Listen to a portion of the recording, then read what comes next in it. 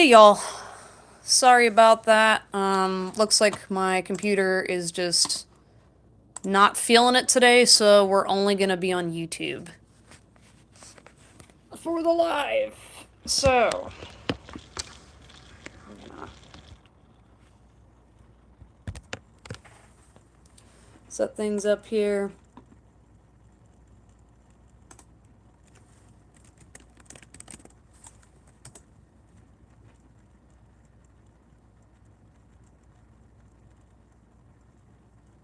Let me know if you guys can see me, if you can hear me.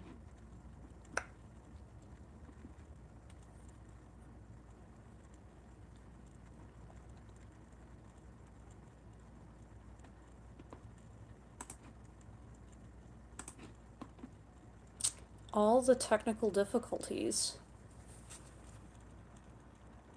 Hey, hello, hello, hello. Let me get hello on here. I think I saw...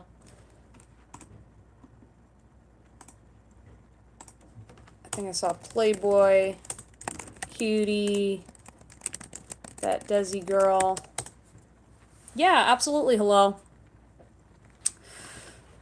Yeah, no, I'm having some technical difficulties, and I'm frustrated. Like, I've been trying to get this thing to work. Hey there, R. Lopez. Hello, hello. Welcome to the live stream. Hello. Gonna get Cool Girl on here. Yeah, so right now we've got Hello, Playboy, Cutie Cat, that Desi girl, and Cool Girl. R. Lopez, if you would like a reading, feel free to request it in the chat.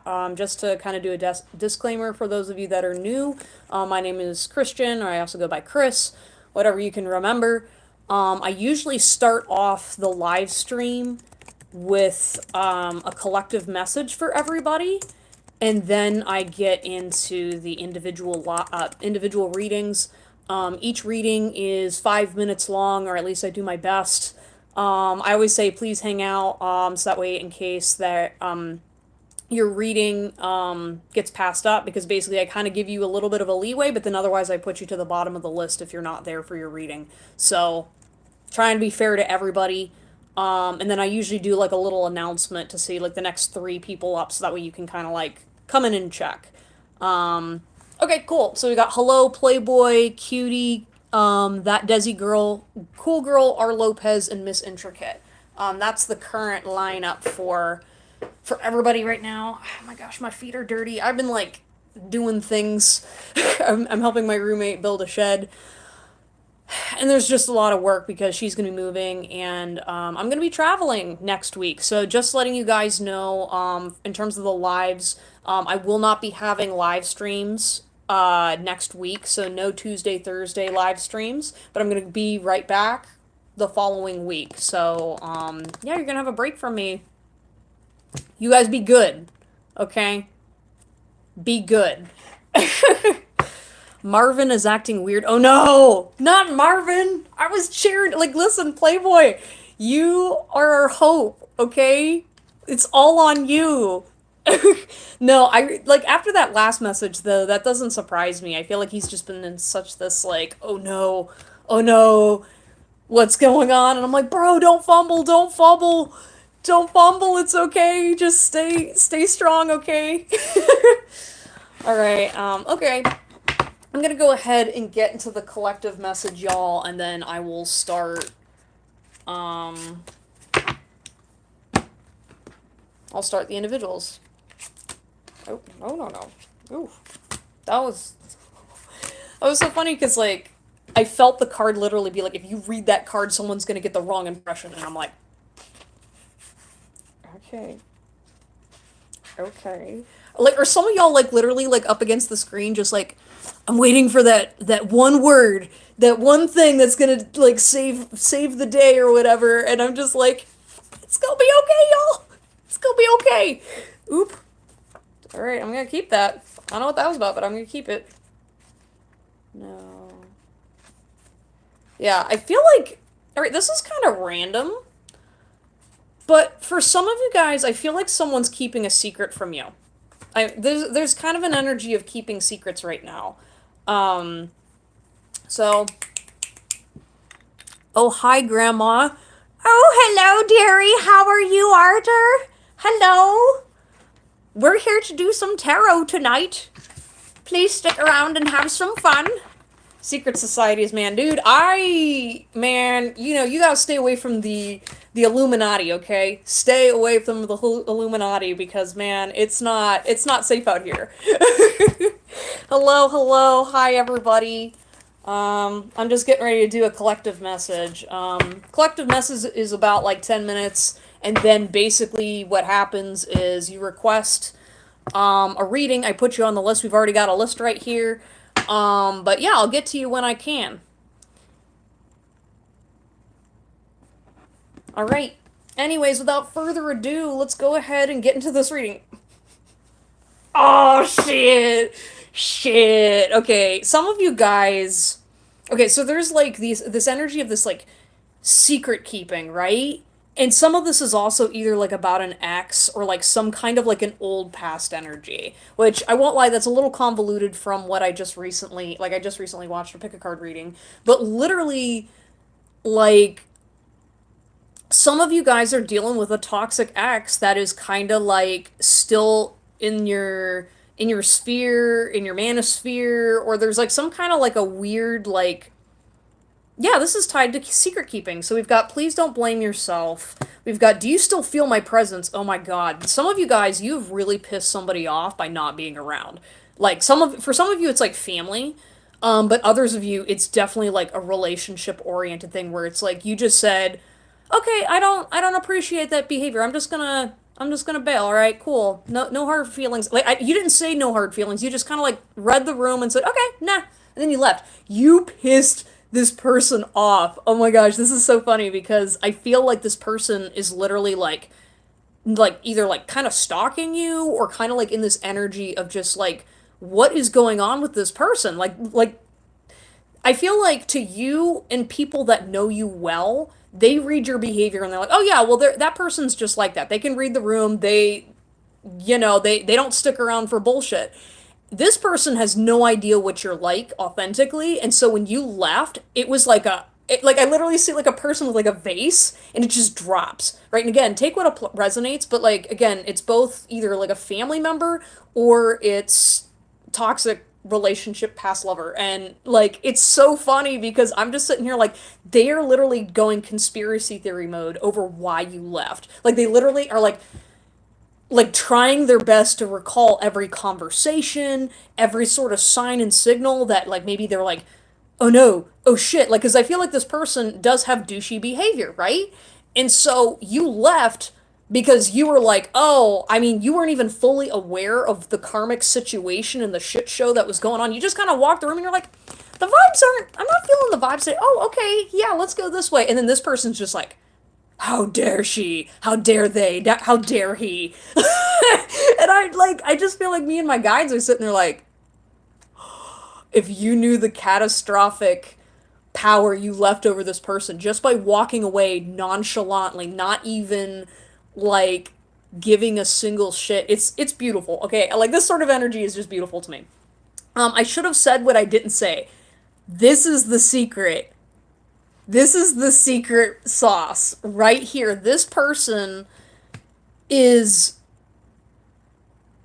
they're like trying to get you back or there's some kind of like situation that maybe you misunderstood or they believe that you misunderstood or misread the room and you're like, "Oh no, I read the room. You just lie and you just don't take accountability." Like it's no skin off my back. Like I'm literally sitting here like, I mean, okay, I can see what's going on, and this person's like, "Oh, I think it's because I said something stupid to them over whatever," and like I didn't compliment her wrong. I didn't say that they were stupid. Oh my gosh, like I feel like I offended this person. It's like, no, you're not accountable. Maybe it's the fact that you have a legacy of treating people like shit, and I could just walk into the room and go, "Oh, I'm next."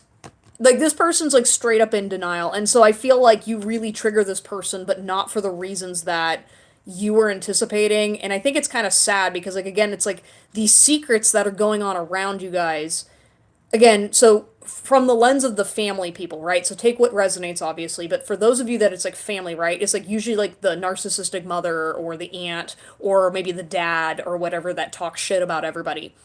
Whatever the scenario is, it's almost like some of them feel like they shouldn't have said something to you, or it's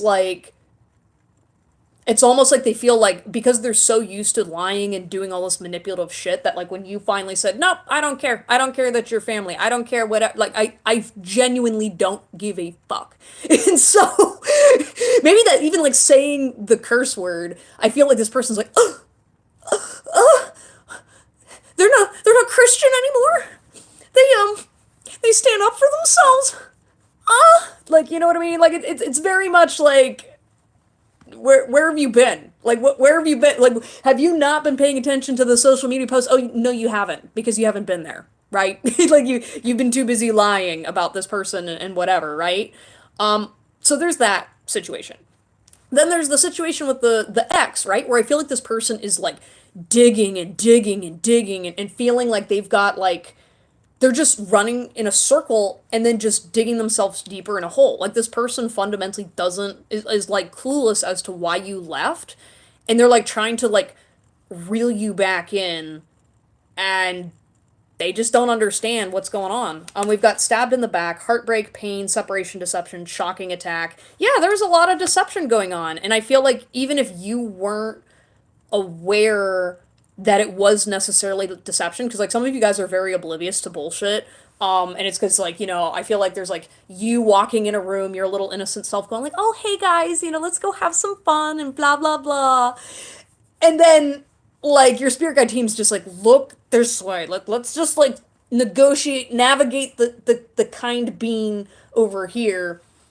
Meanwhile, all these other people, it's like a rat's nest. You know what I mean? Like they're all sitting there just like waiting to be like, okay, who's the news person? What are they gonna do? Da da da da da. And then like you just straight up not playing the game, just fooled everybody, and it's a beautiful thing. We've got healing heart, healing from heartbreak, freedom from toxic relationship or addiction. Yeah, a lot of you guys are choosing yourselves. You guys are making so okay. Sorry, I'm being redirected for what I have to say. Basically, a lot of you guys are working on your confidence and you're starting to see your confidence actually manifest in a way that is productive for you. You know what I mean? Like even just the competent or confidence and competence to say, "Hey, I'm going to look at what's going on here and I'm just going to say no." Like, do you know how many years of pain, bullshit, money loss, all this other stuff that you are missing out on by simply just walking away from these toxic situations? Like, people really don't know how to quantify how much of a drain that is on your life. And so, even just having the confidence to say no is such a superpower. And I say kudos to you guys, especially like, you know, not being blindsided by this stuff and also not allowing yourself to take people's shit. Yeah, I seriously don't give a single fuck.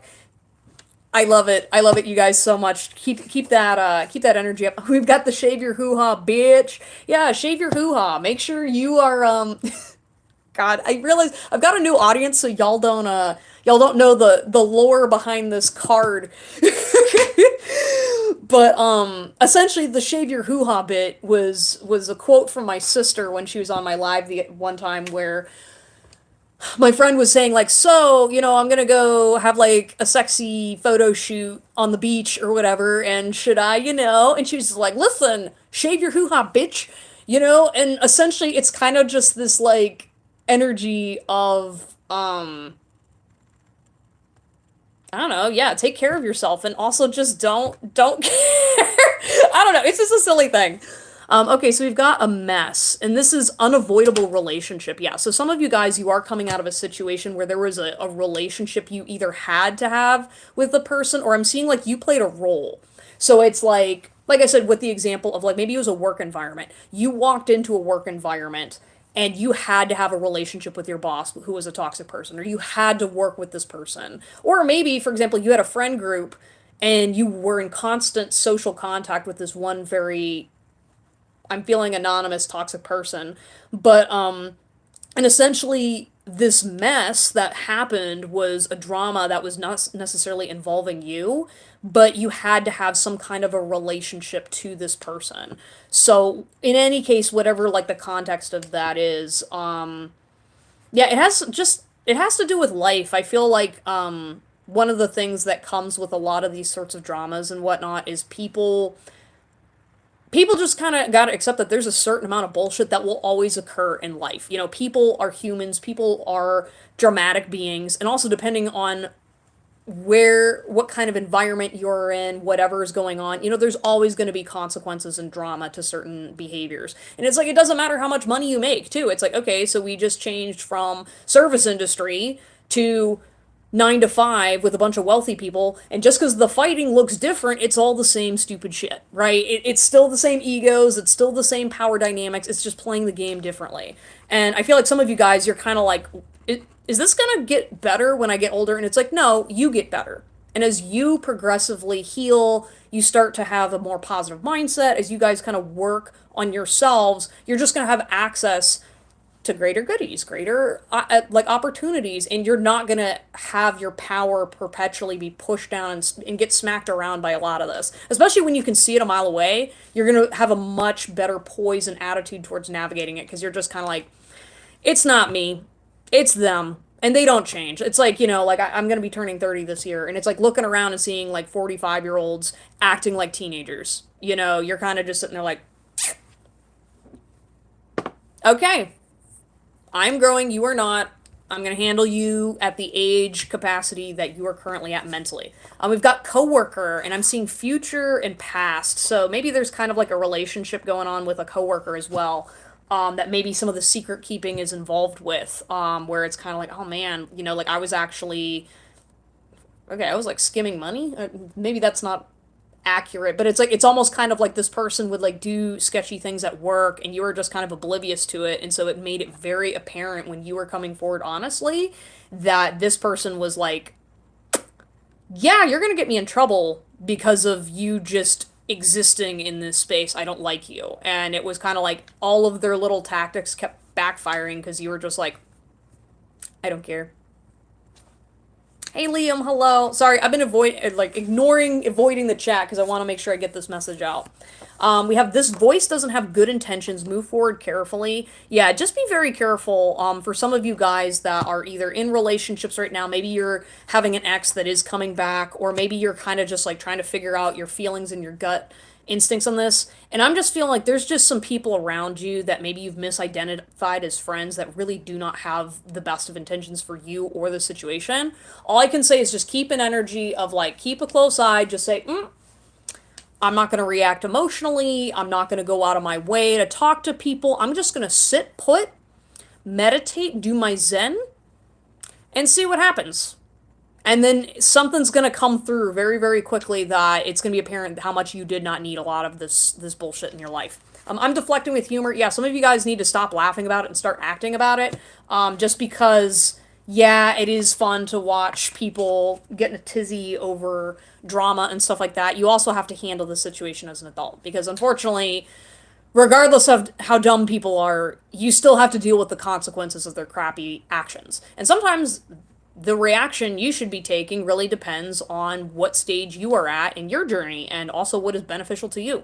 But just remember, especially if you're in a work environment, do not compromise your values, your ability to do things. Do not stress over a job, because remember, it is a job. It is there to provide you with income. They are not your friends, they are not your family. You're not there to really change the world, because guess what? A lot of the world is rigged, and even some of the best organizations do have a lot of toxic traits. So just find something that fits you good enough, ride it out, and then do what you got to do. We've got a job. Yeah, so some of this also, again, the secret keeping could be related to a job as well. Maybe you guys were passed up for a job or something as well.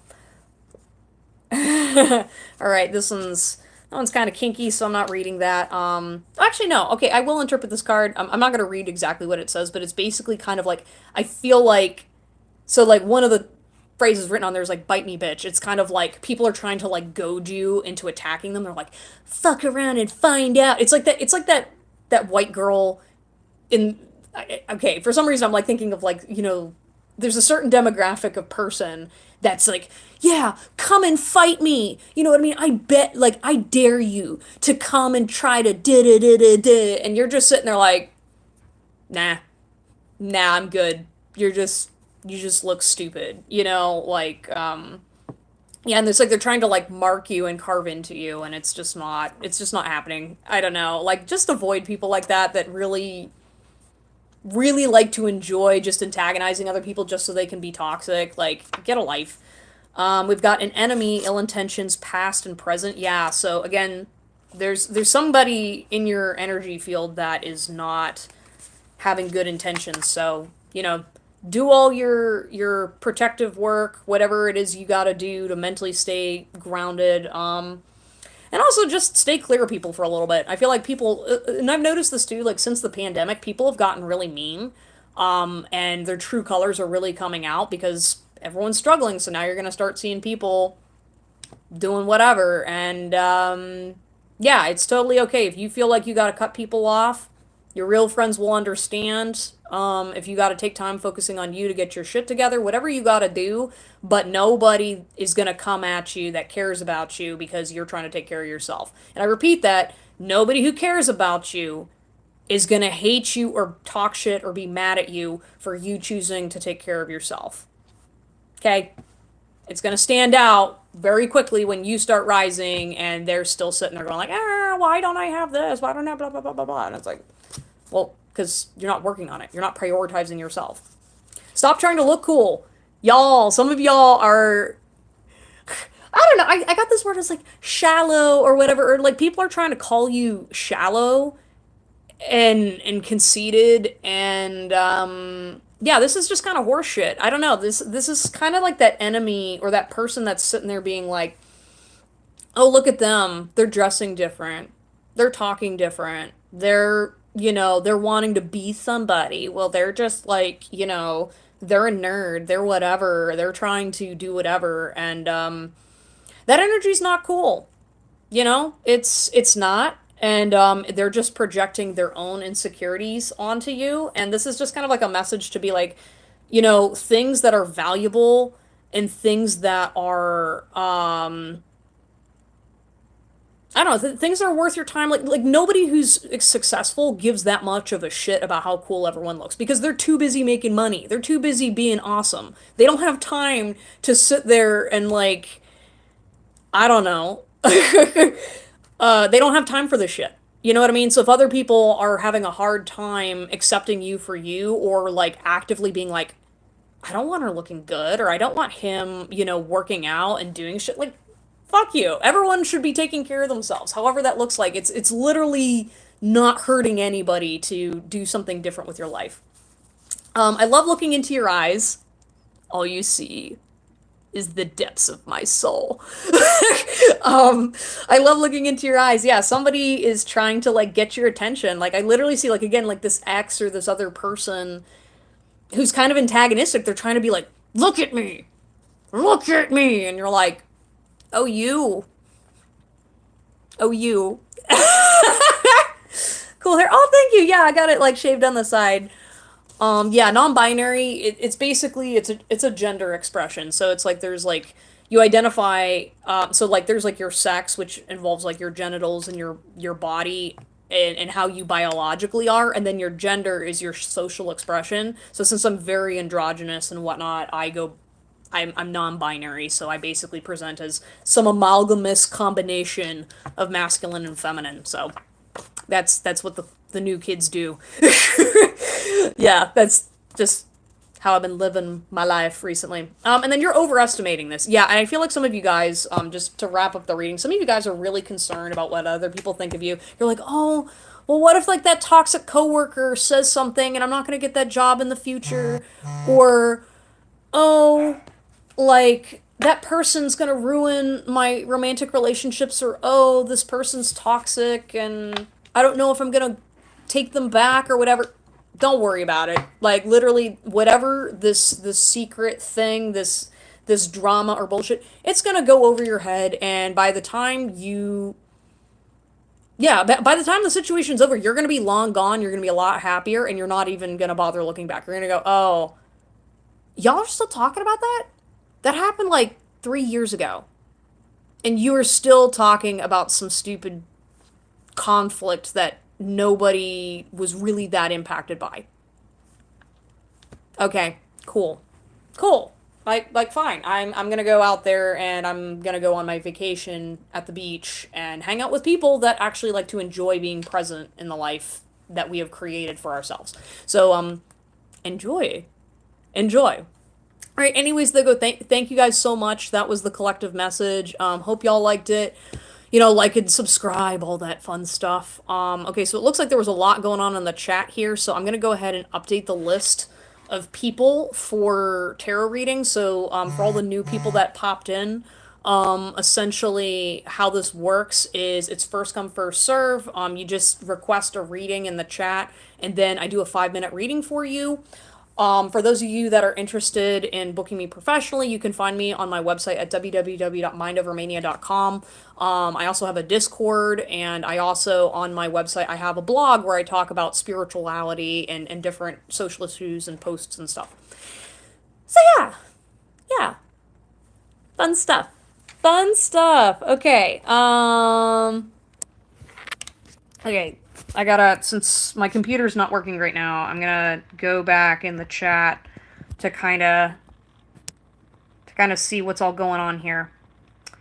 So first of all, the first person who's up is gonna be hello, then it's Playboy Bunny, Cutie Cat, that Desi girl, Cool Girl, R. Lopez, Miss Intricate, and then I'm gonna go ahead and update from there.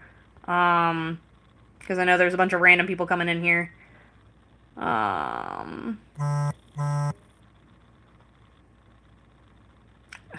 It's funny. My sister is messaging me right now. You are a female Sigma. I think that's a compliment. I think that's a compliment. Hi, dear Miss Josh D. If you had a friend named Jack and he helped you off your horse, would you help your friend Jack off his horse? Haha. Funny. Funny. I don't know how to read Arabic. I'm sorry. Cassie Cooper, if you give up your lust for money and throw your precious gold into the river, the Almighty himself will be your treasure. He will be your precious silver. What do you think of this verse? Yeah, no, I think that's a really beautiful quote from the Bible, Cassie. Yeah, because like money at the end of the day, it's great, it's really helpful, but it's done a lot of damage to society as a result of chasing that. So yeah. Annihilate Deceit. That's a really cool username. What if you have forsaken all others, just like the vow said to, now you are questioning all the bridges you've burned? Um, well, first of all, I think it's great that you have that level of awareness. And I think that everybody's path and style in journey is different. So, yeah. I think you just gotta accept what you did in the past and keep moving. Hey Neha, yes, it is a background change. I have moved rooms, so my goal now that I have a new bedroom, I'm gonna have better recordings and more opportunities for fun things to happen on the YouTube channel. So, yeah, I've said to myself, whatever, Jane, decided to stop freaking out about him. Good for you. Is this Jim Carrey's son? That's a compliment? I don't know. I'm a weirdo, so I appreciate it. 3 kids and 14 years later, all the magic is gone. Yep.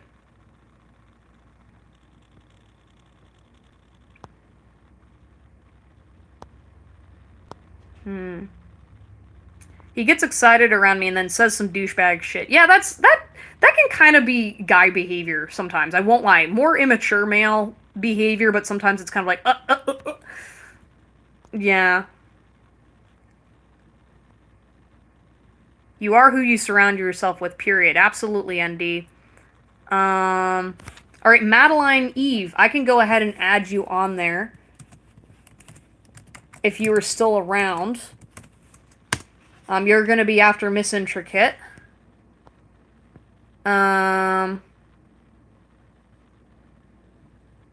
So Ivor, over the mind games, right?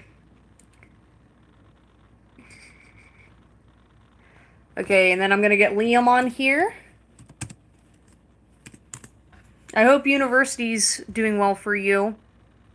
Dude, my supervisor gave me a request on Instagram. No way, dude. I don't mix special. Oh, no! No, that's the worst, Playboy! No, it's like, I've been reading all these horror stories online about bosses that are, you know, it's not even just bosses, but like coworkers that like try to follow people's social medias and just, it ain't good, man.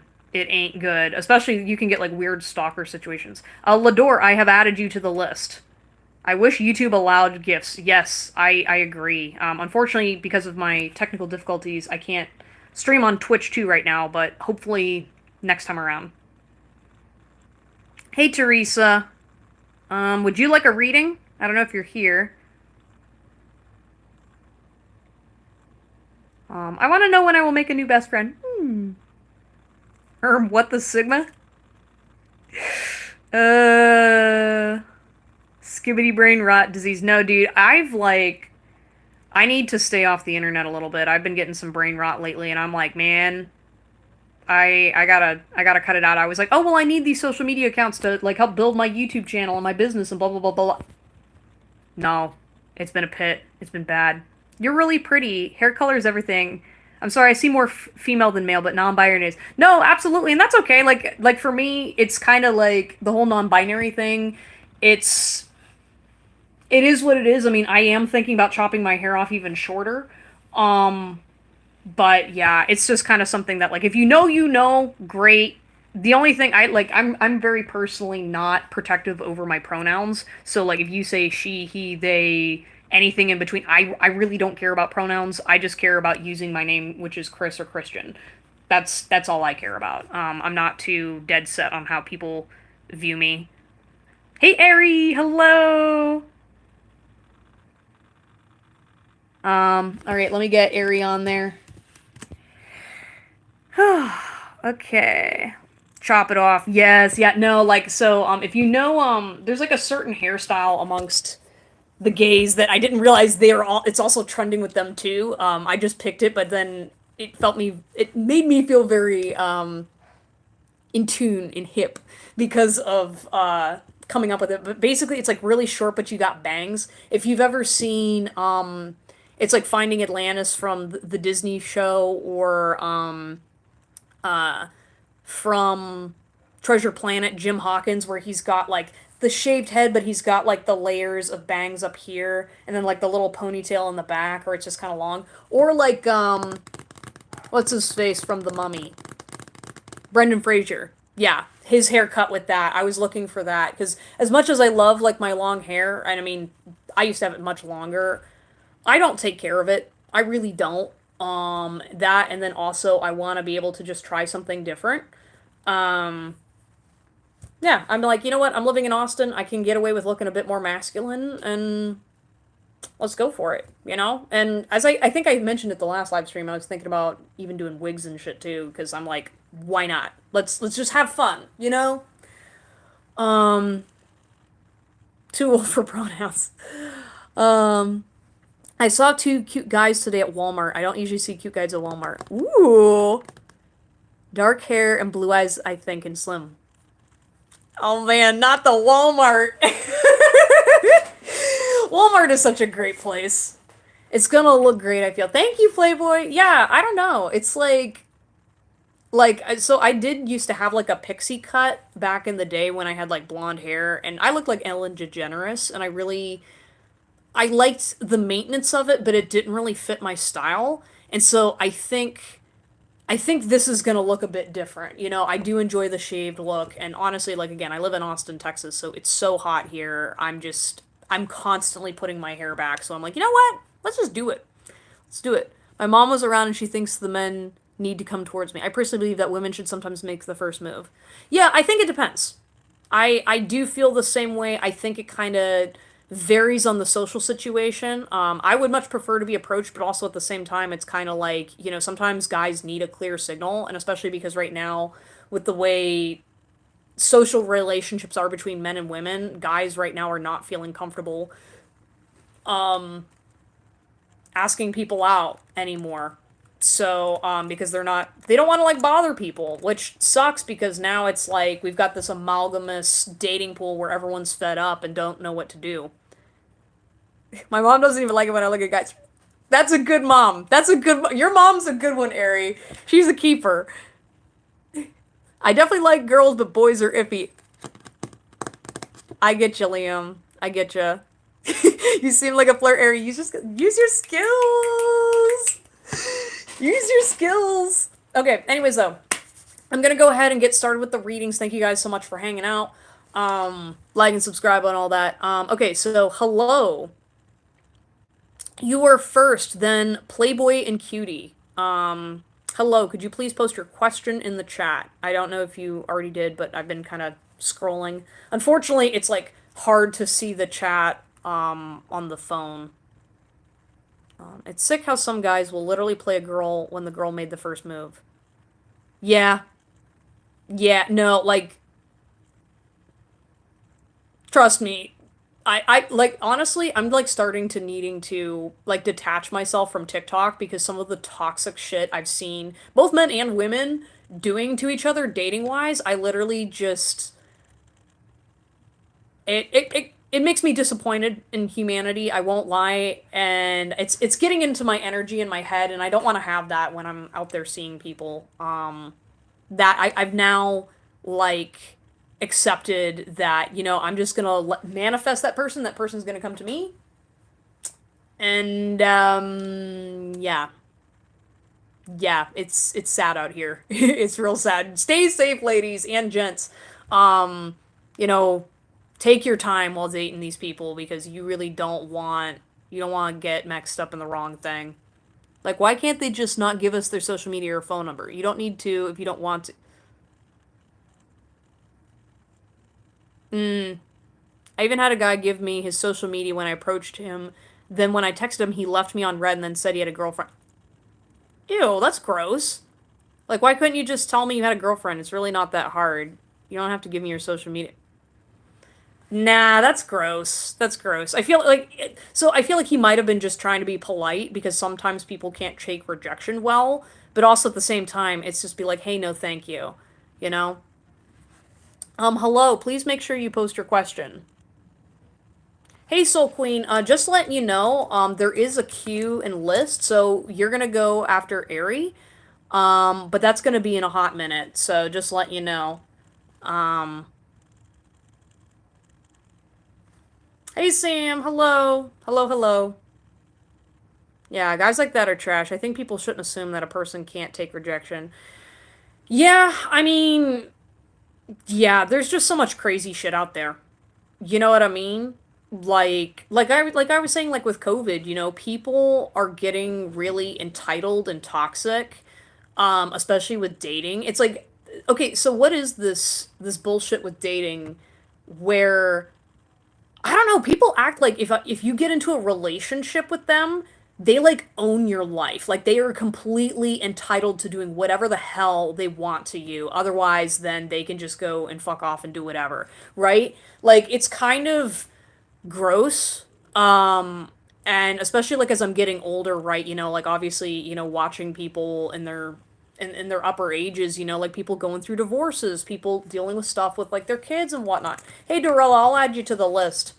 Um, but like there's a certain maturity level that you need to understand that like we're in a relationship, but this is a partnership and I am my own entity. I do not belong to you. I am not like property. I am not a ethereal being that has to know everything about you in like a need fulfilling machine. Like, yeah, I'll support you and whatever, but if you can't take care of yourself first, then I have no business being in a relationship with you. And like, I can admit that like I'm not personally ready for a relationship because I know I've got to work on taking better care of myself. That is the maturity level that I am at. But like some of these people, they're like, they just want to completely take away your life, and I just think that's super insecure, and it's just people are just entitled, man. I'm like, dude, I don't care how much money you make. I don't care what you're doing. Like if you feel that obligated and inclined to have control over everything I do, like mm-mm, mm-mm. One sec, I'm checking out the chat here. Some people can. I can take rejection if it's direct and polite. Like when they're honest. When the guy plays mind games and tries to humiliate me, that's my yeah, like there's no reason to humiliate somebody. Ugh, people who try to like humiliate each other, or like for example, maybe like you try asking someone out and they just go like, "Oh, no, thank you. I'm not interested in you." Like, ew. Like immediately are like, all right, you're not that hot. You're not that hot. You're not attractive. Goodbye. Okay, Liam. My brother recently used Tinder and he told my parents that his first meeting with the person he was chatting with went well, but he told me in private that it didn't really work out. Yeah, I feel like people try to save face and like especially like with guys too, there can sometimes be like you're trying to put on an air of like, yeah, I'm getting all these girls and blah blah blah. Like, there's like a showmanship to it and that's more specific I've noticed amongst guys as opposed to women. Um but yeah, that stuff can get really toxic. I'd rather I'd rather a guy be honest and direct than play games. Some guys do it because they believe they can get away with it. It's like, oh, let me stab this lizard because I can. I mean, stabbing a lizard? Not the lizard, Playboy! Not the lizard! He said that the girl seemed to act as if he didn't live up to expectations or something. Yeah, well, and especially, like, if you guys are, like, in college, too, like, y'all gotta be realistic. Like, you're not gonna be making bank when you're first starting out? I hate when a guy doesn't know how to communicate properly and can't be honest. Yeah, honesty is such a thing. The other lizard. I subbed. I like your vibe. Thank you, Teresa. Thank you. I do these live streams every Tuesday and Thursday. So, like, I do readings, but I also like to hang out because we've got like a nice little community going here, with this stuff. My lean on is that there are three powerful forces that govern attraction: love, lust, and limerence. Oh God, don't even get me started about limerence. Um, I want to get to know someone a year before deciding I like them or not. Yeah. Yeah, long-term game. Okay, hello. Please post your question. Also, Playboy, ask your question, and then Cutie.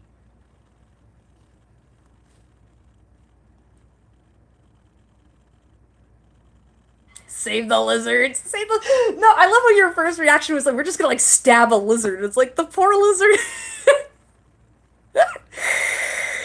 Oh my gosh. I'm a bit on the swift side with attraction. Yeah, well, and that's the thing. Well, I mean, also, age has a lot to do with that, and also, preferences and things like that. But, like, I've noticed, like, with guys, and again, maybe, take what resonates. I'm not saying this applies to all men, but I've noticed that, like, with guys, a lot of their picking has to do with are they ready to commit at that moment in time, and then seeing who's available at that time. I remember hearing that advice online somewhere, and I've seen a couple things with that where it's basically like, you can sit there and that guy may love you, but if he's not ready to commit, he will not commit to you, and no amount of, convincing is going to change him. So then when he is ready to commit, he may not necessarily commit to the person that was pining for him years ago. He's going to look around when he is ready. He looks around and goes like, okay, what's around? I'm gonna go for that one. And so, I just thought that was really interesting. Because I also had seen a study that they were talking about on TikTok where, for example, like highly successful women that are financially abundant and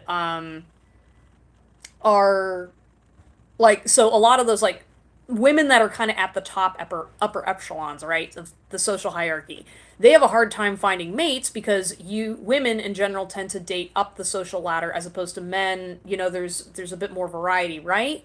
And so what's with the lizard? Okay, what did you guys say? Your lizard has evolved and is now a velociraptor. Oh my god. Okay, yeah, I was gonna say if a guy randomly stabbed a velociraptor, I'd go on a date with him. I'd go on a date because first of all, I'd be like, how did that lizard do that? And then second of all, what? Oh, and then he de-evolved into a Florida gator. Oh my gosh. Oh my gosh. Dude, some of those gator mans in Florida, they frighten me. I'm like, they're like, oh, it's just like, what are they? They're called swamp puppies? Is that the term? It's like, hi there, little lizard. Yeah.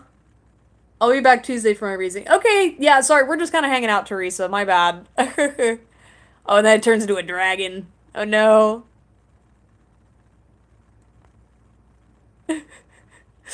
Okay, you go, Glen Coco. You go. All right, Playboy. Okay, we're gonna move on to you. How are Marvin's feelings towards you? What's going on? Ooh, ooh. Okay, I can see what's changed. He's feeling anxious right now. I feel like he's also hurt. Okay, can we like get some clarity about what's going on with Marvin? Yeah, I feel like he's like, it's almost like I see him like putting his hand, like, nope, nope, nope. I don't want you to see my face. I don't want you to look at me right now. What's going on, Spirit Guides? Let's help Playboy out. Yeah, there's some kind of like an insecurity going on with him. Like I feel like he's kind of just like feeling like not good enough, or there's kind of like there's like a lot of self doubt going on here. All right, so we've got your sweetness makes me smile. So okay, he definitely still has feelings for you. Leave me behind. I'll always follow you. You're like destiny. Yeah, there's like an energy of him kind of being like he's feeling rejected by something, or he feels like either he's like not good enough, or he's just, yeah, I feel like he feels like he's getting left behind, or he feels like he's getting used, which is not at all your energy. And I think you should maybe talk to him.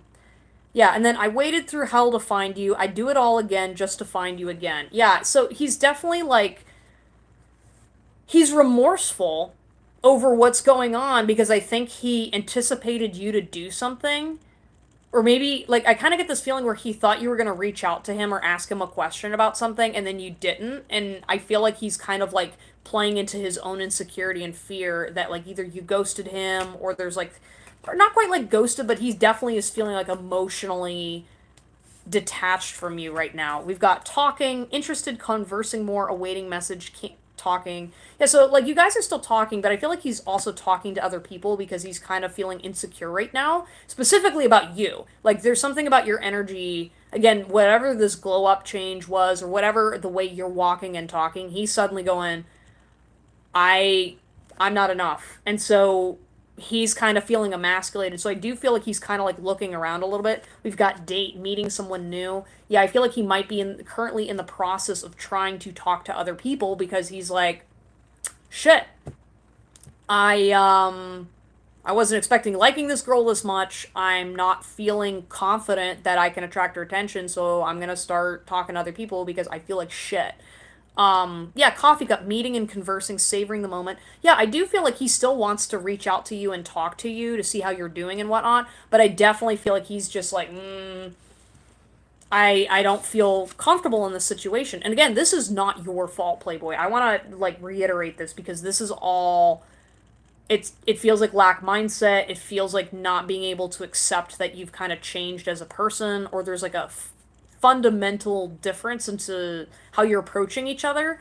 We've got thank you for making amends. So maybe there was some sort of a situation that he was dealing with in the past that maybe someone, fixed things with him. Or maybe there's something about like the two of you where maybe you didn't necessarily agree on something, but he's kind of just kind of going like, oh, okay, I see what you meant. And then I'm going through my life review. Yeah, I feel like he's also like, there's something about like, I heard like toxic. I feel he's kind of like evaluating. I feel like he's trying to judge you based off of his experiences from the past. I really do feel that. I feel like he's reluctant to kind of grow through this because I think he's like, I don't feel committed enough to work through my own issues because I don't have like a sign or a signal that this person's going to commit back to me, right? So I feel like he's feeling very just insecure. Oh, one sec. I gotta like mind over raptor. Jacksepticeye. No worries. I'm drinking my beer and trolling, scrolling. Do your thing. Hey, there we go. Okay, I'm sorry. Hello, I didn't see your question. I'll do you next. Um, how do you find a velociraptor? Listen, you go to Jurassic Park, of course. Dragons entered the chat. You guys are awesome. I love you guys so much. I pulled away because he pulled away. Yeah, no, no, no, no, no, no. Don't do that. Don't do that. Yeah, no, hello, I didn't get to your question. I'm sorry. I'm trying to keep up with the chat. Yeah, I'm different. Yeah, no, I'd say I'm gonna be honest. I think you should reach out to him and like really have like an honest heart to heart with him and kind of ask him like, do you have a PO box so I can send a donation? No, but I do have a donation link. Um, I'll find it after this reading. Actually, no. If you go on my YouTube channel, or yeah, I'll grab it for you. Um, but it should be one of the links on my main YouTube page. So if you go to my main YouTube page, there's like a set of links that you can find. It's on there. Yeah. But anyways, Playboy, my final message for you is I'm feeling your spirit guide team's just saying like wait, hold out. Like if you do really want to entertain this relationship, it may be beneficial to actually like there's something about like appreciation and like appreciating his time and energy, but I feel like you should also maybe consider maybe reach out and kind of ask him and say, "Hey, what's kind of going on? Are you all right?" Yeah, wait and hold out. Like I said, I feel like he's also feeling conflicted too because maybe he was like back to scrolling on Tinder because he was feeling insecure and maybe he found someone that he liked to want to talk to. I don't feel like this person has more weight over him than you, but I feel like he's just kind of like weighing his options to be like, oh, and like again, I just feel sadness from him, because he does genuinely like you. He's just, I don't know. He's just feeling a kind of way. He's feeling hurt. Anyways, though, thank you so much for stopping by, Playboy. Hope you enjoyed your reading. Wish you the best of luck on it, and wishing you the best. Okay, hello. Hello. Okay, yeah. Here, let me get that donation link real fast, and then hello, you are gonna be up next. How do I do this? Are you guys able to hear me still? Yeah. I'm trying to, like, find a way to, like... Nope. You can? Okay, one sec. I'm gonna, like... Alright. You're lagging. Yeah, okay, I see what was happening. Alright. Here's what I'm gonna do. I'm taking you guys on a journey. I'm gonna... Go on my laptop. Gonna go on my laptop. Da da da. Da da da da da da.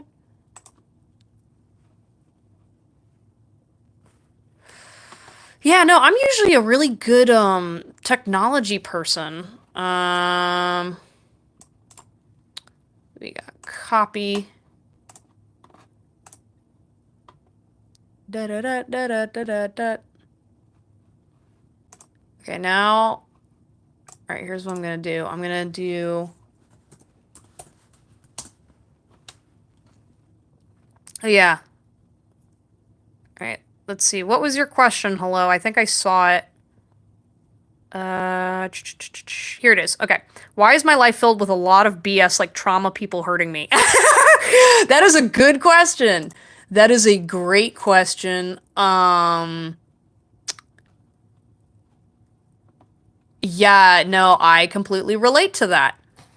Um, I I totally understand it, but I do have an answer for you.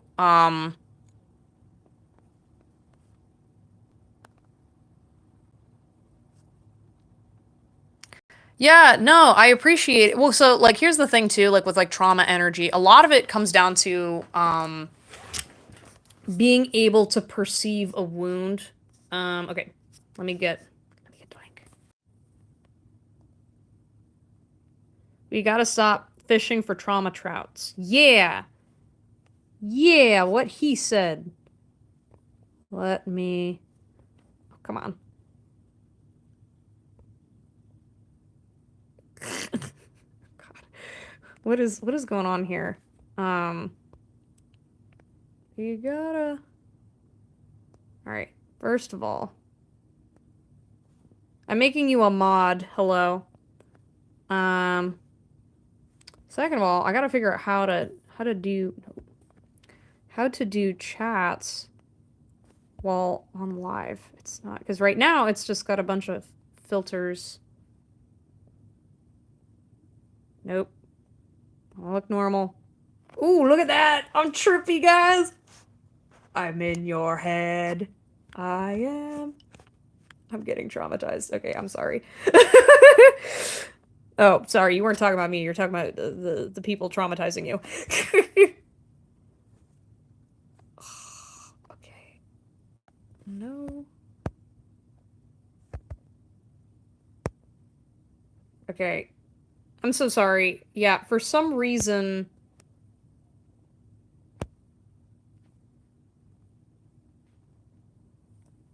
Okay, that's the. Oh, look at that. Oh, I gotta show you guys. This is my desktop. So, if anybody watches Loki, you'll understand. Um, but okay. Yeah, okay. I'm so sorry, Teresa. I do appreciate you wanting to give me a donation. But yeah, you can find a donation link on my YouTube channel. It's on the front page. You go into like it has like links and stuff, and that's where you can find it. So yeah, thank you guys for being patient. Okay, hello. You were asking, so why are you attracting traumatized people? Oh, my ear is burning. Someone is talking about me. I heard like sometimes when you sneeze, it means someone's talking about you. Meanwhile, like when I know people are talking shit, I can like literally hear what they're saying. Sometimes, like I'll be just like standing here and I get like a incoming inbox.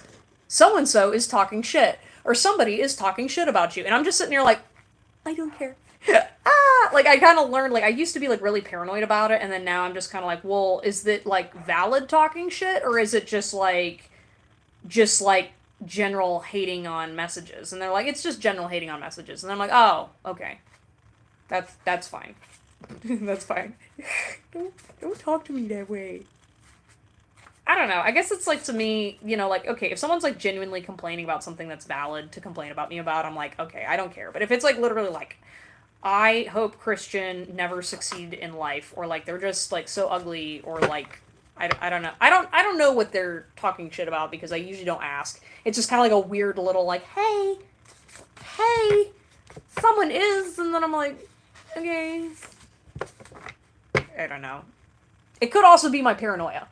That is one thing I am working on, is determining what is the paranoia and what is the channeling. Yeah, so why are you attracting traumatized people? Hello.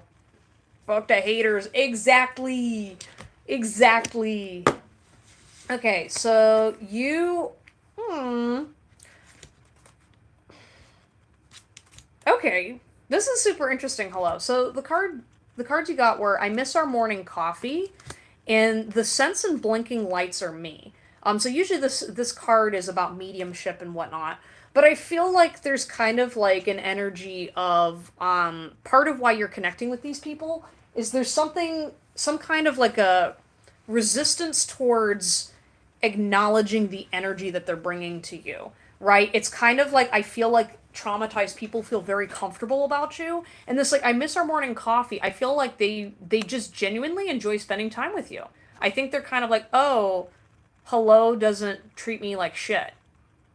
I don't know how to not be around people that treat me like shit. Oh, hello gives me the time of day, right? And so it's kind of like, this is kind of like a little sad energy, where it's not necessarily that this person is bad, you know, inherently they just feel safe around you.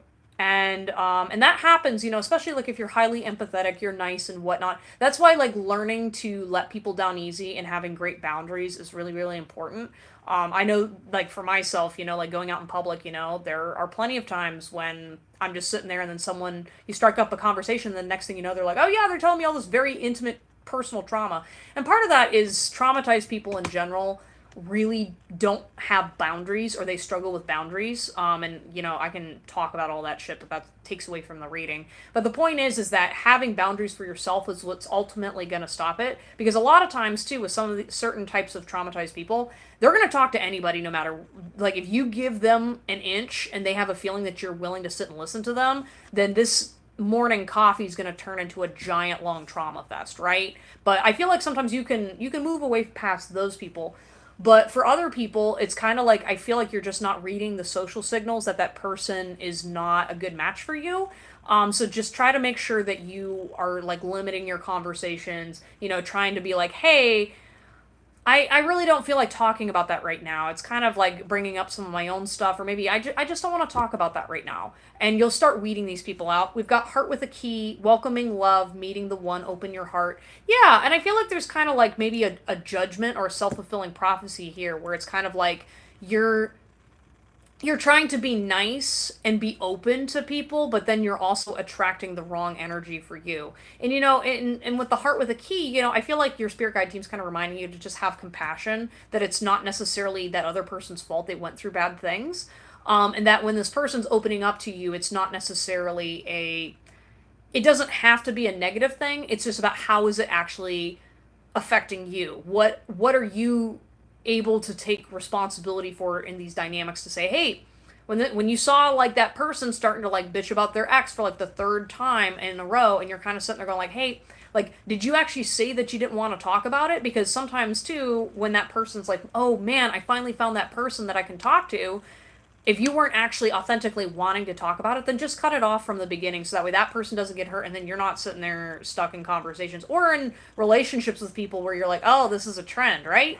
Because there's a huge difference between that person that's like, oh my gosh, I finally got over this person, blah, blah, blah, and then they move on with their day, as opposed to someone else that is like constantly in that victim loop.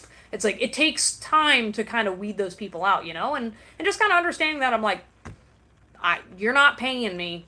I'm not a therapist. We don't have to technically have this conversation, and you don't need to be nice about it, right? Yeah, like you don't need to be nice, like, because honestly, it's inherently not nice if you're spending time listening to someone's traumas, um, and then like genuinely not wanting to support them, but then sitting there getting mad at them, right? It's kind of like, I know socially women in general we tend to have that forced empathy in general, but definitely reclaim your power back on that, because you are not obligated to help anybody. You are not obligated to whatever. You get to choose who you help. You choose whose energy you want to interact with. And also don't have to be mean about it. It's just like, hey, that person likes you enough to talk to you about it. So just take that as a compliment, but then politely say, hey, I'm really sorry you're having a bad time or whatever. But I don't have the ability to be the person you can talk to with about this. Wishing you the best, but I would prefer to not have our conversations focusing around trauma a lot, which I totally relate to, because that's actually a boundary I need to set, because I feel like, like I'm all about like, I mean, I've got my traumas and stuff like that, but I'm reaching a point where I'm just like, listen, I'm actively working to get out of that cycle, and I don't want to be spending my personal relationships on that sort of stuff. Gossiper, which is neutral, so maybe there's like a gossiping energy as well. So maybe sometimes either you're entertaining it because you enjoy gossiping, or you like kind of like the drama a little bit, but then it gets draining, or maybe this other person's just a gossiper. In any case, it's kind of like, really sit there, like use your watch and be like, all right, are we still going on about this situation? Set a time limit. I'm invincible. Yeah, I feel like another piece of this too is also you not understanding how much this is draining you. Um, yeah, I think it's like kind of being like, I can sit and listen to anybody, and I can be unaffected by it. But if this is like a constant trend, you gotta be kind of able to just notice the social signals, set like a boundary with yourself, and be like, because you aren't invincible. Even if you are a like therapists are trained with a certain mindset and certain tools to handle dealing with fucked up shit all day. You're not trained in that, so you're not obligated to deal with it. I gave up too much. Yeah, you're giving up too much of your energy. Yeah, abundance is coming your way, by the way. Sorry, you got a lot of cards in your readings up. He's yours. Stop denying the situation. Yo! Okay, this card has not come out in a reading in a long time for me. He is yours. Stop denying the situation. Yeah, don't deny your role in these dynamics, and then also, like, if the writing's on the wall and you see it from people, don't try to convince them otherwise. There's a certain point where you're just like, Yeah, these people aren't aware of their situation.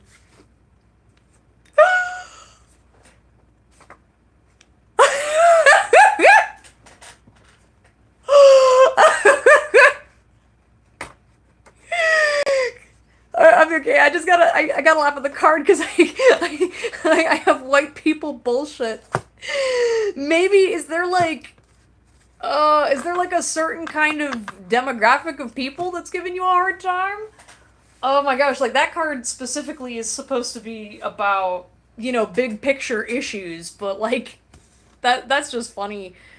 Um you're not gonna get it, so chill out. Yeah, don't try understanding people. Just kind of do your thing. Good looking gal. Thank you, Diaz. Thank you. Hello, let's go. Others rely on you too much simply because you let them get away with it. Let's get real. Don't let them get away with it. And I'm not reading this card.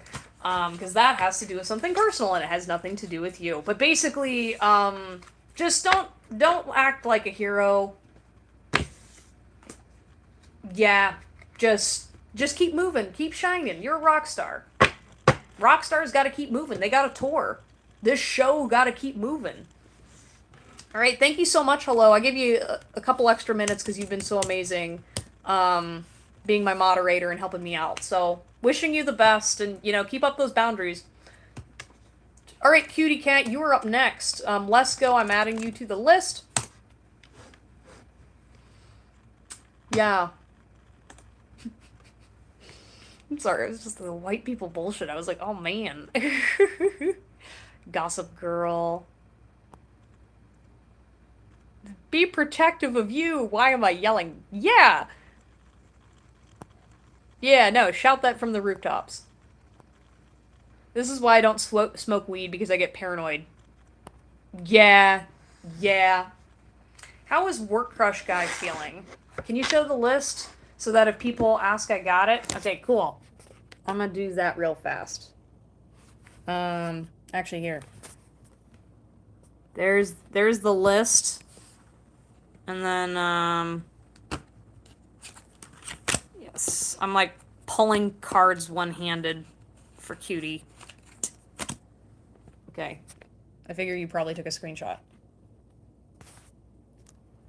I love there is a crush filing system in place. Yeah, I used to do programming and stuff like that, so I had like Notepad++ in there. It's a very useful tool. Also, like, if you need, like, a good notepad, using some programmer-type notepads are really handy, because when your computer is slow, that notepad is more likely to work, than, like, another type of situation. I need some cards pulled. Okay, G, I'm adding you to the list. I will tell you, it will probably be an hour, before you get your reading, because we're just kind of cruising here. But yeah, hang out for the vibes. Hello, G, hello. Okay, cutie, let's get the energy on your work crush right now. Listening. Yeah, so right now, ooh, we've got, like, listening to music. So I feel like maybe he's a little down about something in his personal life. I do feel like, is he kind of moody sometimes? We are all mad here. Yeah, stay for the vibes, G. Join us, like and subscribe. We're an interesting bunch.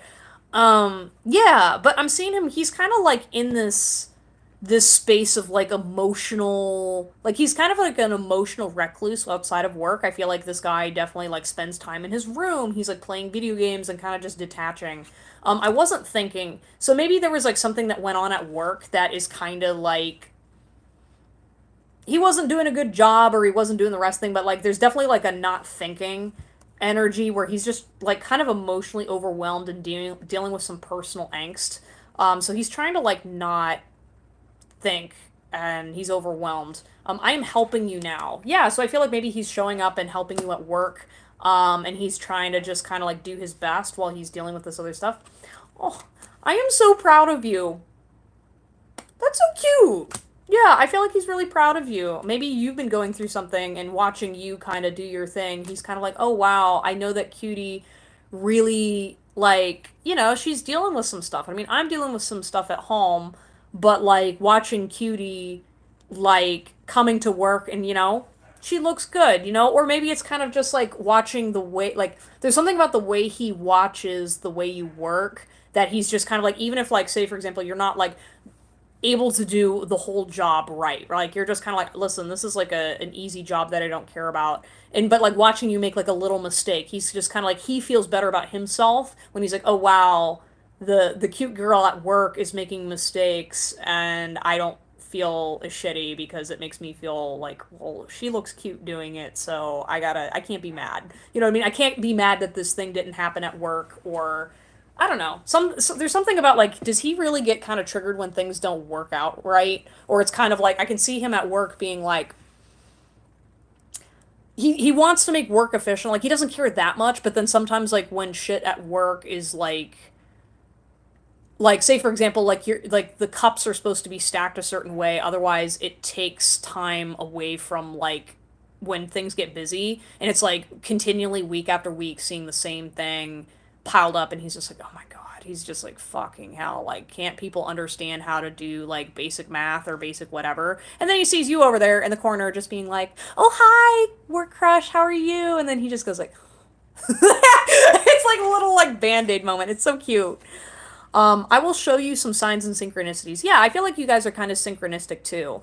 So that's something that's definitely going on. So maybe he's like, maybe he'll be listening to Spotify and one of those like shuffled lists, and then there's a song that comes on and he thinks of you. He's just kind of like, oh hey, that kind of reminds me of her, and then he just kind of like does his little when he's at home. That's cute. And you might be getting signs and signals about him as well the same way. We've got girl talk, time with friends, moving on, happy, single. Yeah, I feel like he's just kind of like doing his thing, chatting with guys and whatnot, and enjoys his talk with you. Interesting enough, when I saw the card, I saw like the yes on the shirt, and that kind of tells me he's just like, yes, I do still enjoy talking to you. Coffin. Endings bring new beginnings, growth, change, liberation, and transition. Yeah. I feel like I feel like there's something about like he's just kind of going through something personally. And then the golden mirror, self-absorbed, narcissist, one-sided relationship, love bombing. Yeah, I feel like maybe he's dealing with a situation at home where things are not reciprocated right.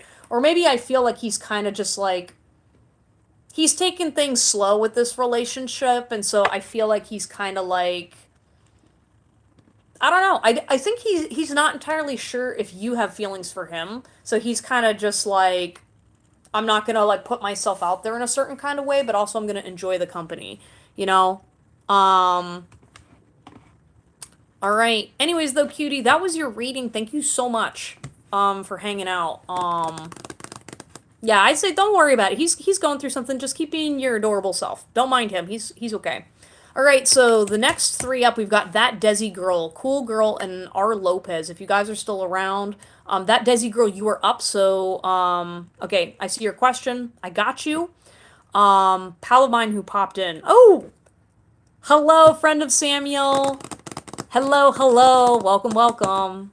Come hang out for the vibes. All right, That Desi Girl, you're 888. What are the blessings for you that's going on? Ooh. I feel like I got, like, smacked in the head. Girl, what have you been doing lately?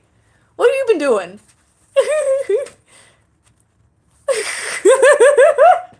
Oh my god. Do you have some, like, really funny, like... I mean, I don't know how much you can channel and whatnot, but do you have some really funny spirit guides or really funny relatives? Like, I literally see, like, she's, like, an older, like, not like a grandma, but, like, a maternal type figure who's just like kind of like tapping your head and just being like, what are you doing?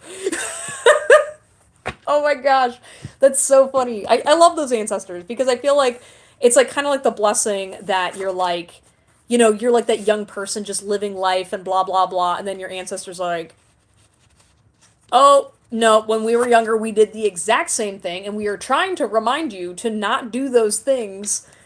And then you're just like, but I'm like cool, I'm pretty, I'm having fun, I'm doing whatever. And they're just like, what did we tell you? Like, what did we tell you? Oh my god. I just want to like high five your ancestors. They're a hoot. Oh my gosh. But yeah, that's one of your blessings that's coming through is like, first of all, you have really great ancestral spirit guides that are looking out for you. Maybe also like within your current family as well. I do feel like you are involved with your family quite a bit, so I feel like there's like a protective energy around you. Also from some of your family members bullshit. I feel like maybe there's like some extended family members where you're like, we don't really talk to them. They don't make the best of decisions, so we're over here. But yeah, some of the blessings that are like also like currently in your life are the fact that you are protected from a lot of things. I feel like because you're able to go out and be free and have a lot of this fun, a lot of that's the work from your ancestors, and I feel like they're always trying to like remind you how much they love you. Yeah, I'm just seeing like again like the little palm in the head though. I feel like sometimes like you get these occasional like spiritual little like face palms to kind of remind you. Every family has creepy people. Yes. Yes, especially but we say they're married in. It's not biological, okay? We don't do that, right? Oh my gosh. Right? They're married in. They're married into the family. They're not by blood. Let's totally ignore the creepy uncle that may or may not have done some questionable things in his youth. There's a reason why he's divorced. Right? But we love him anyway, right? Right? But yeah, but no, you do have a really great spiritual team. Like I said, like that little fist pump in the head. I feel like it's like your ancestors do send you signs and messages, and I feel like it's kind of like a timing thing. You know, I feel like they're trying to make time and try to really guide you in a weird. It's not weird, but it's like a subtle way. You know, I feel like they send like little reminders either through like TV shows or like maybe if you have a passed on loved one, that one's always sending you love and kindness. And they really like I see like a really strong family system that is people desiring wealth and financial abundance for you. So that is one thing to thank your ancestors for, because your family is, even if they're passed on, they're constantly trying to send you financial success your way, which I think that's really beautiful. I always love when when you really like feel the love of your ancestors, it stands out. And I wish people actively spent more time receiving that energy and feeling it, because we're all connected, and just because people are passed on, like those were people, they were just like us. I mean, like all of our weird quirks, guess what, there's probably at least four other ancestors along the way that were pretty similar to you, and you didn't get your gifts and your knowledge and your ability to speak and do all these different things without their input and without their sacrifices that they made. So, I don't know. That was just something that came through. We've got, do you feel my presence? Yeah, this has a lot to do with ancestrals, people passed on, trying to connect with you. I'm going through my life review. Yeah, taking time to reflect back on your life and, seeing all the great things that have happened despite the stuff you've been through. Like, I know you have a tendency to get stressed. I think I remember that, but like, it's kind of like reminding yourself to be like, hey, even though I was really stressed about that one toxic situation or about this, it all ended up being okay, you know? The sense and blinking lights are me. Yeah, this is more of that, people from the other side trying to get into contact with you to just remind you just how powerful their love is for you and how well connected you are to great things. Okay, we have a backup plan in case. So maybe there's some kind of like a decision that you're trying to come up with, and your ancestors like, hold up, hold up, hold up. Make sure that you are thinking things through. Make sure that, if this doesn't work out, you do this. Like, I feel like you have like very like grounded ancestors that are just like, no, no, no, take your time, do this, this, and this. Even like your living family, I think they're really great too. I can feel you telepathically. So one of the blessings you have is the fact that you are more sensitive. So maybe there are times when you are picking up on things. That is a blessing, being able to tap into that intuition. You don't know me, but I know you. That's more ancestral energies. Passive aggressive vibes. Yeah, so maybe you've been protected from some passive aggressive people in the past. I love this card. I'm gonna read it just because it's just like, what we see here is a heaping pile of bullshit and fuck this. So essentially, I feel like your blessing is you're not involved in a lot of drama that is just completely unnecessary. I think your spirit guide team's saying like, listen, even though it's a boring day, there are some people's lives that they started this lifetime with horrible things, and they may never have the capacity to get out. So the fact that you're, you're healthy, you have the wealth and abundance coming towards you, the love and the support, that in itself is such a huge blessing that we take for granted every day. You know, definitely remind yourself of that all the time, because your ancestors they're so amazing and they love connecting with you. Okay, yeah, anyways, that was your reading. I'm not gonna get into all these other cards because I just gotta keep it moving. You kind of get the gist, though, of what was happening with that. So, anyways, though, thank you, that Desi girl. I appreciate you for hanging around. Okay, and thank you all for the people that liked and subscribed. Appreciate you guys. I think I have to, say that a bunch of times because it affects the YouTube algorithm. I don't know. I had, a bunch of random people hop up, when this live first started. But yeah, okay, so next up we've got Cool Girl, then R. Lopez, and Miss Intricate. If you guys are around, please say something in the chat so that way I know you are here, so that way I can keep the live moving.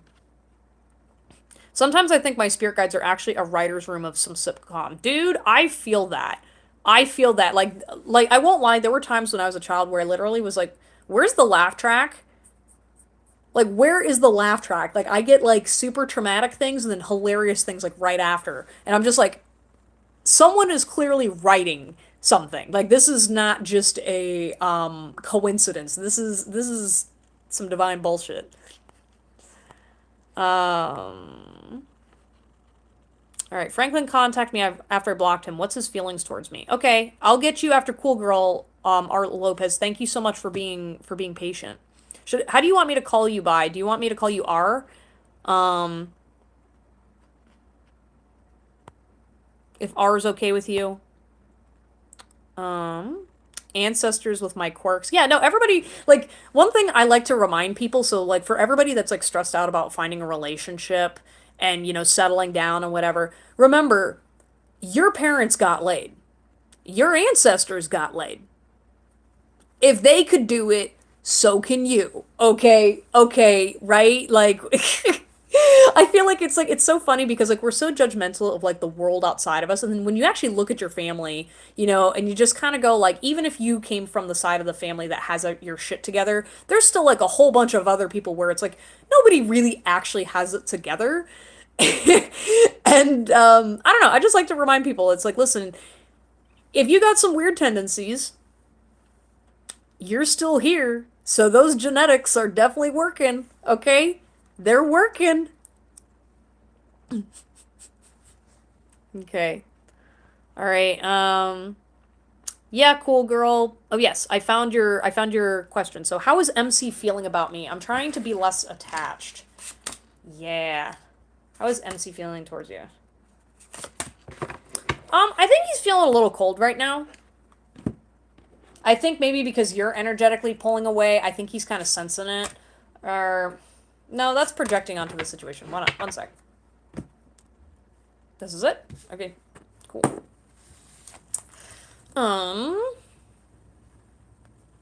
Okay, that was weird. It was okay, so this is part of the message, but literally, I was looking at myself on the phone, and I was just kind of checking myself out, and I was like, I look good. Ooh. And I was sitting there going why are you doing that right now in the middle of this reading? And so then I was like, oh, that's his energy, right? There's almost an energy of him, I mean, he feels a little hurt, feeling a little bit rejected, so I'm seeing him literally trying to hype himself up by, looking up YouTube videos, looking at photos of himself, trying to be okay, I got options, I'm sitting there yeah, I look good. It's just I don't need validation from somebody else. And so, his feelings for you, Cool Girl, is I feel like he's kind of focusing on himself too, because at first I was okay, let me see what your feelings are for Cool Girl. He's no, I'm back to me. No, it's just you and me. It's you and me and this TV screen, right? And so I feel that's maybe his coping mechanism for the hurt he's experiencing right now.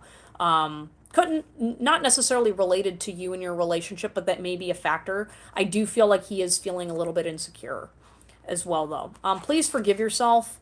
Yeah, I feel is this for her or for his energy? All right, so this is his energy. The please forgive yourself. I feel he's trying to like I said, hype himself up and trying to maybe be hey, you know, maybe things aren't working out with Cool Girl. You know, maybe this isn't like a good fit, and he's trying to just be like, okay, you know, it's okay, you know, because I feel like I don't know. This is something about society where it's like, you know, with men in rejection, right? There's a huge gap when it comes to expectations of rejection between men and women in society in general. And men are expected to be able to handle lots and lots of rejection. And I feel like, I mean, I can only say from having a female bodied experience, I guess it's like you kind of, because you don't always see how men like handle their emotions and stuff behind closed doors, you kind of take for granted that like, oh well, when you reject them that they're going to be okay. But like if that guy really likes you, I mean, depending on the guy, I mean, like if a guy really does care about you, I mean, that's gonna freaking hurt, you know.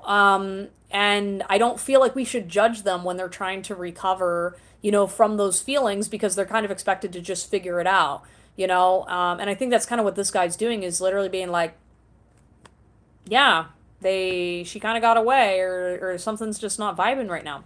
Some part of me knew. Yeah, I feel like it's kind of like a self-sabotaging energy where he was kind of like maybe this wasn't going to work out, you know? And I feel like he was kind of like, maybe I was kind of fooling myself, or no, he's not going down that route. It's more of just kind of like I just kind of knew maybe she wasn't all that I was expecting, you know? I feel like he's trying to like just kind of justify it, or like that's kind of how he's like feeling towards you and trying to like cope, I guess. You will get through this. Yeah, so both of you, you know, you're both definitely kind of learning how to navigate the situation between the two of you, and you know it's gonna be fine. I also want to make sure, is the chat? Do I need to refresh the chat? I haven't seen any posts from anybody, so I just want to make sure that you guys can still hear me. Um, yeah, okay, cool, girl. And then we've got keys on a ring, many options, decisions, unconventional. Yeah, I feel like right now he's just kind of looking at his options and weighing, you know, like what should I be spending my time and energy on? You know, should I be talking to Cool Girl more? Should I wait? Should I kind of like listen to my intuition? You know, I feel like he's kind of just also like, you know, either browsing the dating apps or just sort of like accepting the situation. You know, he's kind of like, it is what it is. And then you've got soulmates, soul connection, partnership agreement, soul contract. Yeah, so I am picking up there is some kind of a soul contract between the two of you because you did, you know, you did connect at some level. You did sort of be able to open each other up in a way. And so that's why I feel like both of you are kind of just in this energy of like, I'm just going to accept it. It's going to be what it's going to be. Um, but that doesn't necessarily mean it's going to result in anything significant. So, yeah, I just say, you know, take your time with it, cool girl, but, you know, just kind of wait and see. And, like, you know, you can still chat to him, you know, but I feel like, you know, it's more so you making sure you're emotionally in the headspace where you can handle that, you know, especially if rejection does happen. Because, again, it's not like he doesn't like you. I'm just feeling like there's some kind of, like, a discourse. But anyways, cool girl, that was your reading. Hope you enjoyed it. All right, next up we've got R. Lopez. Hey, can I get some confirmation from someone in the chat? Um,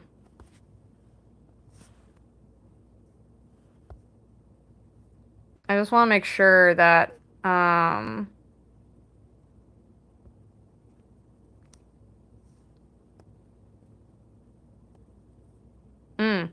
okay, cool. I found it. I realized I guess because there were so many messages, it was like filtering them out.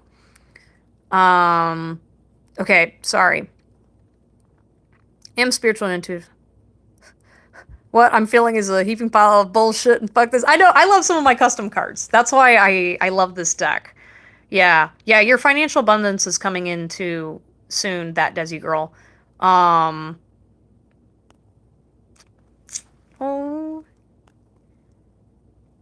Alright, R is fine. Okay, great. Here, working. Alright. Is this your diamond in the rough, cool girl? Alright. Hey, Liam. Could you lose your East Side accent? What? I don't have an East Side accent. What are you talking about, Hugo? Thank you for trolling me. I appreciate you. Okay, cool.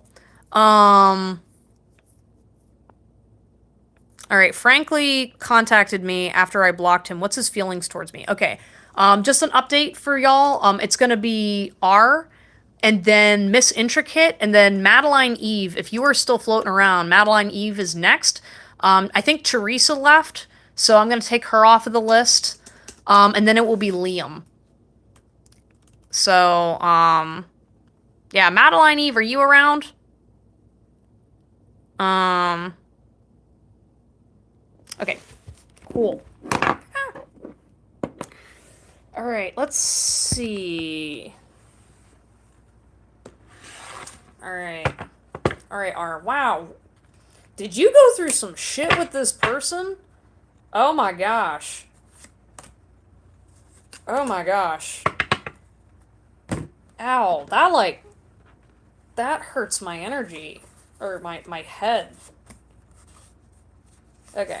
Yeah, I gotta make sure I ground myself while channeling that guy's energy because, whoo! Woo! Did you guys have like a really nasty fight? I feel like he like knew how to push your buttons, or he knew how to manipulate you or play games with your head. Mm-mm. Mm-mm. No.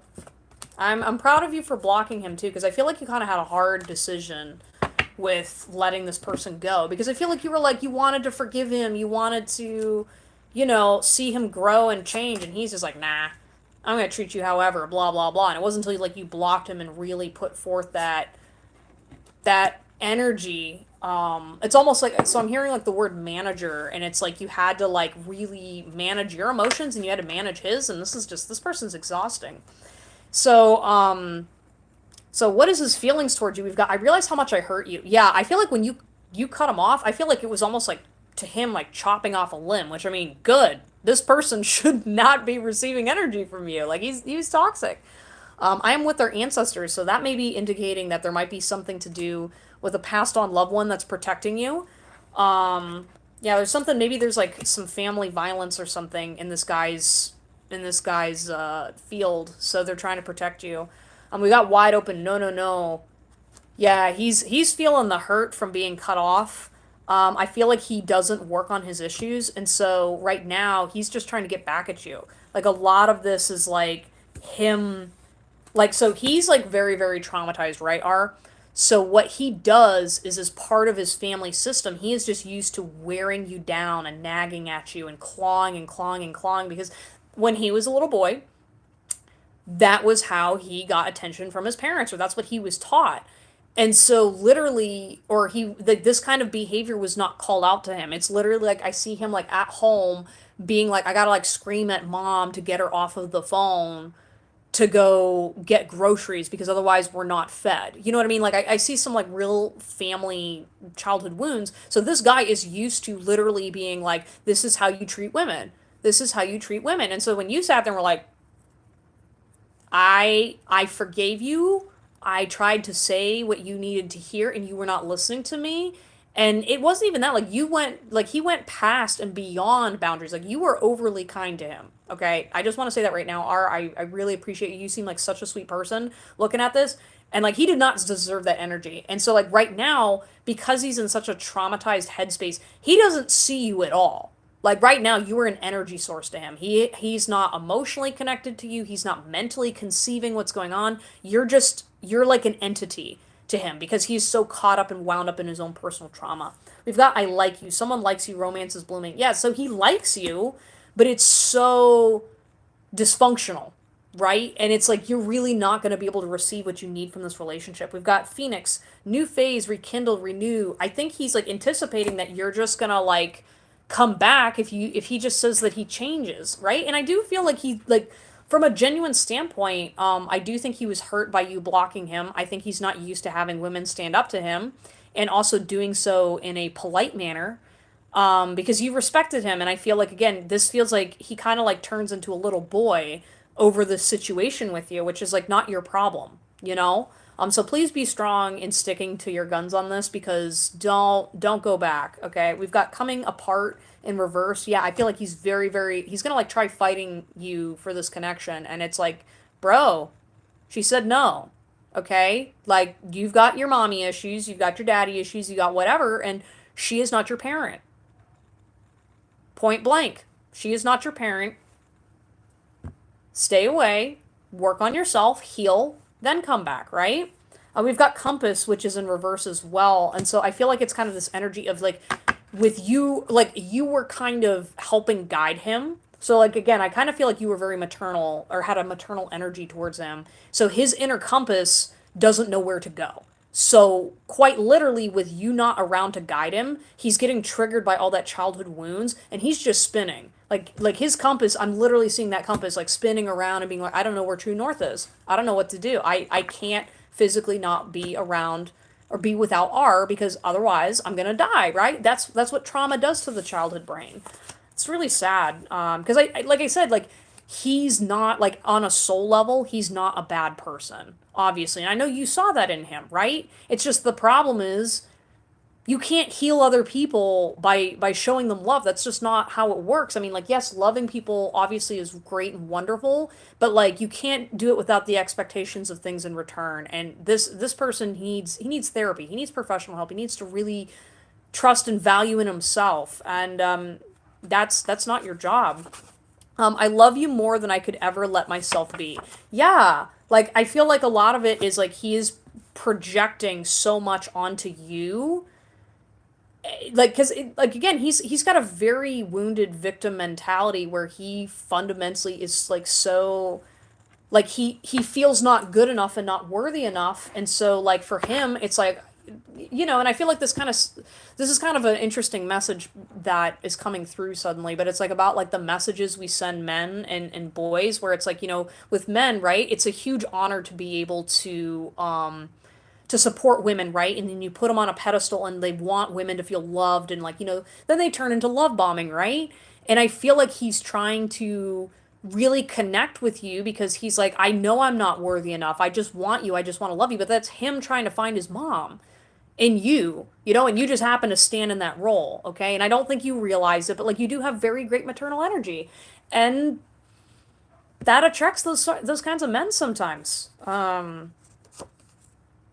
It's the way you see life that keeps me wondering. Yeah, you have a really great viewpoint on life, and I feel like because he's kind of used to attracting toxic women, you were such a safe place and a breath of fresh air for him that like he didn't like I said, due to whatever he went through growing up, like he wasn't used to women that don't scream at him or didn't treat him as disposable and things like that. Like so like you really helped him. His mom passed away 5 years ago. Yeah. Yeah, he's probably still hurting over that too. Yeah, like I'm just feeling really deep mother wound trauma from him. And then let me touch the pain away. I want you. Yeah, so I feel like it's kind of like he is so desperate to get back with you that he was literally like, I will I will give you my body. I will give you the best sex of your life if you just come back to me, blah blah blah blah blah. Yeah, no, it's definitely it's not about true love and actually being able to see you.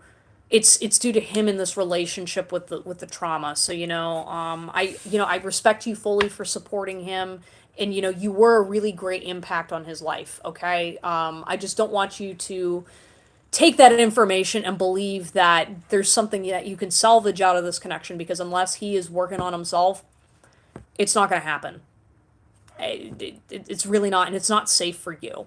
That's kind of what I'm getting. So sending you a lot of love. Are you are so loved, and you have such an abundance of love, and I don't know, I just feel called. I have to tell you, you are such a joy to your community and the people around you and all the healing you give to people, and that is so so appreciated. And please please please, value yourself, value your relationships, and I promise you're gonna find the love and abundance that you are seeking. Yeah, I just want to appreciate you, and thank you so much for what you've done for other people. You don't get told it enough, but you really are amazing. Um, that was just a message from all these other people that don't tell you this stuff, but it's just floating around out there. So, yeah. All right, thank you so much for stopping by. All right, Miss Intricate, you are next, and then Madeline Eve, if you're here, go ahead and post your question, and then if you're not here, Madeline, then Liam, you are up next, and then Lador. Or Ladore. Hmm.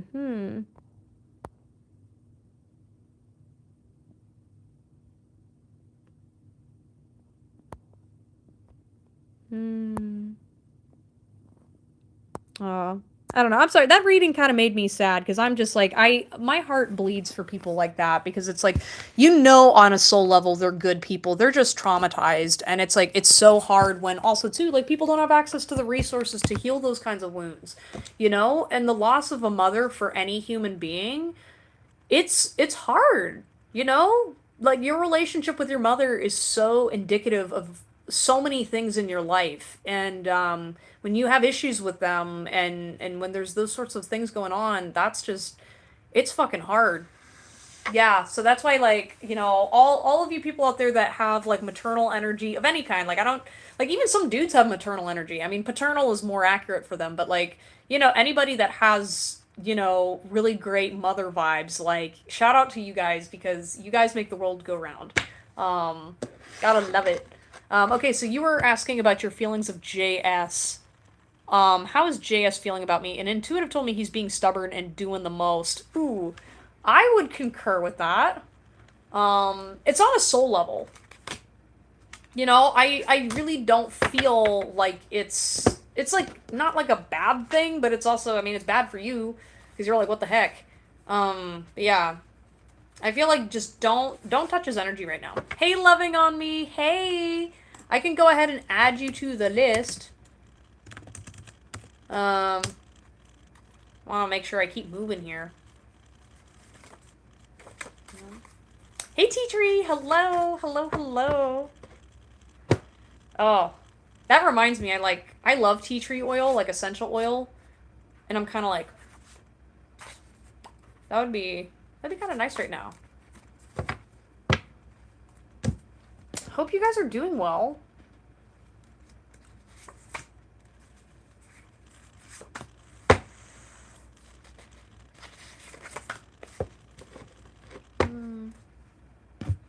Sending you some loving vibes. I don't know. I just want to I'm sorry. For some reason, R's reading is still in my head because there's just kind of like this energy of longing for like connecting with a mother figure. I don't know if that's coming from the collective or from myself or what, but I'm just like, damn guys, like sending you all super loving maternal energy. Thank you guys for existing. You are all beautiful, amazing, and loved very, very much just by being here. Thank you for being here with me. Like, you guys are all great. Only good energy. Yeah, good vibes. Alright. Alright, that's enough cards. Okay, for some reason, Miss Intricate, your spirit guide team's just like, we could write an essay on this man. Like, I just see them being like, let's politely bring out the journal of all the things that we've been trying to tell Miss Intricate. And she's not listening to these ones. She listens to these ones, which good on her. Good on her. But these things are also something to pay attention to. And then on his part, they're just like, you, sir, she listens. All right? She talks to her spirit guides. She talks to her friends about the situation. She knows what mistakes she's made. You, on the other hand, we've been trying to contact you about your car extended warranty, and right? Like, I feel like his spirit guide team, it's literally like the car extended warranty. It's like he's just like walking around oblivious, and then you just get like that slip of mail under your bedroom door, and you're like, where did that come from? And it was like, it's from God. It's from God to tell you to stop. To stop worrying about this situation. That's so funny. That's so funny. Okay, so what is his feelings? I will show you love so bright you'll forget everything else but love. Aw, that's what your spirit guide team's saying to you. Your spirit guide team's very much like, okay, Miss Intricate, we know you're trying to heal from this situation, but remember, God is the one that's going to give you the best love that you're looking for. Okay, so they're like, just don't forget about us, okay? Okay? Because, like, when you're sitting there feeling like, oh, love is lost, and, I'm feeling worthless, they're like, listen, you are beloved by the universe so much. Stop waiting for someone else to give it to you when I give it to you first. I'm the one that brought you here, and I'm not gonna take you out because I still want you here, but dang it, remember I brought you here.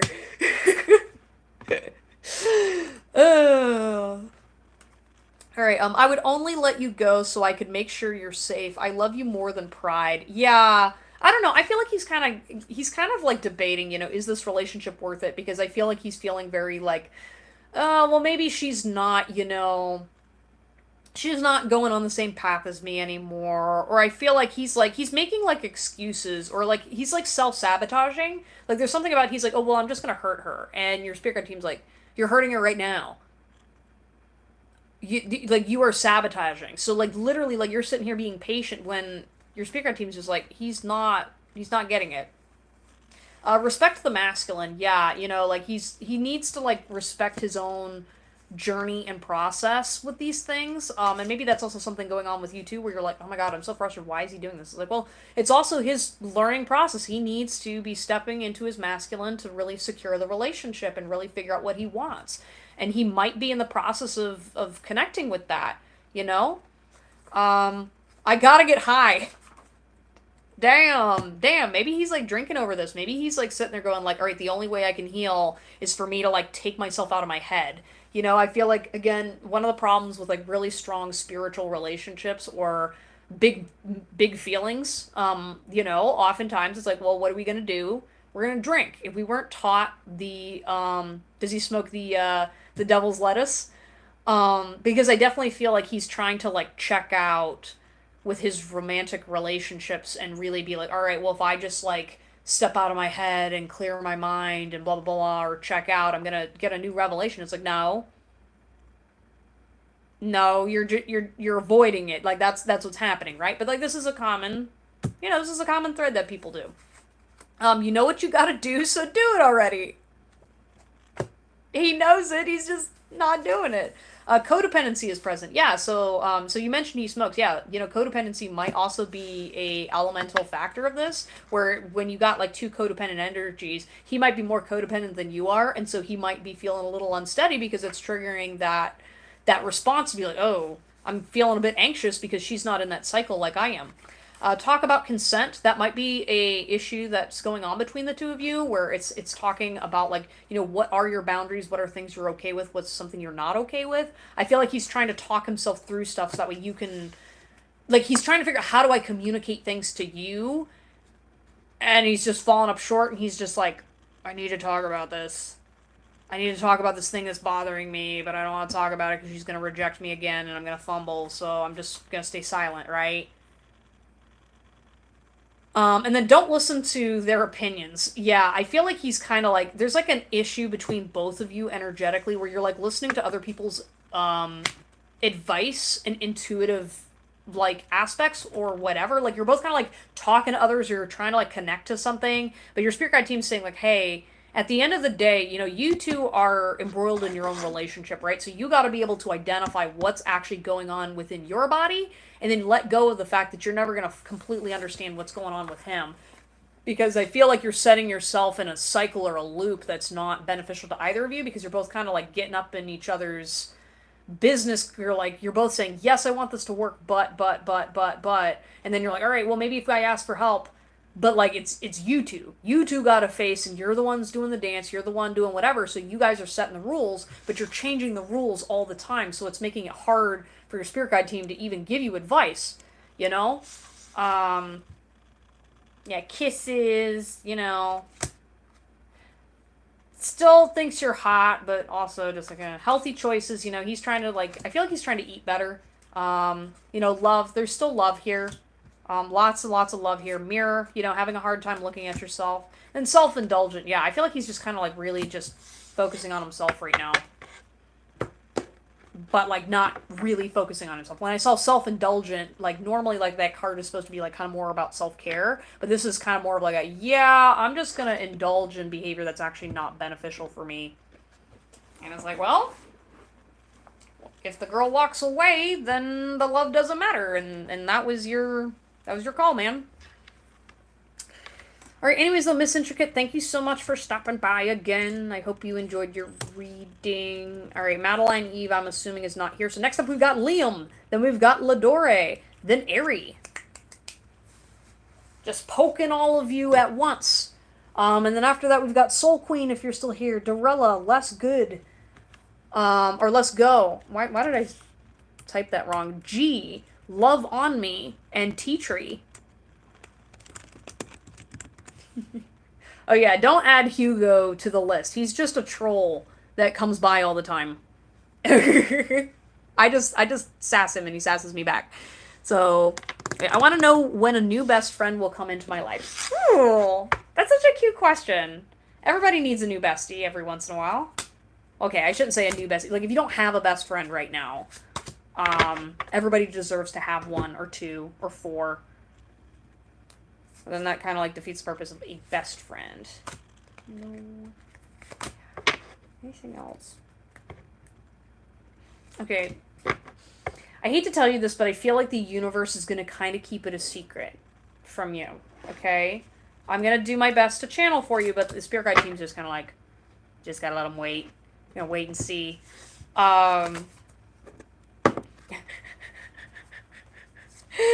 Okay, so we've got the chaser, chasing in a codependent relationship. So I feel like there's something about like your best friend, like you're gonna be like looking for friends and stuff like that, and then it's gonna like kind of suck for a little bit. And then like when your next best friend comes through, it's gonna be a surprise to you. I see it as you're gonna be involved with something you're really passionate about, you're gonna be doing your thing, and then all of a sudden this person like pops in. It's like it's kind of like think of you at like an arcade. I'm not saying this is how it's going to happen, but it's like imagine it's like the 80s, you know, and there's like an arcade and you're sitting there and you're playing the video games and you're like really focused on the game and whatnot. And then someone comes in right next to you, is like, "Oh, hey, I love this game. Hey, can I have the machine after you?" And you're like, "Oh, okay, yeah." Yeah, and then you're like sitting there kicking ass, and that guy's like, "Oh my god, you're so good!" And then you're like comes in, he's like cheering you on, you're like, "Yeah!" And then you're like talking, and then next thing you know, you're like going back and forth, and then you're like best friends, and then you're like, "Oh, there you are." You know what I mean? I feel like it's gonna be really like natural, and I feel like you guys are gonna really bounce off each other. We've got heartbroken, deeply hurt, sad separation. Yeah, I feel like it's gonna be a minute before you meet this person though. I think it's gonna be kind of heartbreaking and sad because you're like, I need a best friend right now. And I feel like your best friend is also gonna kind of go through his own cycle. Um, yeah, I feel like he's gonna go through like a toxic dating cycle. Like you're not like this, but I feel like your best friend, one of the signs it's gonna be him is like he's gonna have like this guy, he's gonna have been in relationships over and over and over again. He has a hard time staying single. And he gets into toxic situationships with girls, and he kind of like spends a lot of his time with dating these girls because he's trying to impress them. He's trying to be that good guy and all that other stuff, and then he's neglecting his social life. So by the time he finally breaks free out of the cycle, you're gonna just be standing there, and it just goes boop, something like that. We've got boat, receiving what you need, progression, arriving, moving on, closure issues. Yeah, so I feel like it's just gonna be I'm literally seeing you on a solo boat ride. Your boat's just kind of cruising, and then suddenly you're gonna land an island. You know, and however long you land on that island with that person is gonna be up to you. But yeah, yes, I heard you. So yeah, the universe is sending you your best friend. He is on his way. Um, it's just the only problem is you can't rely on a timeline, but he's gonna come when you need him. Okay. You just may have to go through some separation and some anxiety first. Yeah, I feel like you're gonna overcome and learn how to be on your own and work through that anxiety within yourself, and then I think this person's gonna stop by. We've got strength in reverse. Yeah, I feel like you're doubting your own strength to get through these upcoming situations on your own, and your spirit guide team's going like, no, no, no, no, no. We're gonna take care of you. You're gonna take care of you, and you're gonna find out who you really are. Okay. And it's okay if you don't have a best friend for a little bit, or maybe you have like a best friend, but that's not like actually your best friend. It's kind of like a placeholder, and it's okay because not every relationship in your life is always gonna fit you perfectly, right? Especially because you need to figure yourself out. And if you don't figure yourself out, you can't find what's perfect for you. Um, yeah. Okay, metamorphosis. Yeah, I feel like one of the key indicators too when you find your best friend is you're going to be undergoing a lot of changes too. So it's kind of like I see you like getting older, and then all of a sudden it's like, oh wait, I'm like an adult now, and then you have like a completely different mindset. And then suddenly it's like, oh, there she is. There's my favorite person. Okay, that was weird. Maybe that was like channeling specifically like your spouse best friend, because I'm assuming you were talking about like a best friend from like college or something like that, which you'll find one there too, but like that might be also like a marriage thing too, where it's like, all right, your future partner is probably going to be your best friend, but like you're going to go through a transformation of who you are. Yeah. And you're just going to be doing your thing. I think you're going to finally find your rhythm of learning how to be okay with being alone and all that other stuff. I hate shaving. Yeah, I relate to that. I relate to that. And then commitment. Yeah, and I feel like this best friend of yours, I mean, he's going to be your buddy. He's going to be there for you. So you got to commit to yourself first, and then you're going to find out who those right people are. But like this particular person, I mean, he's gonna be your best friend. I don't know that he's necessary. Like I feel like there's definitely potential for him to be in your wedding party. Um, but yeah, yeah, no, it's definitely gonna be like a lifelong type partnership. You may not be talking all the time when you're adults and have kids and all that stuff, but like definitely it's gonna be a strong friendship. So yeah, yeah. But like I said, I don't have a timeline for you, but that's why I'm saying, like, with that whole arcade scenario, right? Just go, keep showing up to the arcade. Keep doing your young people thing, and then eventually you're gonna look back on those memories and be like, yeah, damn, those were some really great times. Okay, Lador, you are up next. Then it's Airy, then Soul Queen. Go ahead and come in and post your questions.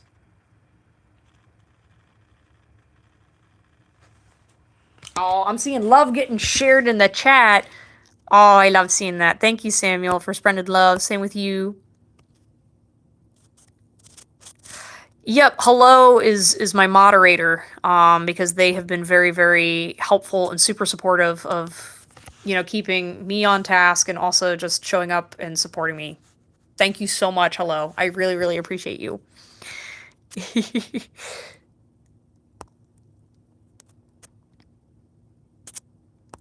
um Oh my gosh, I just noticed that Tea Tree, your your user account has Yzma from Emperor's New Groove, and I'm just like, yes, that's so great.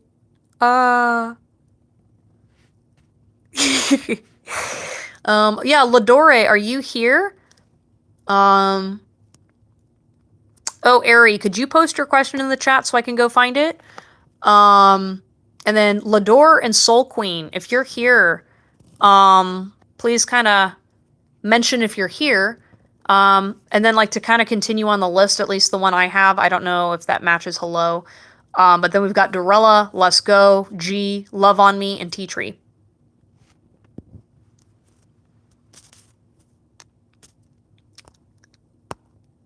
Ooh, we're asking about the sister. Ooh, okay. Okay. I want this tea. uh, uh. Dude, I love some of these trolls that keep coming into these YouTube lives. They're fun. Like, because at first I was sitting there, I was like, who's Gitov? And I was like, oh, is that like a Russian name? And then I looked at it and I went like, ah. I don't know.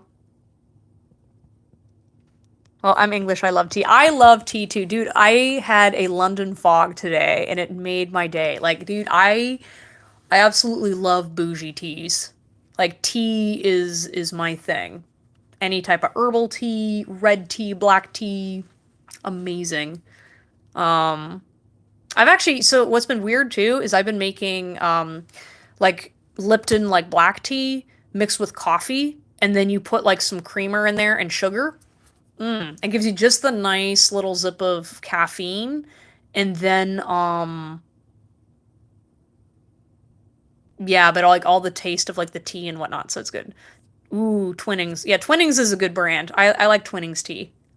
I love tea as well. Iced tea for summer and hot tea for fall. That's what's up. That's what's up. Okay.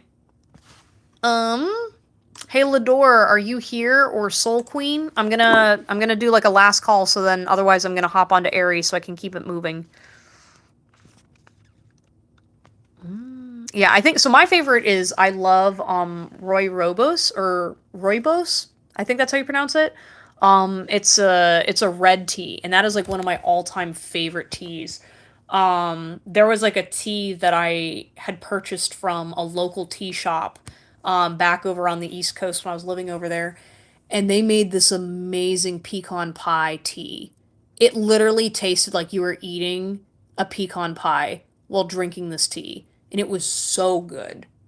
So, so good. Oh my gosh. Yeah, no, like I love like the different creative herbal teas and whatnot. Like all of like a bunch of their stuff was imported from California, but because it was like in a rural town, they also had like local fresh herbs and stuff too. So I don't want to think too far into the future, but I would love to have a sister-in-law that I'm besties with. Oh yeah, no, that would be so great.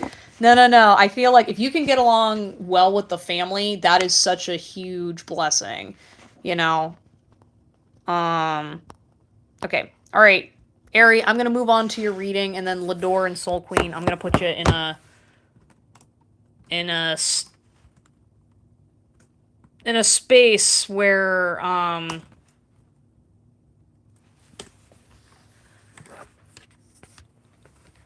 Okay.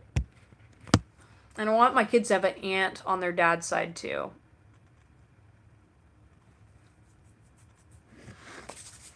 Yeah, okay. Now let's go.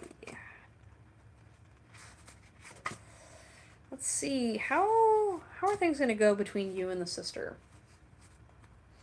So first of all, I mean, have you met his sister yet? I feel like I'm getting she's a very sweet person. I feel like she's going to be kind of shy at first, and I feel like she's gonna like her first impression of you is she's gonna be like, whoa, whoa, okay, because I feel like because you like really speak your mind and you're very like, okay, this is who I am, and she's kind of shy. I feel like sometimes she's like, like I feel like one of the things in your dynamics between her and you is she's gonna not always know if you're like kidding or like so for example it's kind of like so say you were like joking around, for example, and then you used a certain tone of voice, and like you don't think anything of it, right? And you're just like, oh yeah, yeah, yeah, and then like she went away and was like,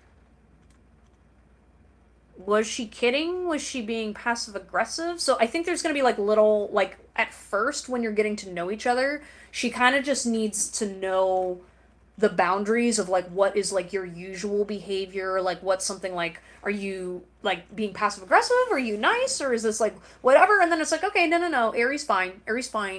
And I feel like it's because she's like really like sweet. I feel like she gets like okay, no, no, no, it's not because of that, it's because her brother dated some people in the past that made her feel really bad. So I feel like she's just kind of cautious because I don't. This is kind of funny, but I have a feeling she doesn't like always trust her brother's judgments. This is kind of silly, and I mean like sibling stuff or whatever. So it's like you're not doing anything wrong, but I feel like she's definitely gonna be like, okay, like she gets like excited, and then she's just kind of like, okay.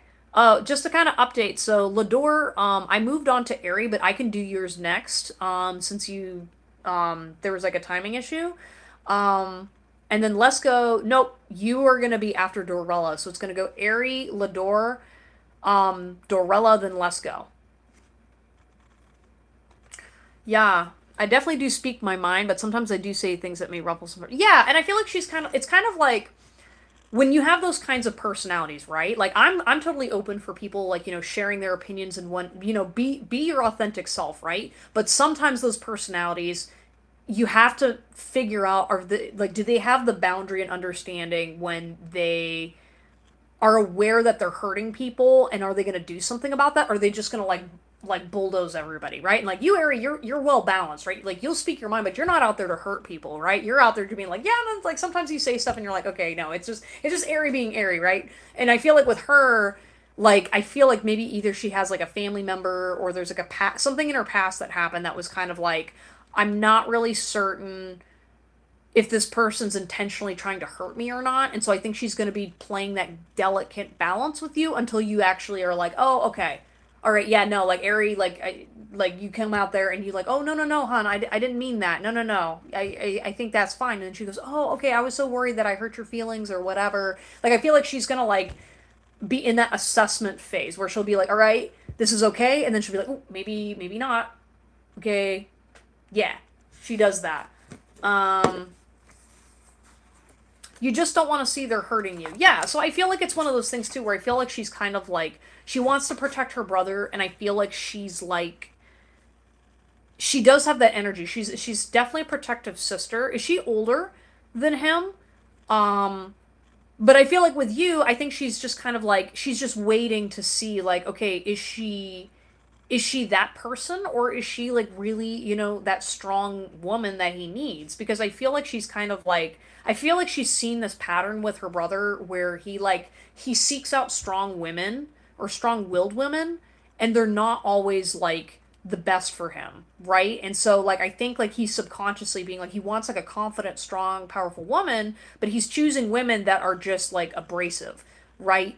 And so she's just kind of like, okay, like I want to know where is Ari coming from when she's saying some of that stuff. And I think another thing she'll do with you too, which is really cute about you guys' relationship, is like she'll be able to also like call you out back, if that makes any sense, but like not calling out in a way that's like you said something wrong. It's more of like a with the like they don't want to see they're hurting you. I feel like she might be that friend that will come to you and say like, "Hey, Ari, I noticed that my brother said this about this situation. Like, are you doing okay?" Like, I feel like she's kind of like that person who will look out for you, right? Like, she'll literally be like, "Are you okay?" Like, like she like I said, she feels very sweet, and I feel like she'll feel like you guys will have a really great dynamic. I think it's just a matter of like personality and under like taking that time to understand each other. Your stubbornness doesn't serve your highest good at this moment. Yeah, and I feel like she knows. I feel like it's kind of like you guys can both be kind of stubborn at times, and I think that works to both of your favor, because I think the way you guys kind of work well is the fact like, so she's stubborn about not speaking up, you are stubborn about speaking up, and so what happens is you guys kind of get into this little dynamic sometimes, or you will, where it's like she'll be sitting there thinking like, man, Aries really stubborn, and you're sitting there like, you don't stand up for yourself, and then you kind of like do that little and then by the end of the day, then you kind of come back to each other and you go like, okay, maybe I shouldn't have said it that way, like I do want you to stand up for yourself, but I'm saying it because I care about you. And then she'll be like, all right, I was kind of judging you a little bit, but really, you're right. I should have stood up and said my truth. You know what I mean? And I feel like you guys are like really good at compromising, and I think that's something that she's kind of not used to. So I think that's really going to be a positive element of your relationship. Um, Okay, so yeah, so this card is like, I want to go slow. So I do feel like, you guys will kind of like take your time getting to know each other. Like, I feel like maybe it's going to start off with like, hanging out. Or it's kind of like first, like, you'll be dating your partner for a bit. And then eventually she'll be like, okay. And then you're like, hey, let's go out for coffee. And she'll be like, okay, awesome. And then like, you guys will like do like little friendship dates. I see you guys kind of like slowly interacting with each other. Cause like, you're going to be more like, oh, hey, I want to get to know you. And then she's going to be like, okay, we'll see if I have time. Or like, does she have a family too? Um, I don't know. I feel like she'll be kind of like, okay, I want to get to know, because I feel like she's also like, because she's timid. I feel like she kind of is that friend you need to give a little nudge sometimes.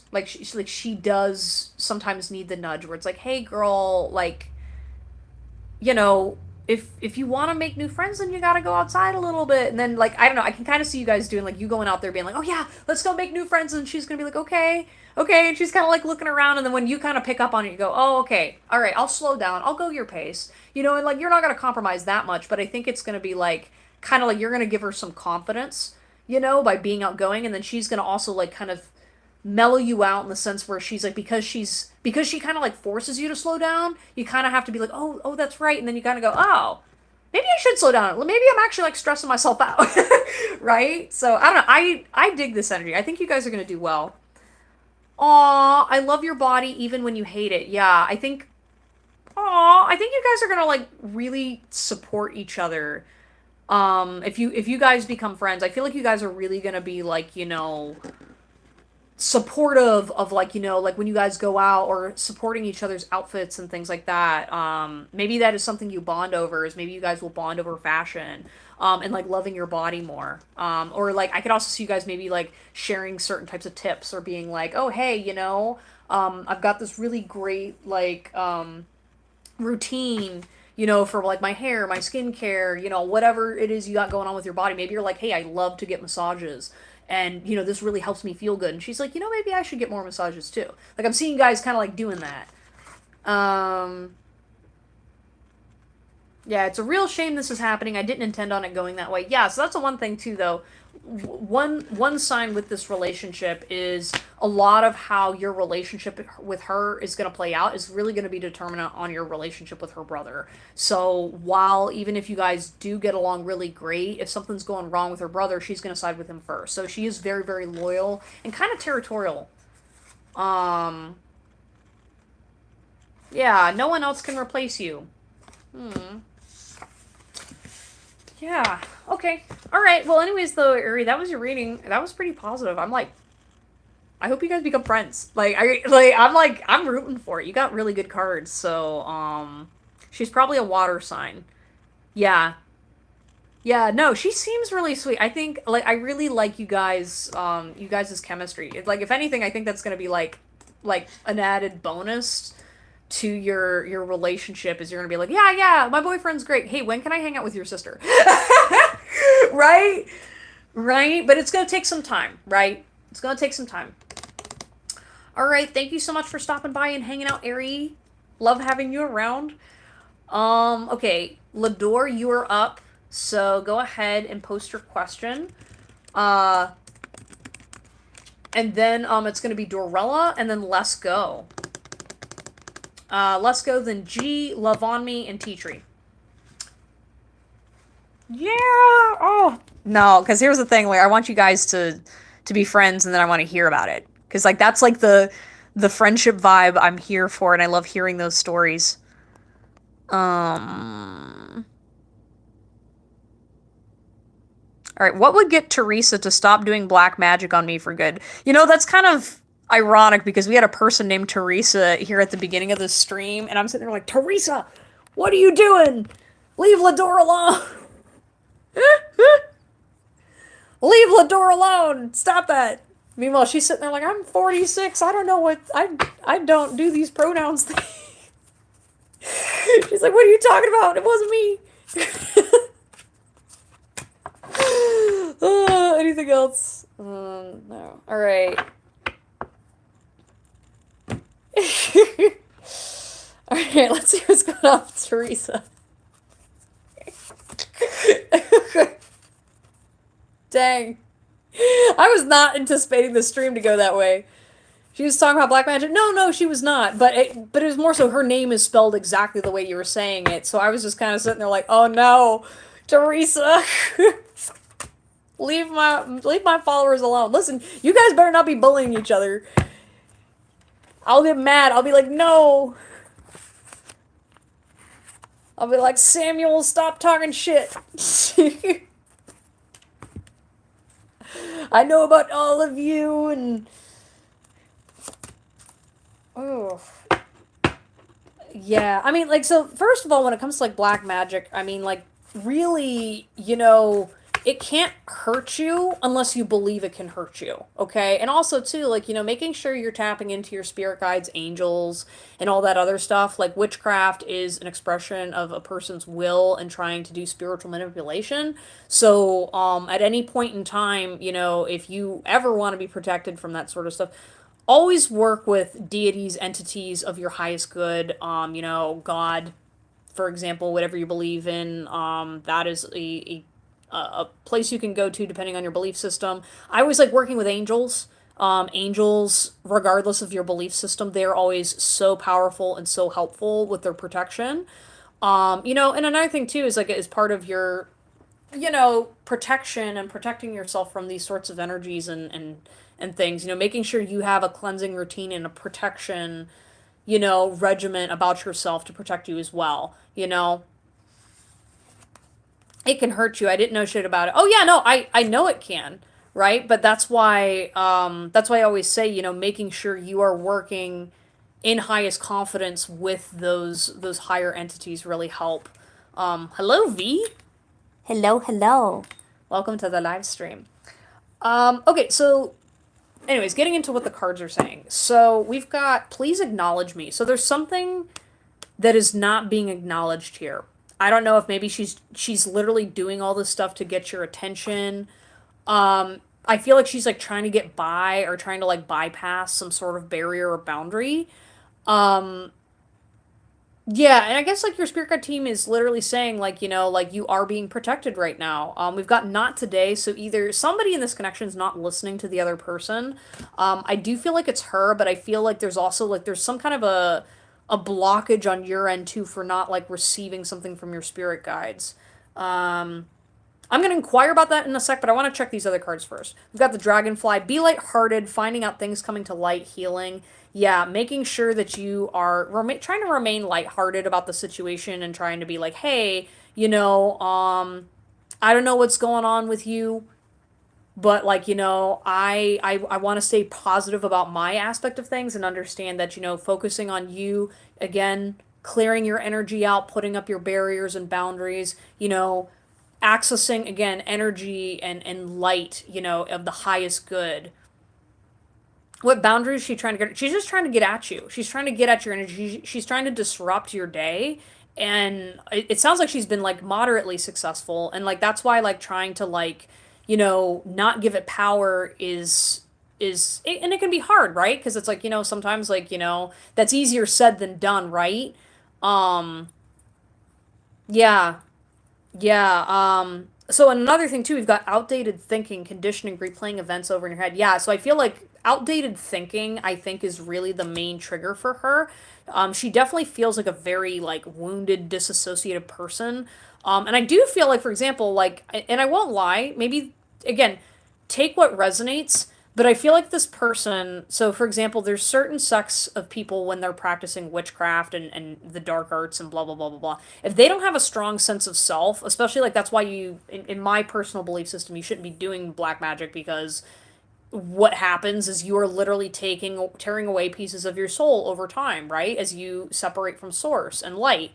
And what I kind of get the vibe is she's got like a very old school vindictive mentality, does not want to change, is very much like I feel slighted by this person, or like again with whatever had to do with her son, it kind of feels like I want her to stay away. I want to like, and it could be because you have a lot of light energy, and so literally it could just be a something as simple as like, okay, I do this shit. I don't feel though that she's actively really trying to like sabotage your relationship with her son or whatever, but I do feel a lot of it has to do with the magic that she does to try to protect her family because she's utilizing like spirits and entities that are not for her highest good. Like she's like kind of I'm not gonna lie, she's a spiritual practitioner that channels bullshit all the time or bullshit energy, and it's like you're like, no, it's not bullshit. I'm like, well, no, it's not. It's like so for example, if you have connected to higher frequencies and higher vibrational frequencies, right?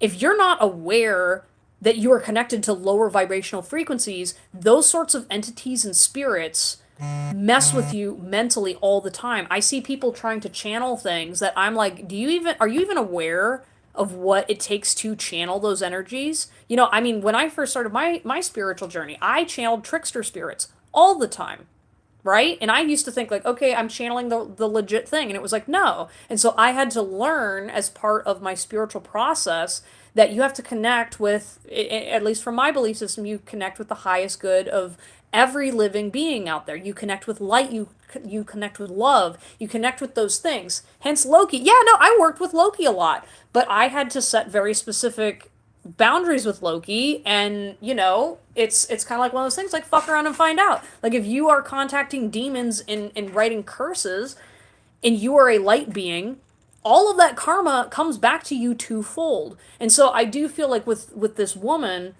in particular, I some of it is maybe intentional towards you, but I think a lot of it, like I said, I feel like she tried to set up psychic boundaries and barriers and tried to control things around her family and blah, blah, blah, blah, blah. She's, like I said, very old school and thinking and traditional in her mindset, but like that doesn't apply whenever you are dealing with someone who's protected by higher beings, okay? Because like you can try to do traditional witchcraft all you want, but if Archangel Michael comes in, he will fuck up your shit, right? And he will do it with a smile on his face. And like to someone who is associated with those higher vibrational frequencies, like you're not afraid because you know that it's for the highest good of everybody. There's not like a malicious energy. It's literally being energy being reflected to protect. And if you are choosing to operate spiritually from a place of ego to harm other people, then there are spiritual consequences for that. It is demonic shit, I was told. Yeah, yeah. I feel like it's demonic, and I think some of it's also just like old school. Like it's kind of like witchcraft from like we're like talking the dark ages, you know? And it's kind of like the like, well, my grandma was a witch and she passed this down and blah blah blah and this has protected my family for years. Like they didn't protect you, honey. Like some of it was protection and other of it was not. And that's why all this bad shit happened because you were fucking with things, thinking that you can control fate. You think that you get to play God, so you're gonna use your witchcraft and spell work to judge people and to do things to them when it's like, well, guess what? I mean, there's beings, spiritual beings, a lot higher than what you're working with, and they are not to be messed with. So I'm just saying that to everybody again. Like when it comes to witchcraft, like I don't have issues with witches. I mean, believe whatever you want. However, I know who I work for, and I know there's a huge difference between a witch who is actively working with the earth's energy and they're there to heal and be guides and stuff, and then also the people that are there to be like, I don't want to work on my issues, so I'm gonna throw things at you. Anyways, continuing on, how has it hurt you? Yeah, your spirit guide team's kind of like wanting to reflect on that. Like, how has this person actively hurt you, and how do you go forward healing from that? Because I feel like her power really is minuscule, and like I said, like usually when it comes to that sort of stuff, it's like okay, like I mean, I've had dark energies take pot shots at me, and you kind of learn to trust what you're working with because when you call on those higher beings, sometimes things come through to remind you of that you are protected. What would get her to stop? Her son speaking to her, or me speaking? Basically,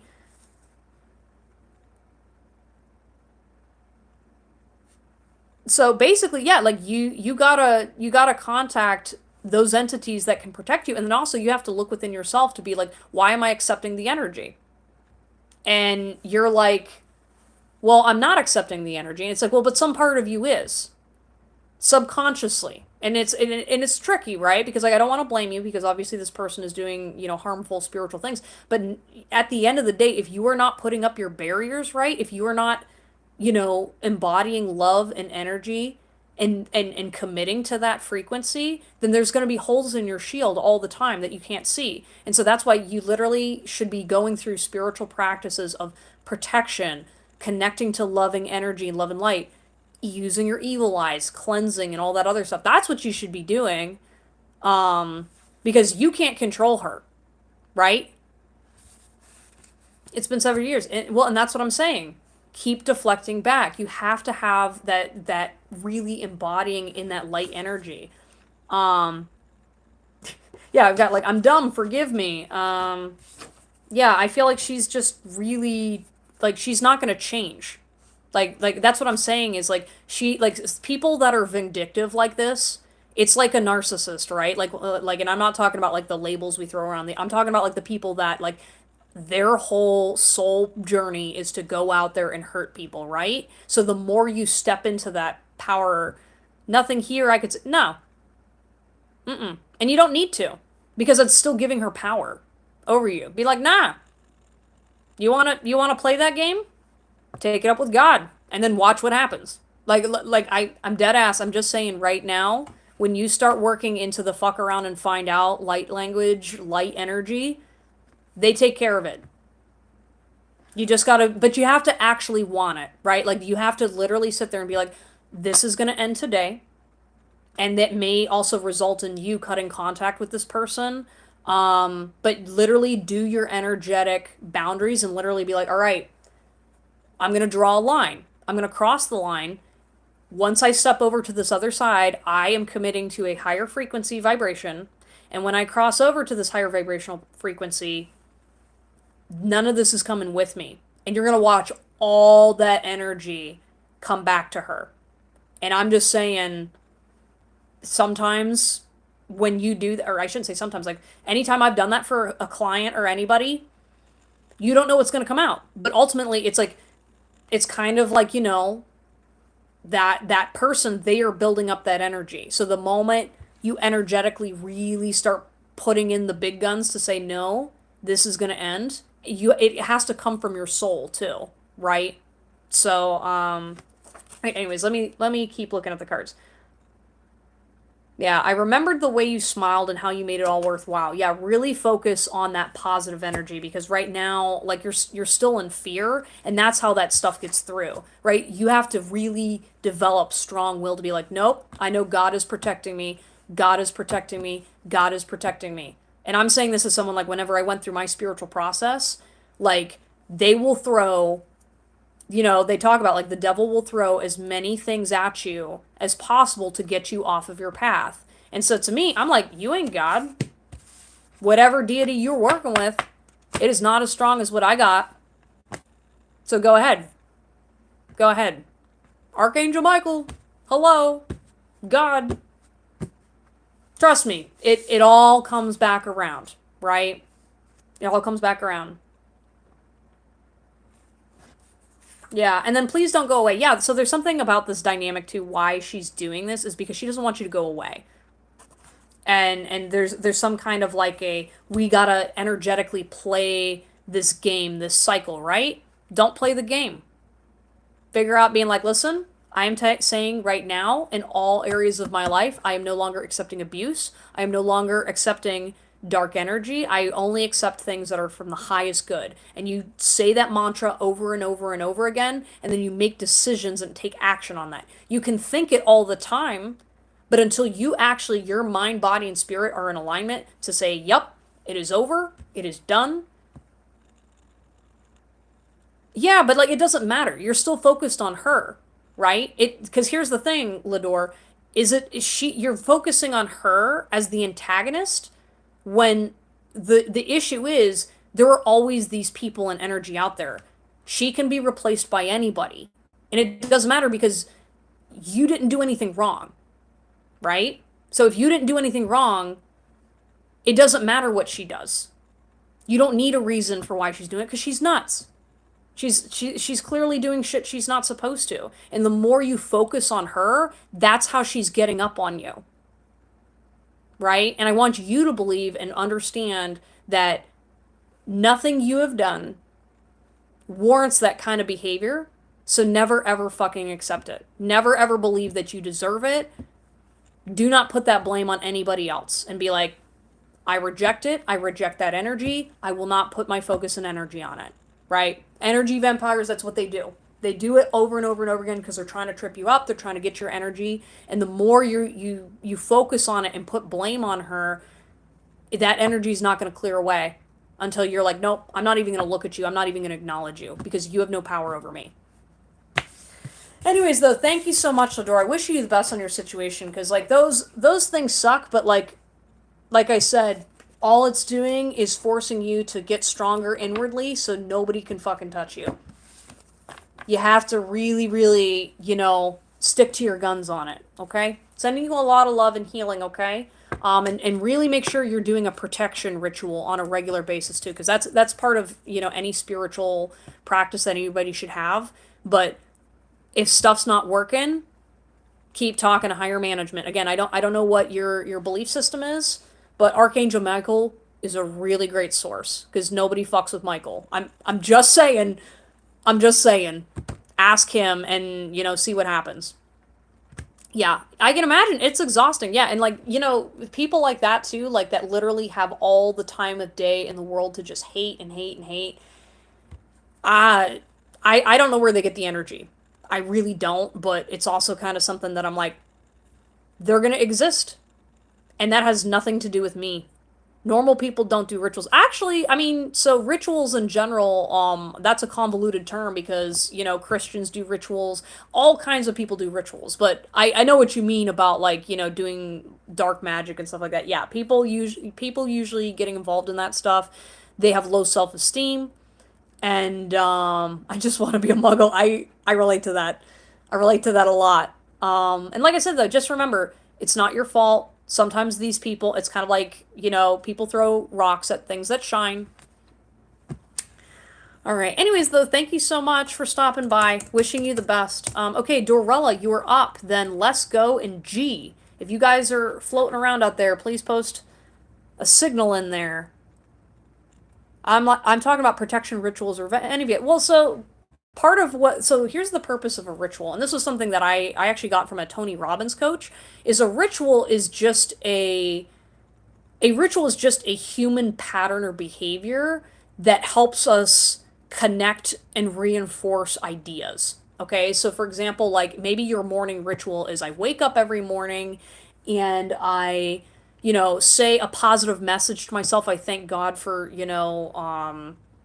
giving me life today. Or if you don't practice that, it's like waking up in the morning, I brush my teeth, I take my shower. That in itself is a ritual, and it's like a repetitive behavior, right? And that's to help your own stability, right? And you can design a ritual however you want, but specifically in spiritual practice, it just helps people or human beings do it to connect, to ground their energy, to kind of get a sense of awareness with it.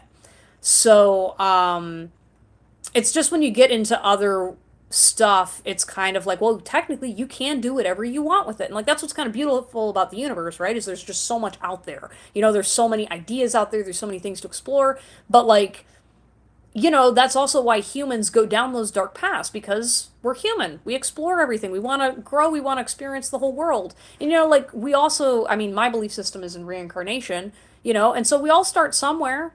Like all spiritual people at some point had to learn that, that there's bad stuff out there, you know? But hey, Aniket, hello, hello. Have you ever thought about being a psychologist? Yes, I actually have. I really wanted to study it, and I've still been kind of on the fence of getting a degree in counseling, because I feel like I'd be really good at it. The problem is that I've just been kind of not. I've been not feeling it. I'm kind of. I like being a therapist. It's a lot of work. It's draining, and I don't know. But I do learn a lot about psychology just from casual research. So that, and then I love learning about the psyche. I can tell you guys all about like how internal family systems, like so stuff that's helped me heal. I absolutely love sharing with you guys. But yeah, Aniket, you were on the list. Okay, Dorella, Lesko, and G. Have you ever watched Shutter Island? Yes. Yes, I have. Yeah. I also had an old boss when I was in college. He used to work at a mental hospital, because he had a background of being an EMT, and then he like helped them with their database, and so he told me about all the stories of being in the mental hospital and stuff like that. And mental hospitals are interesting because like there's like a difference between like the people that are like mentally ill and stuff like that, and then there's sometimes people admit themselves because they're just having family issues. Some people are like struggle with homelessness, and so they literally admit themselves because you get treated better in a mental health hospital than on the streets. Like there's all kinds of weird stuff that goes on, but it's definitely it's a mental hospital, that's for sure. I've always wanted to visit a mental asylum. Yeah, like those haunted ones. Those are cool. If you guys are from the U.S., there's a venue. They have like festivals all the time. Like so, there's one called Ink Fest or Incarceration, and it's literally an old like I think it's like a prison. No, it's an old jail, not an asylum. No, I think there's like a mental health asylum with it, but basically it's a music venue. So you can tour this haunted like prison asylum thing while the concert's going on and stuff like that. And it's a really cool thing. It's a place in Ohio. You'll also have to deal with narcissists and psychopaths. Yeah, well actually no. So one of the things about being a therapist is narcissists don't go to therapy because there's nothing wrong with them. So oftentimes you are dealing with the people who are adjacent to the narcissist, right? Um, yeah, Aniket, you're on the list, by the way. Okay, Dorella, are you here? Last call, or let's go.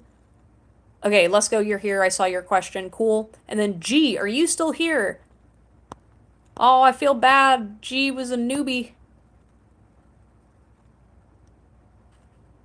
Yeah, some do. I know a narcissist who did. Yeah, well, good for them, because that's the other thing too. So I feel like narcissism has such a bad rap in society, when people don't actually understand that it is a clinical diagnosis, right? And obviously, there's varying levels of narcissism throughout society, right? But an actual clinical NPD diagnosis, It's actually a really sad diagnosis. It's literally those people are so traumatized that they cannot relate to people outside of them because their subconscious is so was so overwhelmed as a child that they learned that, all right, I can't trust people outside of me, so I will never listen to another human being. So literally a lot of their behavior, they are so detached from reality that they can't process other people's shit.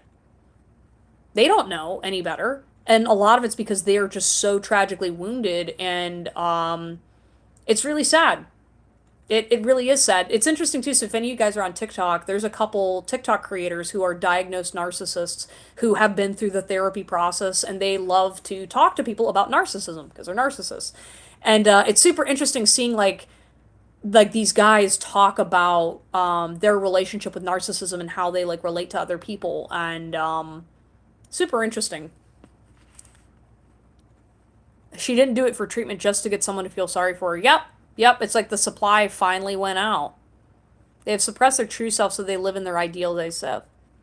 Give her information that she could use against people if she knew. Oh, yeah. So that's another thing. So when narcissists go to therapy, especially like the smart narcissists, they go out of their way to learn all the lingo and then they use it to go abuse more people. It's fucking crazy. And like you're seeing it on the internet right now with all these people like, oh, I know this and this about psychology and blah, blah, blah. And I was like, no, you don't.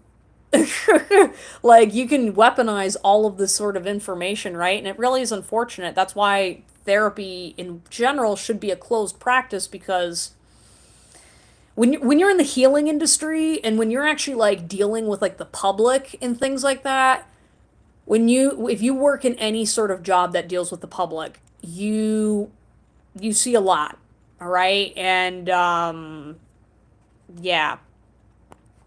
Okay.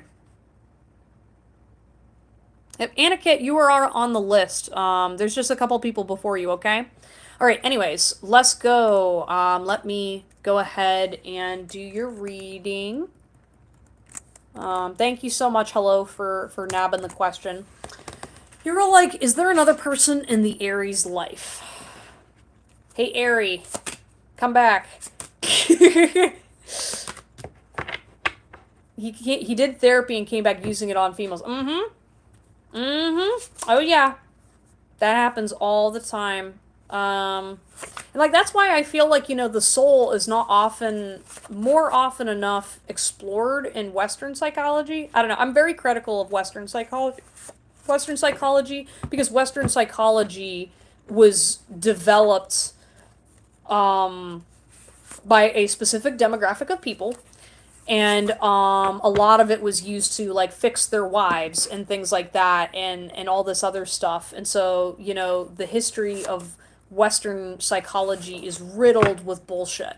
Like Freud, for example, everyone talks about how Freud was like, oh yeah, well, children are inherently attracted to their parents and blah blah blah. Actually, so for those of you that are fans of psychology, that was all bullshit. What was happening was these fathers were molesting their kids, and unfortunately, the clients were very wealthy. And so what was happening is, if Freud came out and said, oh yeah, by the way, the reason why these kids are doing all this crappy behavior is because their dad is molesting them, but he is funding the therapy bill and can go ahead and close down my practice, I'm going to make up something outlandish, aka, oh, your kid is not, isn't crazy. There's a subconscious, bond and this romantic feeling towards your parents, right? And that was a lot easier because it was so outlandish. It was a much better explanation than getting to the truth of the fact that, yeah, a lot of these people were fucked up wealthy people, right? There's all kinds of stuff that is riddled into Western psychology that is complete and utter horseshit, and it's so unfortunate. Okay, anyways, let's get to Lesko's reading. We've got Hand of Cards, Take a Risk. I feel like this Aries is definitely dating. I feel like, for example, like this Hand of Cards, I feel like part of that energy is they're like keeping their cards close to them, close to themselves. They're definitely not allowing other people to see what they're doing, especially you. I feel like this person doesn't want you to know what's going on in their personal business. Maybe you've either been asking around or you're kind of like snooping, and I feel like this Aries is kind of private, which is kind of unusual for Aries in some regard, but like this person in particular is just kind of like, hmm, I kind of don't want Lesko to know. We've got hammer, sabotage, rebuilding, interrogation. Yeah, I feel like I'm assuming this Aries is a he. I feel like this person is sabotaging a bit some of their relationships, especially like the romantic feelings. And I think that's why it's kind of hard for you to get through to them because they're not really listening to suggestions of other people. We've got paradise, happiness, expansion, joy, playfulness. Yeah, I feel like I think you gotta create your own idea of what paradise looks like for you, Lesko, because I feel like you're attracting the same kind of like personality. And I think it's setting you up for failure and disappointment because it's like, well, yeah, if you're attracting a person that is literally like not willing to allow you to see them authentically in your space or whatever, then what's really the appeal? You know what I mean? What is your actual appeal towards them? Let's go. We've got the situation chained again. Keep up and don't stick to old stories. Yeah, I feel like this person's always changing their story. I feel like it's kind of like you got to play this guessing game of when you can contact them. I don't want me to know, but Mania will tell me what the Aries. Yeah, exactly. That's why I was like, that's why you come to me. That's why you come to me. Okay. I'm not Italian, but it doesn't work like in the movies, babe. Yeah. I don't know. I feel like your spirit guides are telling me that you're like trying to like manage something or make something work, and it's kind of like this person's not. They're not gonna like this person's not all that in a bag of chips. It's kind of like even though like I see this guy literally being like he's playing poker, right? And he's like doing this or whatever, and then he throws the cards down, and they're all like twos, right? There's no aces, there's no queens or kings or clubs. It's just a bunch of bullshit hands. You know what I mean? But you're sitting there going like, "Oh, well, he's like maybe he's talking to this like really great person or he's got this great job and blah blah blah blah blah." And it's like I feel like he's got this appeal over you, but I'm like, "Bro, he don't have that much going on in his life. No. Release, beautiful. All right. There you go. You know, like spirit is spoken on that one. We've got talk about consent, maybe there's like some conversations about that or need to be had. It's all gonna work out, my dear. You know, your spirit guide teams are coming in being like, it's okay, don't worry about it. We've got you gonna go far, kid, from the offspring, with 1,000 lies and a good disguise, hit him right between the eyes, hit him right between the eyes. Yeah, he's just like he's like a guy who wears disguises a lot. I feel like he's not very confident, or he's just like, he just doesn't like to show his hand. And some people are like that. I'm saying that, like, I'm definitely a mysterious person. I'm definitely not someone who's going to be like, yeah, I'm going to tell y'all about my personal life and this, that, and under the sun.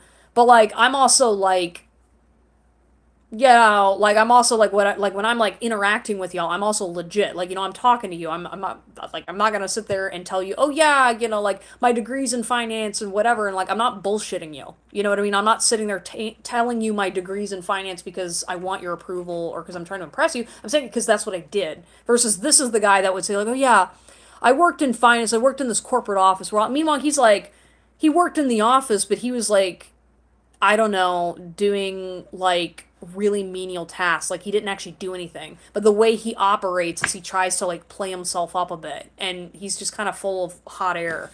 I forgot who I used to be. Yeah. I feel like he's just kind of like half-assing everything now. Misogyny is hurting this. Yeah, so this guy is misogynistic, so just kind of keep an eye out. Value and love yourself, let's go. Because I feel like his relationship with women is very much like this. He is always doing this. He's never going to let a woman close because he's immature and he's not solid in his relationships, right? I become disinterested. Yes, and that's how you should. That means you're a normal, healthy, balanced person because normal people that want to have relationships with other people don't do this. They don't sit there and try to act like they're better than everyone else, or they're like, constantly being elusive and blah, blah, blah. It's like, no, it's like eventually, like, yeah, that's cute and all when you're in the romance phase, but if you're doing that when we're in a relationship, I don't want to be with someone who's like hiding their life from me. Like that's not actually connecting, and I feel like this person's not authentic. So like even if he is seeing other people, he's doing the same thing to them. Love all your ugly too. Yeah, he can't do that. Let those responsible clean up the mess. And this is what you have a hard time letting go of, Lesko. I relate. But it says, let the people responsible for making the mess clean it up. You can't rescue him, you can't convince him, you can't whatever, blah, blah, blah. He made the mess. If he wants to fix it, he can fix it. And dash that. We're part of a team. Give and take is expected. Yeah. If there is no give and take, we are not a team. And then finally, we got Saturday in the park. I think it was the 4th of July. Yeah, I feel like he also, like, he lies about having memory issues. All right? So, like, I've got, you know, some mental stuff going on. So when I say I don't remember things, I genuinely don't. This guy is like, oh, yeah, we were supposed to have a call. Oh, I forgot. I was just, like, working so much. He didn't give a shit. That's what it is. That's what he's doing. He's literally just stringing women along. He's doing all that. And, like, eventually people catch on. And that's why he's also single. And doesn't have great relationships with people. Yeah. Goodbye. Also, hello, G. I'm glad you stuck around. I appreciate your patience. Yeah. And that's the thing, guys. If guys or gals, anybody who's doing that kind of disinterested behavior, be disinterested back. Don't chase, don't whatever, because like we don't have time for these kind of games. All right? Like you're not that cool. All right? You're not. Yeah, you just can't communicate. Okay, so G. All right, sorry. There's like a bunch going on in the chat. The pressure. Western psychology is caveman therapy. Absolutely. Yeah, you were amongst friends. Don't want me to know. Yeah. Alright, I want to know what Peter is feeling thinking about me now and what his intentions are with asking to meet with me tomorrow. Meaning, has he decided to put in the work based on what I said last time? Ooh, I love that. I love when people own that. I hope the people I know who are victims or narcissists are able to easily recover from the trauma. Yeah, you know, and it's hard, you know, depending on what kind of a narcissist you went through, they like rewire your like however long they've been there. Oop. Not sure what happened. Okay. You guys can still. All right, the live is okay because I was like looking at it. I was like, why is it only saying an hour? I've been streaming for a while, guys. Okay, so what is oh, G is your friend. Okay. Hello, G. G. Okay. Yeah, what is Peter feeling and thinking about me now?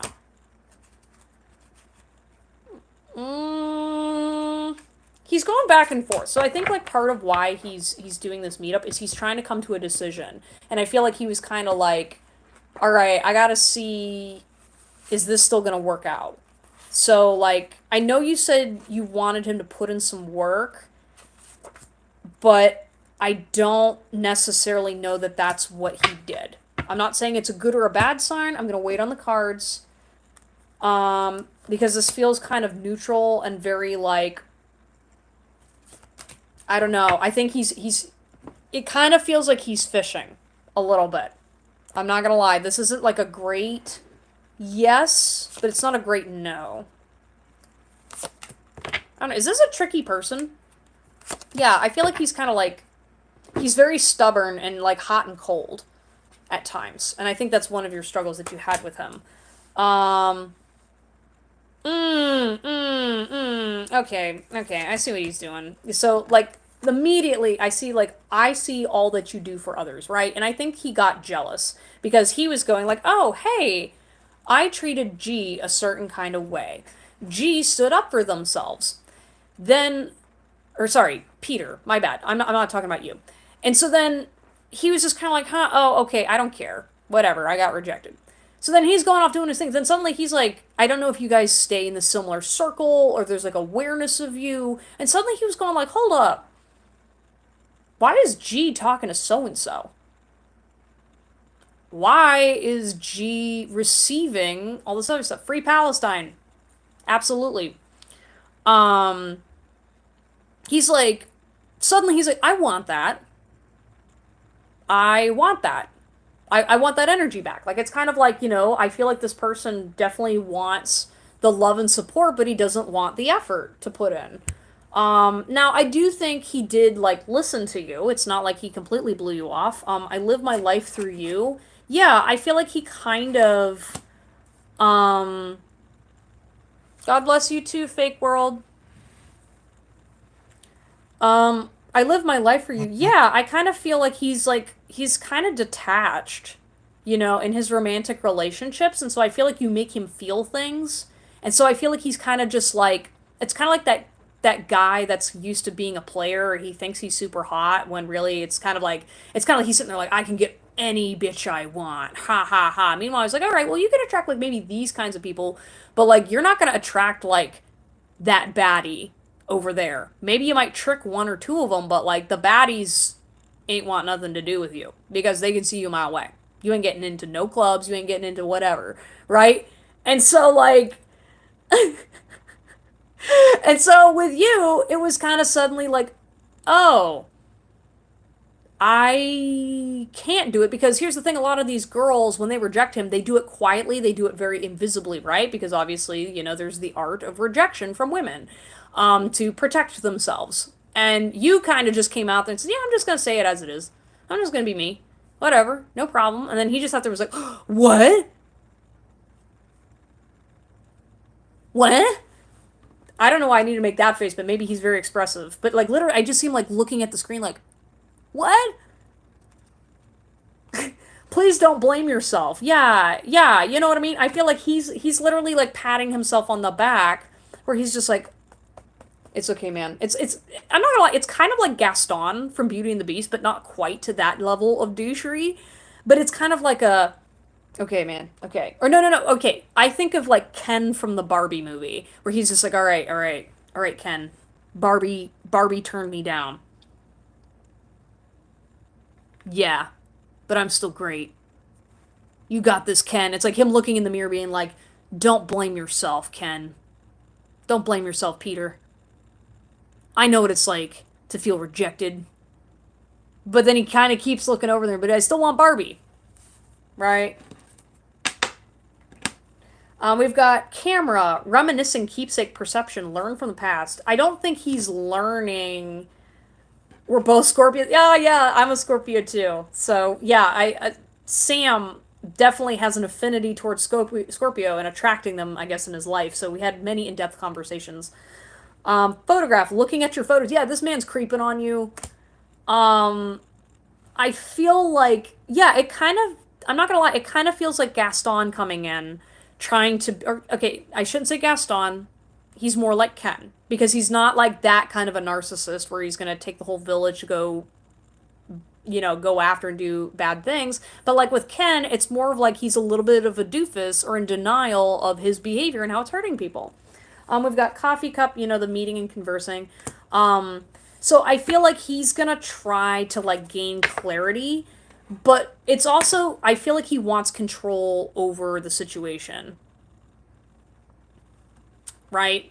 Ken doesn't want Barbie, he wants a Chihuahuas, right? Right? We've got follow the leader, right? So I feel like he's just kind of following your lead. I feel like he's setting up this meeting so that way he can kind of like get to know where you're at. And then I feel like he wants to set up the Mojo Dojo Casa House, right? Very Scorpio. Oh yeah, oh yeah, yeah, yeah. I was gonna say the ego on them is interesting. I love them, but wow, sometimes their behavior is like for example, this follow the leader, right? Like he's following your lead subconsciously. Consciously, he can't admit to himself that you have disturbed his peace. Subconsciously, he's trying to go like, "Okay, you've intrigued me. You've clearly gotten through some kind of a mental barrier, so I'm gonna kind of sit there and I'm gonna see what you do." We've got encouragement. Yeah, I feel like he's looking for encouragement. I think he's gonna try encouraging you. I feel like I got a little bit of Tom Hiddleston Loki vibes where it's kind of like one of those things where it's like, "No, no, no, no, no, you didn't slight me. I slight you." Okay, like we're not gonna have G win this. But I am kind of curious, and he's like gonna kind of like spin it back onto you, right? He's in my web. I love it. Right? Like, you're playing him like a fiddle, and he's sitting there going, no, no, no, no, no. I'm in control. I'm in control, right? I wish you loved yourself the way you love me. Yeah, I have a feeling he might like also deflect back onto you a little bit to be like, listen, gee, I know you've been through some things and I thought about what you said and like, I recognize that you've just been really hurt in the past and I just want to let you know that I support you and I care about you and I feel like those are some of the reasons why you're coming back on me. But I forgive you. Oh my god. The balls on this guy. Man, oh man. I hid my love so you wouldn't run away. Yeah, I feel like he... Because, like, again, it's like, that's why I can't say Gaston, because he's not necessarily, like a manipulative jerk. I feel like he's kind of like that one comic book character where you're kind of like, he's kind of a little bit of a goof. Oh, he's a little goofy. And he genuinely is kind of like in his head, but it's kind of like adorable at the same time. But it's also kind of gross after a while. You know what I mean? Where you kind of sit there and you'd be like, all right, all right, all right. Hey, Peter. Hey, Peter. Hey, hey, hey. Let's have some humble pie. Let's come back to reality. You're really gonna need to start becoming a little more self-aware here because it's making the Pisces throw up, okay? And then finally, it's hard to say I'm sorry when I'm so in love with you. You didn't deserve this sadness. Yeah. It's hard to say I'm sorry when I'm so in love with you. I'm so in love with you. Mm-hmm. Yeah. Yeah, you're so in love. He wants power over you. He likes that he can't defeat you. He likes that he can't conquest you. But he does secretly kind of like you. But he can't connect the two things together because then he's not in control. Because to have love and thoughts and feelings for someone means you have to let go.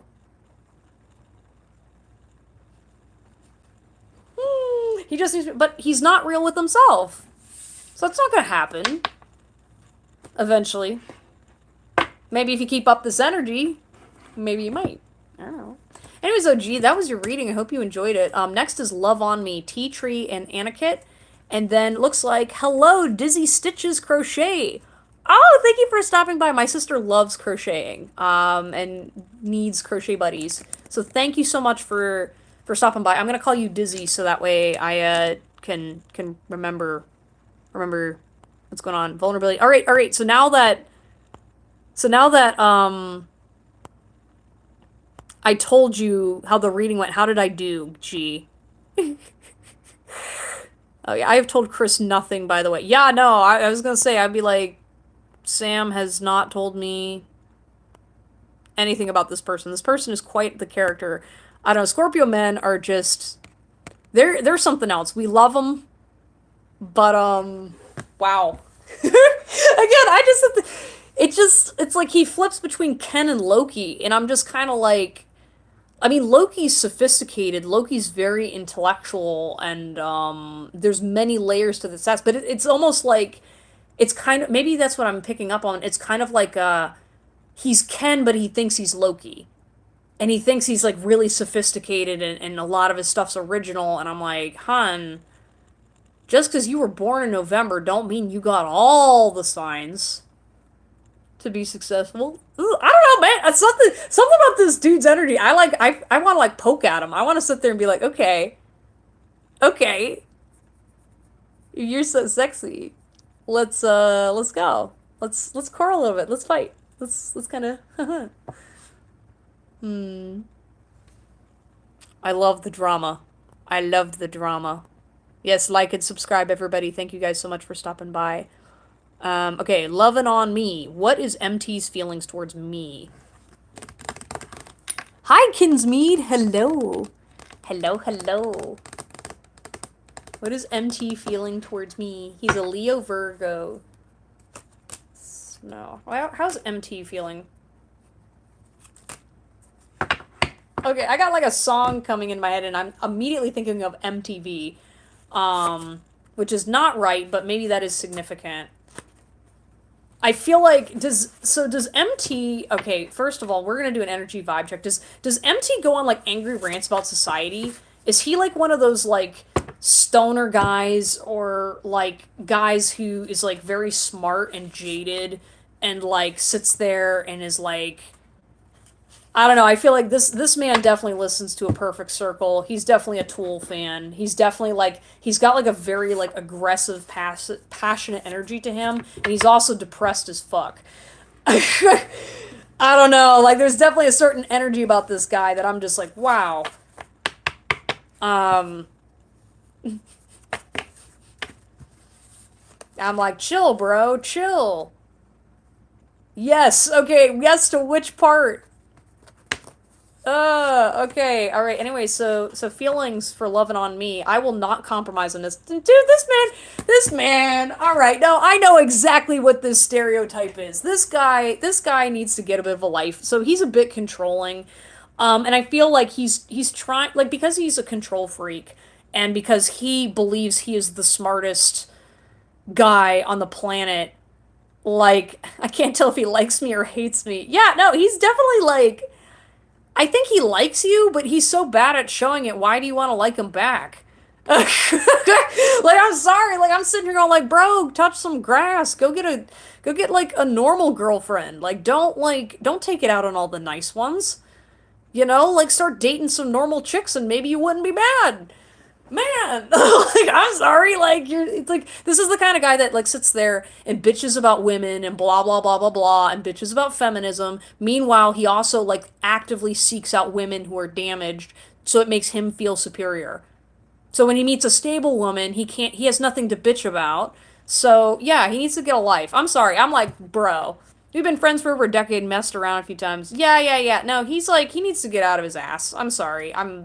I'm sorry. I'm like shitting on your person, but I'm just like, no. Like, I don't like what he's doing with you, Love on Me, because he feels entitled to you.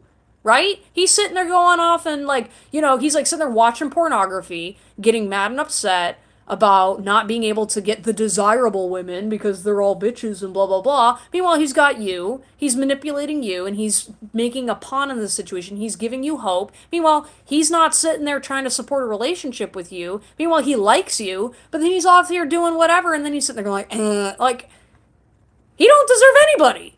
No, not until he cleans his act up. Like, I'm sorry. Like, I want to, like, you know, like, if I was his mom, I'd be like smacking him upside the head. I'd be like, nobody should have been raising you that way. You were not raised that way.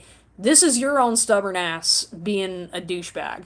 Yeah, I'm sorry to all you new people that this is your first time, but this is what I do. Okay, like, I'm like, no, no, no, no, no, no. You take your sophisticated, overly logical brain and get out of here. We've got the Phoenix, new phase, rekindle. Yeah, I feel like, you know, he's trying to maybe rekindle some things between you guys, both arguments or whatever. And I, like, does this guy like to argue? I literally feel like he gets off on arguing with women because it makes him feel superior. Because women were not as combative, like, verbally, right? So he can, like, back you into a corner, and he gets off on that shit. And I'm sitting here and be like, I'm sorry, you're tiny dick ass. Like, I'm okay. I gotta, like, calm down because this made me angry. Because I'm like, nobody treats my subscribers that way. Absolutely not. Like, no, no, no, no.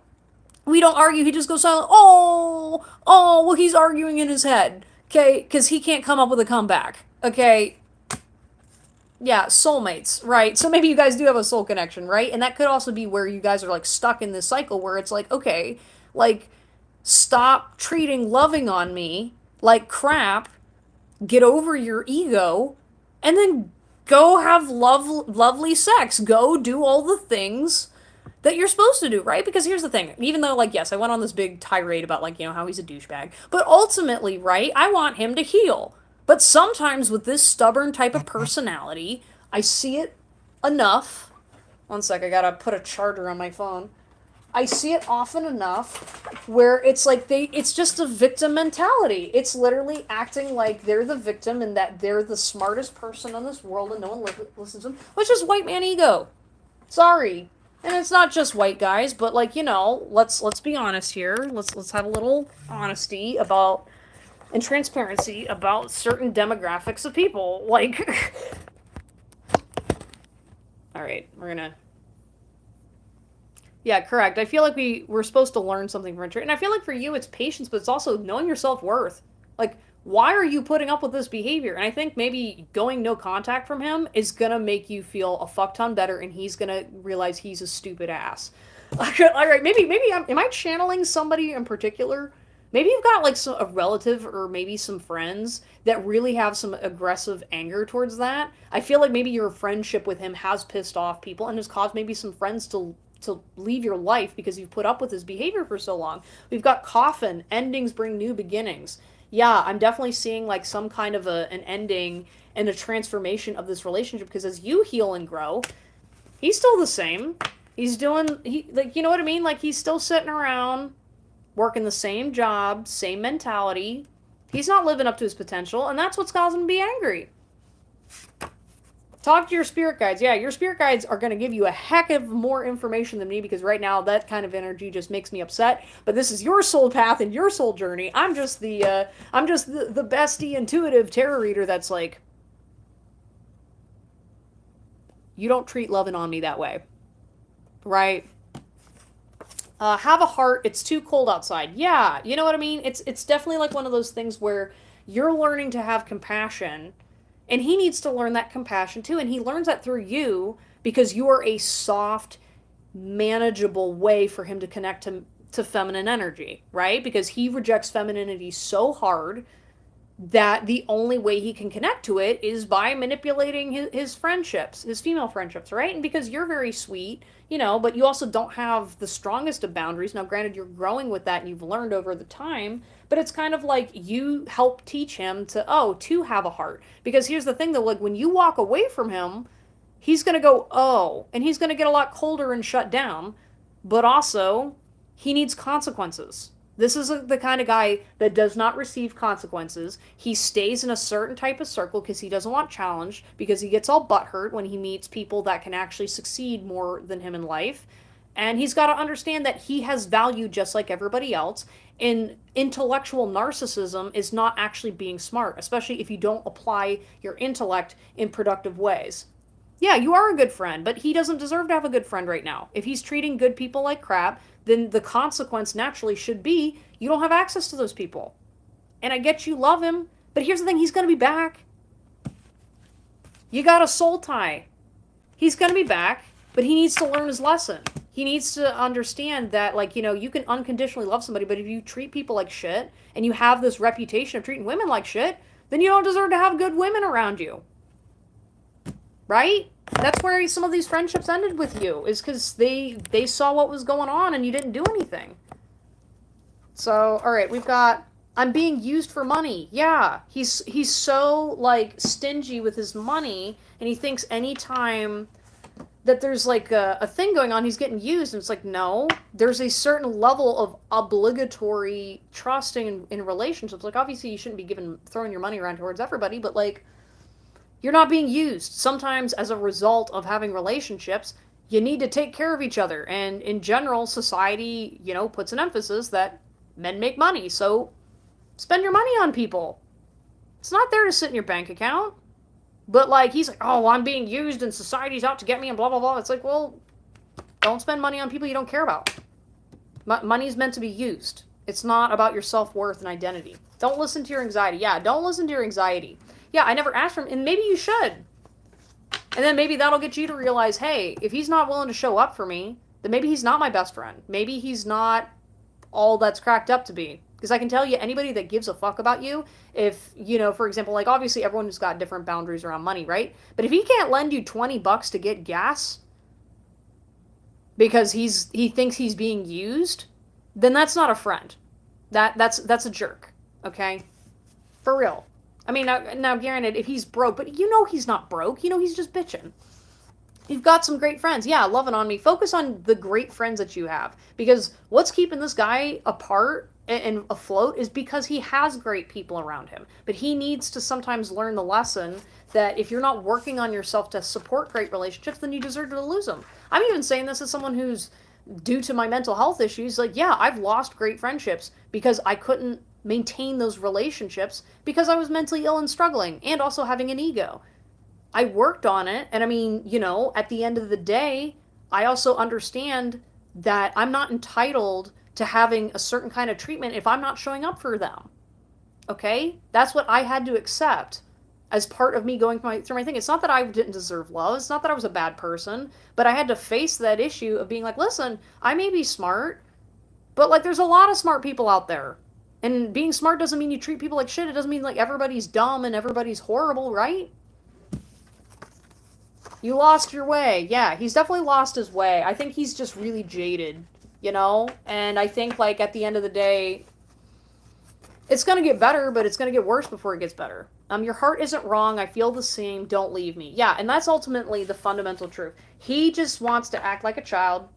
He wants to be entitled to your energy and doesn't want you to leave. And what's it going to take for you to leave him? And it doesn't have to be forever. But like, like in those movies all the time where there's the stereotype of the guy that is like going on his journey and then he loses the girl because he was acting like a jerk. Sometimes the guy's got to lose the girl to make him wake up a bit. You've given him a free pass. And I'm sorry, it's not because you're a bad person. It's because that's how loving you are. And you are a great friend. But he doesn't deserve a great friend right now. Sorry. And I'm saying this as someone, like I said, if you've ever been that bad friend, or the person that can't show up, like, to get angry at the world and to get angry at your friends for not being able to do whatever, like, that's just you not willing to look at your shit. Love it on me. I'm just saying, you deserve better. Sending you a lot of love. Okay, Tea Tree, you're up, then Anakit, then Dizzy. Was there someone else I missed in there? Nope. Okay, and then Soul Queen and Dorella, if you are out there, you can pop in. Tea Tree, you're up. Thank you so much for being patient. Oh, Kinsmead, I'm so sorry you were in there. Okay, my bad. Yeah, I'll have you after Dizzy, okay? Kinsmead. Kinsmead is sitting there like, this is your first time, right? Because like Kinsmead's just sitting there going like, holy cow, what did I just walk in on? And I'm like, some types of personalities and situations fire me up, and I'm very protective of you guys. Thank you, Kinsmead. I'm sorry. I don't know. It's just like those sorts of guys. It's like I don't waste my breath on them anymore because they're not arguing to argue. They're just mad and jealous, and they need to just accept how the world is. They got to understand that, like, at some point, like, not everybody is bad. Not everybody, like, you are not the smartest man in the room. Okay? Nobody, like, it is highly unlikely that all of y'all, a lot of these guys are out there actually interacting with the smartest dudes in the world. It's just all ego, right?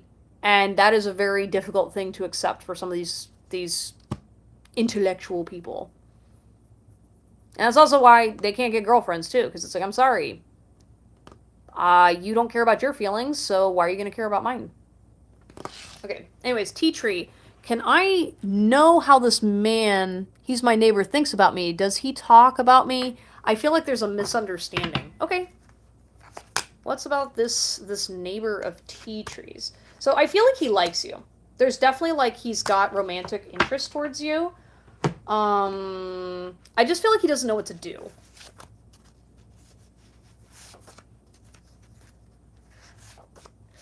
It's like, well, they ain't talking to me, you can confirm, right? Well, because that's the thing, too, is, like, especially, too, like, when they're around other guys, they don't get the same pissy attitude. It's specifically they reserve it for women because they because their ego is weak, they have to, like, make themselves feel secure, And, again, it's because they deeply crave feminine unity.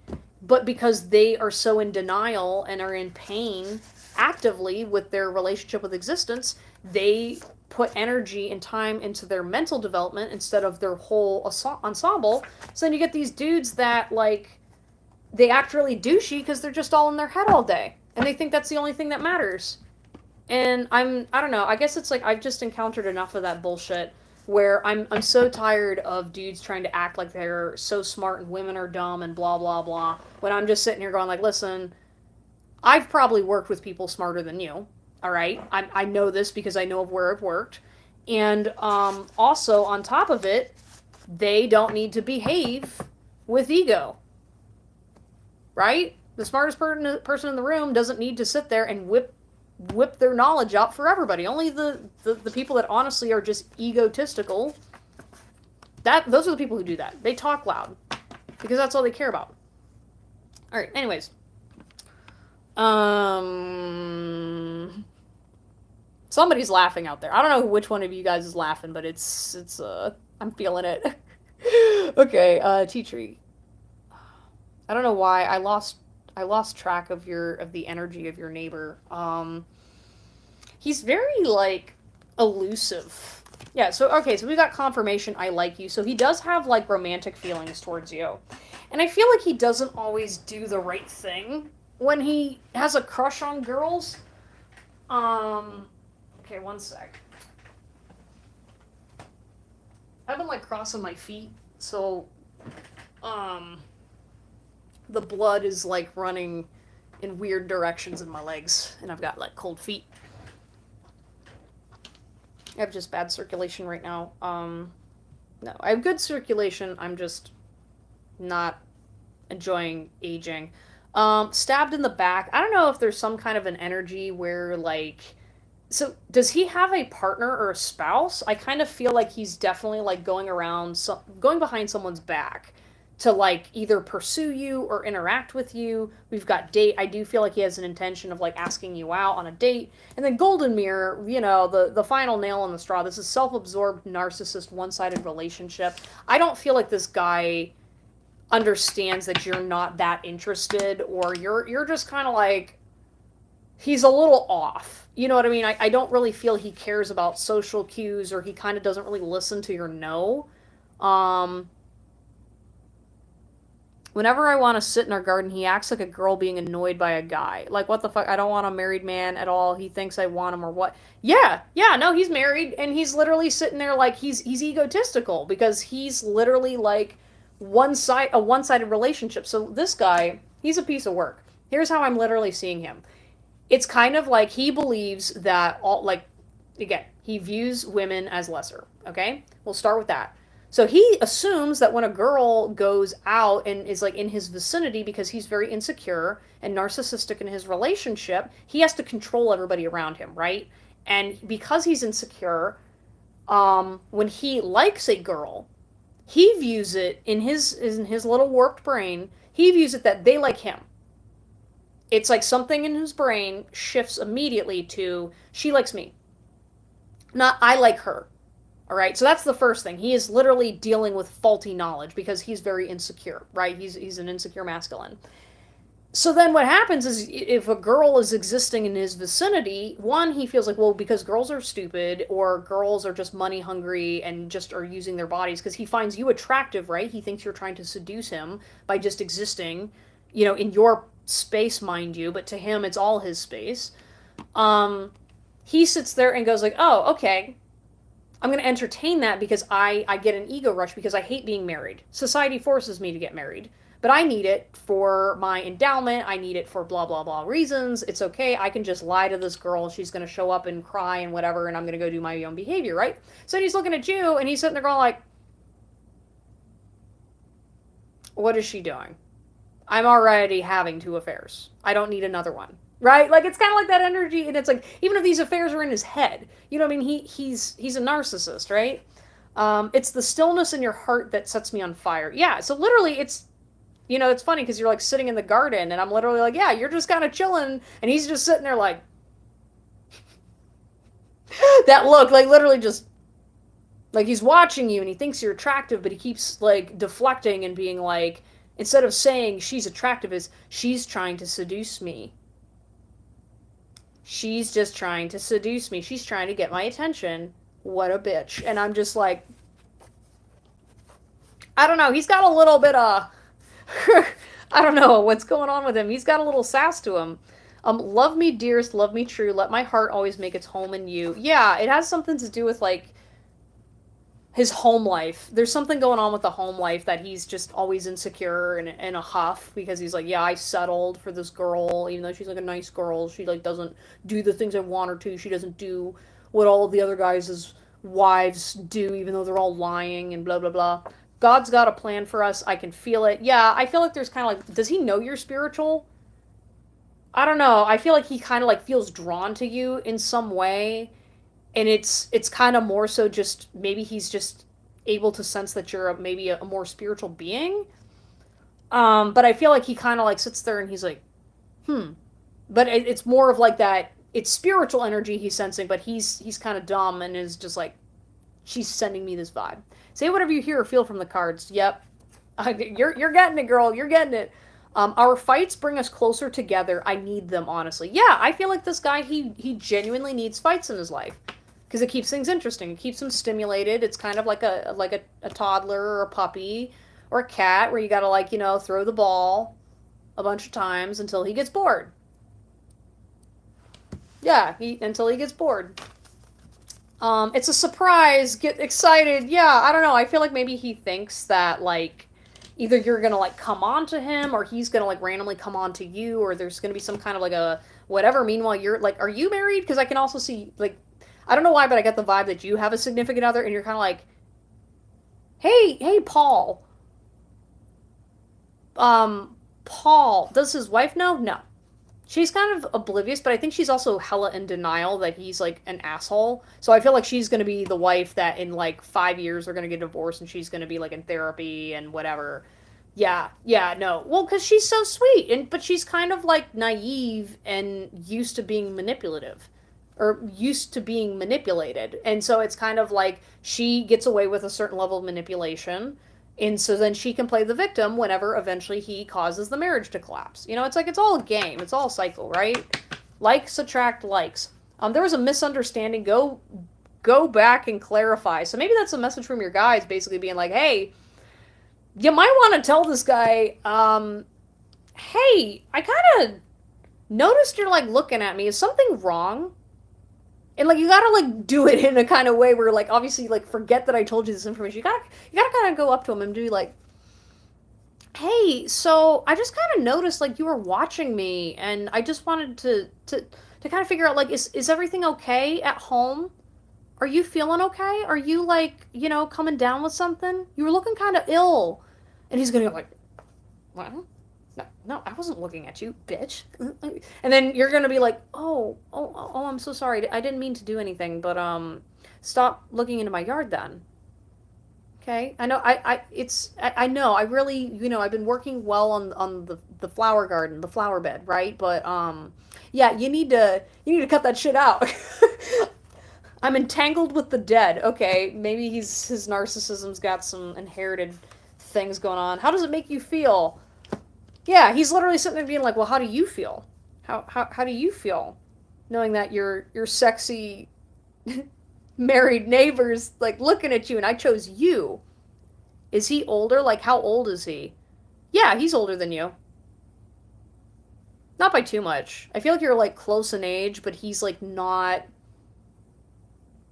I don't know. He's just not aging well, I guess. Or there's something kind of like about him where it's just like he feels like he's like eternally youthful.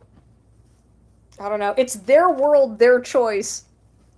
Like he doesn't get it. He doesn't get that. Like you're just like existing, chilling, and he's just sitting there like, look at her over there, sitting in her swimsuit, enjoying her sunbathing and existing in her yard like a normal person. Doesn't she know that would be my yard? If this was like back in medieval times, when men ruled everything and men were men, we this would have all been my land. I would have conquered this. You would have been my concubine by choice and blah blah blah. I don't know. Like I feel like this guy has this like really diluted like entitlement to everything around him, and it's all like this angry little buzzing in his head.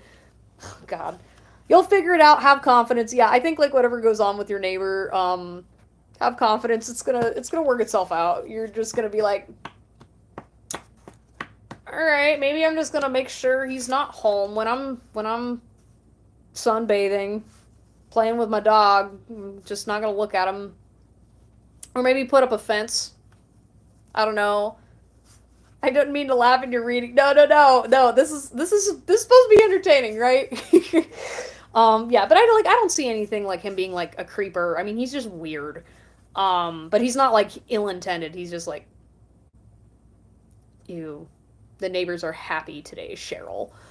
If I wanted to make it happen, I would have done it by now. Yeah, yeah, yeah, yeah. I see you in my dreams. I listen to them. Oh God, he's probably dreaming about you too.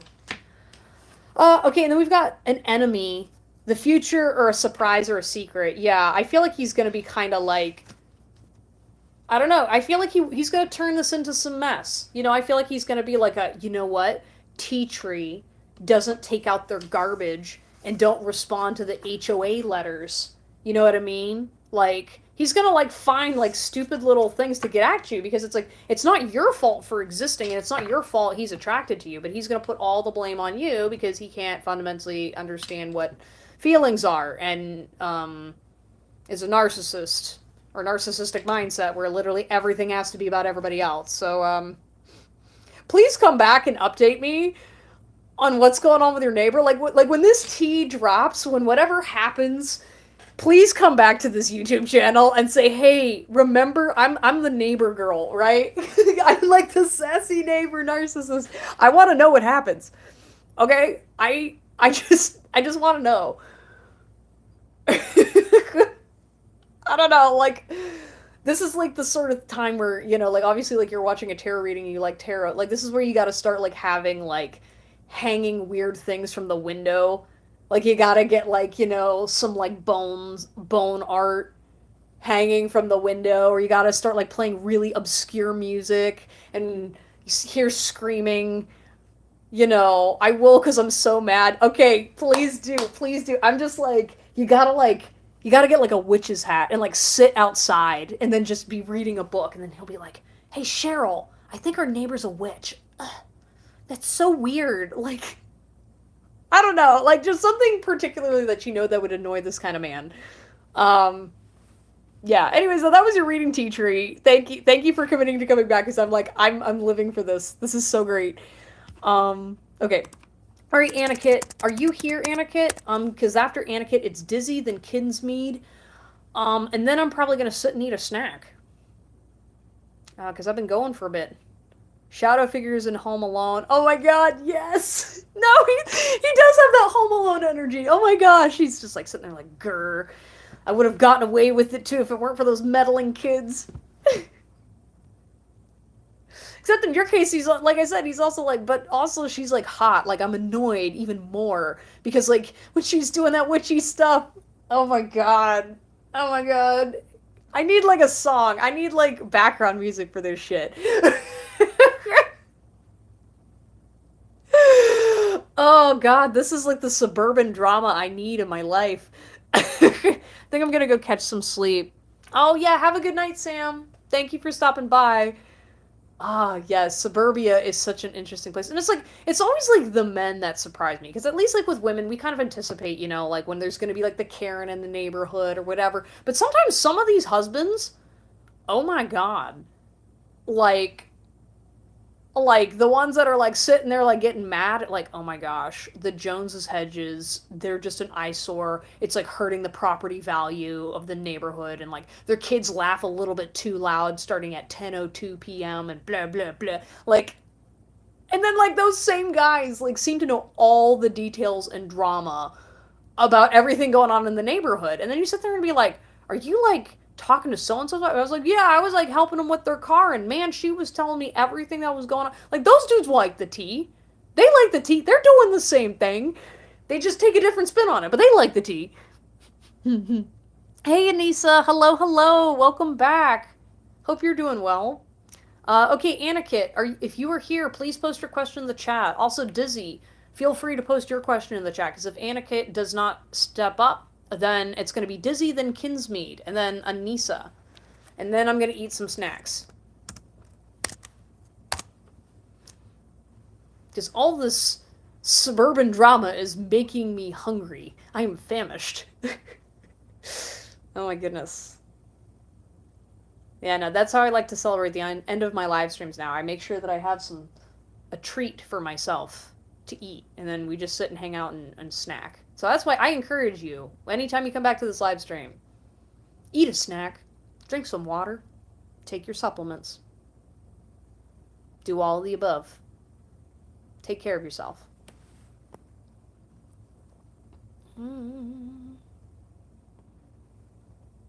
Okay. Snacks are the best. I'm gonna go get one out. Ooh, yeah, please share. Please share whatever your snack is too.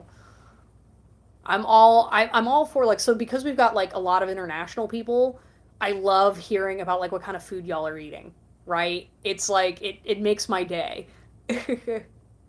Okay, Anakit, I'm assuming you're probably not here. So I'm gonna take you off the list. And then okay, it's gonna be Dizzy, Kinsmead, then Anissa. Okay. Okay, Dizzy. Don't really have a question, maybe. Whatever my ancestors or spirit guides need me to know. Okay, that's a dangerous question because when you come around here, you don't know what you're gonna get. Nah, it's all good. Alright, let's get some messages for Dizzy.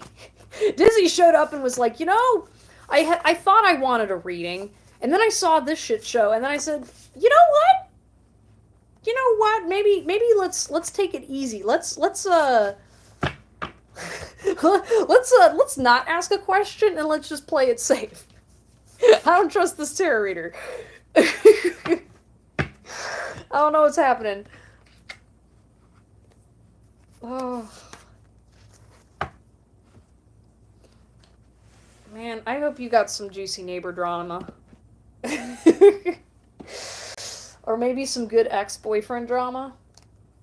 I don't know. Some of y'all, like, I've had some people coming on my show and they're telling me about their exes and I'm like, oh my god, like, I'm so sorry. Should I post? Actually, I moved on to Dizzy because I wasn't sure that you're here, but yeah, please post your question and then I'll do you next, Anakit. Okay? Okay, Dizzy, what are the messages from the spirits and the ancestors, okay? Aw! So first of all, you were beautiful. Bam. Spirits are coming in hot. Some of your ancestors are like, girl, you still got it.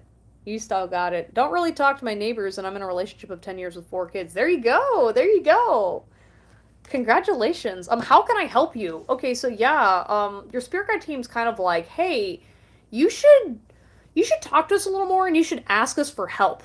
Because I feel like you kind of like try to like raw dog everything, or you're like Miss, like, all right, I'm not gonna take anxiety medication, or I'm not gonna take pain meds when it's like, well, maybe you could and it could make it your life a little bit easier. They're like, well, we did invent these things to help you, right? Like there's like a little bit of like reluctance and resistance towards receiving things from the universe. It's kind of like you'll ask about like, okay, I want like more money to fund this thing, right? But you don't ask about the other stuff like your health, or you don't ask about like how to connect to spirit better, or how to like enjoy certain things. I don't know, like your spirit guide team's just like, we get you're busy and whatnot, but like we're also like, you know, we're here for you, okay? And making sure that you're asking for help is really, really important. And, you know, so that way people can show up for you, so that way you're not like driving yourself insane, because that would help your anxiety a little bit. It would help your stress level by asking for help. It's okay to say that. It's okay to say yes to yourself. And then I miss our morning coffee. Yeah. Yeah, like literally they're like, listen, Dizzy, take some time for yourself in the mornings, all right? Like, I don't care if the kids are crawling up the walls. I don't care what major crisis may be going on. Have your 5-minute piece. I don't know if you've ever heard of the book 5 Minutes Peace. It's about like the mom who says, all right, I'm gonna like go take a bath, and her kids keep distracting her and whatnot. Your spirit guide team is literally saying you have to set a boundary for yourself every single day that I don't care, unless the house is on fire, I'm taking time for me. Mom is getting a 10-minute break every day just for mom. Okay? My boyfriend was yelling at me this morning for having my coffee. What? No, no, no. Okay, he's got you, right? You got to start setting these people straight and saying like, listen, nope, nope, nope. You got to be taking care of you first because you take care of all the cooking and the cleaning and all the other stuff. He wanted attention. He ain't your child. Tell him to step up. Please love me and love me only. Wow. Wow, that's telling. Yeah, no, like your spirit guide team is basically you need to start telling that to yourself. Please love me and love me only, right? You guys made commitments to each other. So because he's spending too much time paying attention to football and stuff like that, he's going to neglect you on your birthday? He's going to neglect all this other stuff? That's not loving you. Okay? And it's kind of like you marry, or sorry, you're not married, but like there's kind of like an energy of like this person, you get taken for granted a lot, and it's like there's always some other priority for everyone else other than you. And that's not okay. All right, your spirit guide team is like basically like they send me to have these sorts of conversations, right? You can get all the love messages and blah blah blah from other people. No, you when you come to me, you get the real shit, right? And this is basically saying that you're sitting there saying please love me, when it's like stop saying, start demanding. Saying no.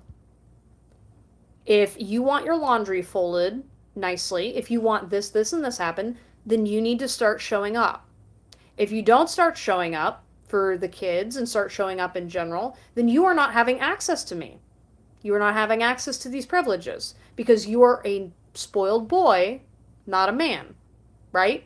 And if you're going to act like a child, then I will treat you like a child, which means you do not get dad privileges over certain types of behaviors. Okay? You want to be man of the household? Show me your balls. Show me your nuts. Okay? I ain't having that. Running away won't make this better. Yeah, your spirit guide team's saying stop running away from the problem. You're running because you don't want to face it. And it's hard because it means admitting and looking at how this person is literally like draining you. And it's not just him, it's other people in your life where you're like, no, I'll take care of it. Stop taking care of it. Let it light itself on fire. It's not going to go as bad as you feel. And you got other things going on. You got 4 kids. You got yourself. You got your mind, your body, your spirit.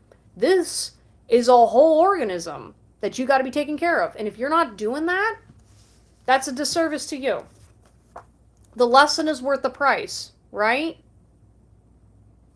The lesson is worth the price, okay? Because it's like, again, you're a family, okay? The lesson is worth the price of feeling uncomfortable. All right, so I'm a control freak. All right, so then you got to learn to start exploring that. Well, why are you a control freak? Well, a lot of times when women are control freaks, it's because if you let things slip, then the whole house falls apart, right?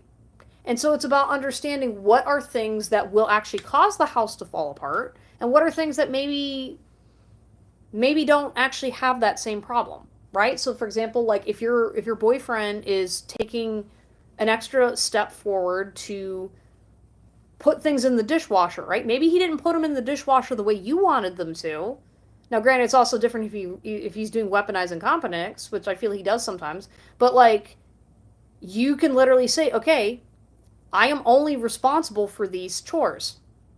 If they don't get done, they don't get done. And so then it allows other people to make it very apparently obvious when they're not stepping up.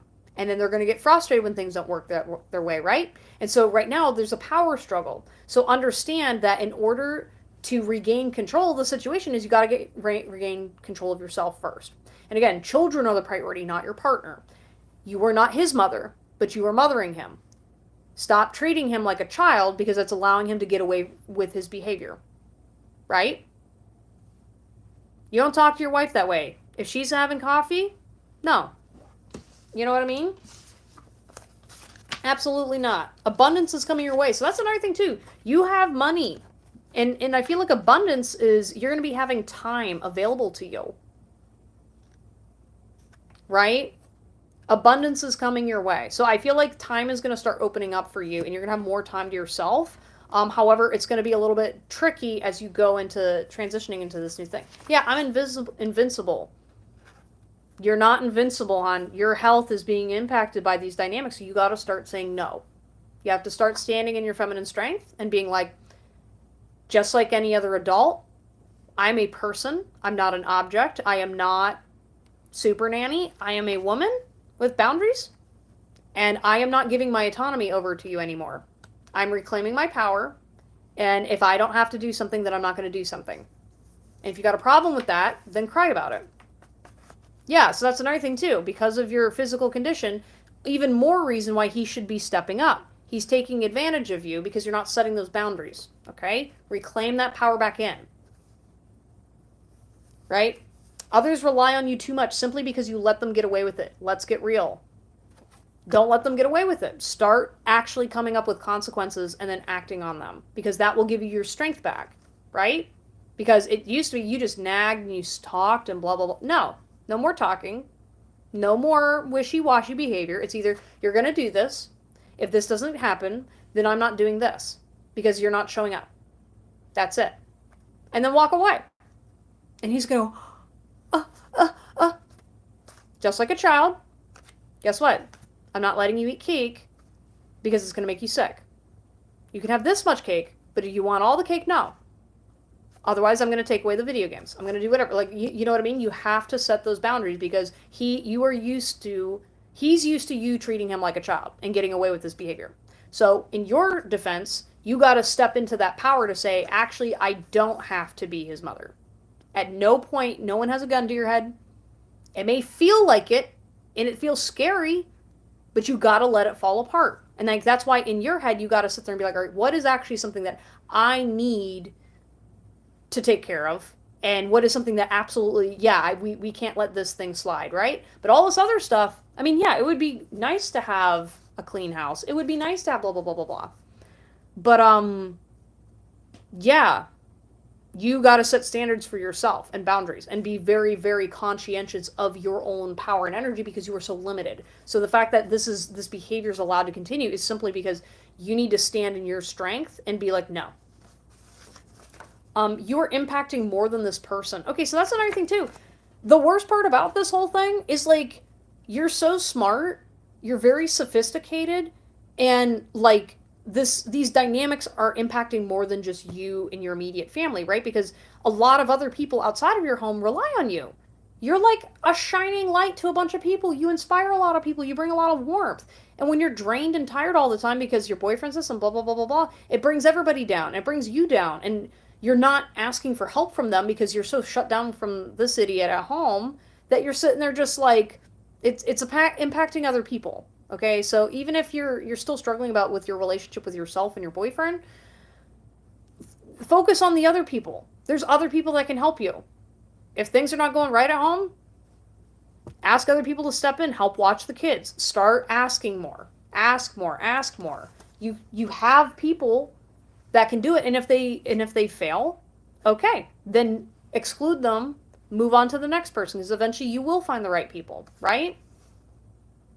Yeah, when I'm the only one doing it, it piles up. So then that's where you need to set a boundary. There are no consequences when he does nothing, right? So set the consequences, set the boundary, being like, if you don't do this, like we agreed upon, then this happens. Okay? And then it's like, all right, you do another thing. I'm going to take this away. I'm going to take this away. I'm going to take this away. Right? And what we see is here is a heaping pile of bullshit and fuck this. Yeah, exactly. He's just taking advantage of your situation. So reclaim ownership over your situation and start making them scissors, making those scissor movements. Finally, mirror each other, self-image, relationships reflecting on our wounds. Yeah, look at yourself in the mirror every day and tell yourself how beautiful, amazing, and wonderful you are. This, like, if you've, like, I don't know if you've ever done mirror magic or whatever, but there's a lot of psychological,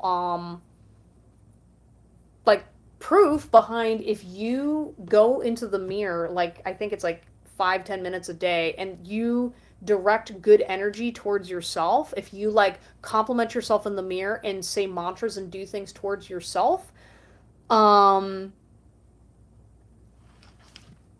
Yeah, I mean, it's definitely gonna be, it's gonna be easier on you, right? And I just want you to be, more confident in yourself. So, yeah. And I mean, it's going to be a journey because you've been doing this for a long time, but I think now is the time that you start breaking free, right? Because it's not sustainable for your health.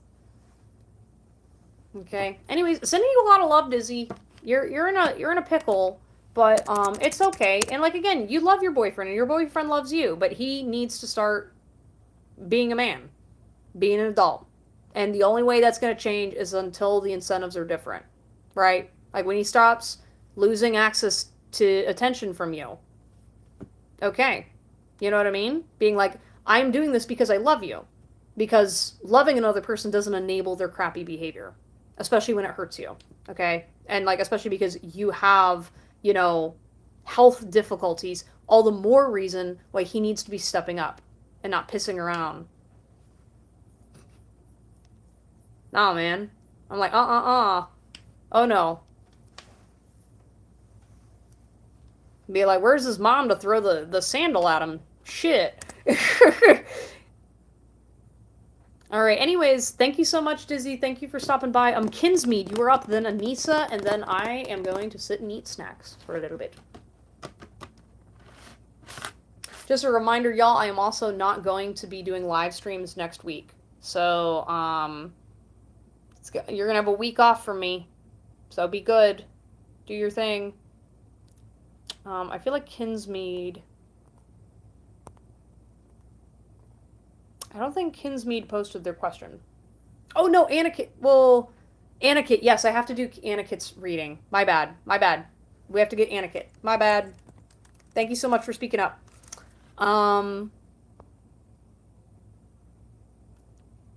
I've been stepping up and noticing the deception. Yeah. Yeah, no, good for you, Dizzy. And it's hard, you know. It's a lot. Because when you have kids in there, it makes it a whole nother ballgame. Okay. What are Sanika's feelings and intentions towards me? We aren't talking. It's been a long time. Did she move on? I'm gonna say yes. That's what I'm kind of feeling. I feel like there is a person on her mind. I can't really tell. Yeah, I feel like she's in a relationship of some kind with somebody. I feel like she doesn't really make it public, though. But I also get a vibe she doesn't really know what she wants. And I feel like she doesn't always go to, like, people that she wants either, if that makes any sense. I feel like she's definitely like a dreamer type. I definitely see her as somebody who, like, would rather fantasize about a relationship than get into one. Hey, MV. Ooh, you showed up at the end of the reading. Towards the end. Look at you. You are back. Yeah, let's see what her feelings are. Not enough. Frustrated relationship, lack of confidence. Yeah, I feel like she's definitely not feeling good enough or worthy of a healthy connection or like a true love type relationship. So I feel like she kind of like always does these cycles with these partners where she's very like fantastical with them. And so she'd rather be in a fantasy relationship with somebody and then simultaneously get in a relationship with someone who's not good for her. And because she's always used to daydreaming about something better, she's not actually believing she can achieve better. So she stays in these cycles.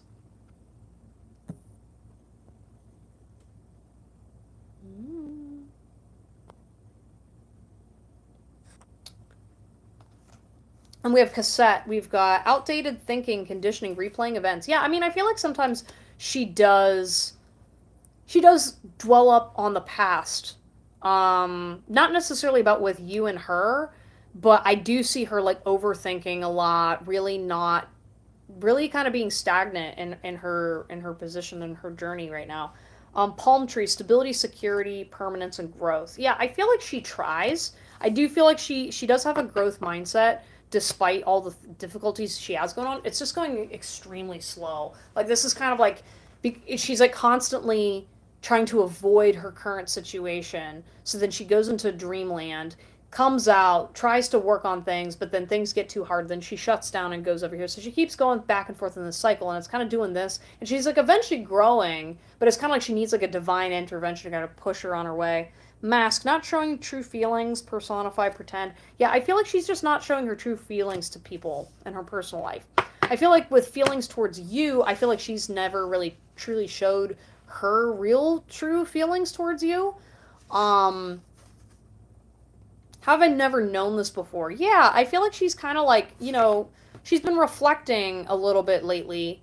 But like in terms of you though, it's kind of like I feel like there's stuff about her that you really don't genuinely know about her because she keeps a lot of her traumas and stuff to herself. You're being that guy. Yeah. Yeah, maybe there's kind of an energy of like her being very cautious and worried and ashamed of being judged, or kind of I don't know, there's something about like you're being that guy. Like I don't know, there's kind of like a so maybe she's kind of like, maybe you did something in the past that she was kind of like, oh no, and took it the wrong way. Who the fuck are you? Are you important? Whoa. Whoa, okay. Um, wow, okay. You have all the control in the situation, choose wisely. Yeah, so it's kind of like, you're the ball's in her court, in terms of your dynamic. And I feel like it's kind of like right now, it's like up to her if she wants to do anything. What did you mean by that guy? It just kind of feels like an energy of like when girls get the ick, or it's kind of like, it's kind of like an energy of like maybe she misinterpreted something that you did. I don't know. I feel like she's kind of like not really sure about you. We're part of a team. Give and take is expected. Yeah, I feel like maybe there was something you didn't understand in your relationship with her where the back and forth was not really well received, or there was like, I don't know, this energy's taking a turn, but it's kind of like, no, not creepy, but definitely kind of like, I don't know. I think like because maybe you had stronger feelings for her than she did for you, she might have just been like you were like pursuing her and thinking that, okay, I just got to like keep trying, and she was just kind of like, no. You know what I mean? And so you're sitting there going like, "Oh, well maybe this is going on." Like I feel like you kind of you were honest-hearted about it, but I think she may have interpreted some of it to be like, okay, he's not getting, I'm not interested in that way, so I'm going to go over here. And I feel like there was kind of like a little bit of a heartbreak that you went through in the past, but maybe you weren't fully receiving the memo or something. Um, let's see what else. All right, we got like a bunch of blank cards for some reason. So maybe it could be just there's like an unknown energy go. Don't you notice the situation surrounding this? Yeah, so there might have been some social context that you might have missed in your relationship with her. Like maybe there was like, maybe she had like a death in the family and you weren't aware. And so when you went up to try to talk to her, she was like really depressed. You know what I mean? Or like there was like some kind of a social thing that you just did not notice. And so you're like sitting there going like, shit, I didn't notice this. And that's like, I mean, it was your fault, but it's not your fault. Like, it's not like you're like a bad person.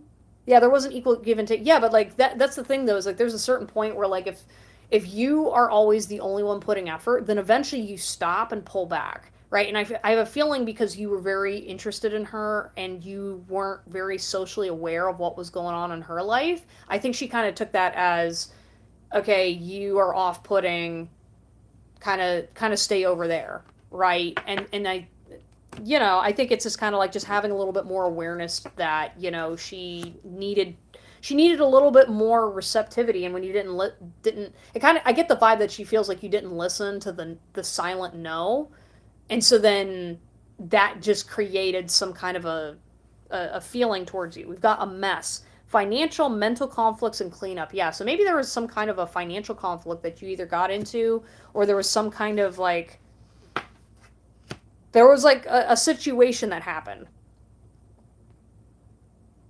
Hey, Rosie's Fairies, hello. Yeah, I don't necessarily know that she was taking advantage. I think I think you guys are like, like there's some wires crossed. I feel like you guys were misinterpreting each other, and I think that's where there's like this kind of dynamic where there wasn't good communication. Love your hair. Thank you so much. Thank you. Thank you. Thank you. Okay, well, anyways, though, Anakit, that was your reading. Hope you enjoyed it. All right, then next we've got Kinsmead, then Anissa, and then unfortunately for all the new people that popped in, I do have, like, the list is closed for the night, because I gotta sit and snack, because I'm tired, and then there's some other stuff I gotta do, before the end of the night. But, yeah, Kinsmead, you are up.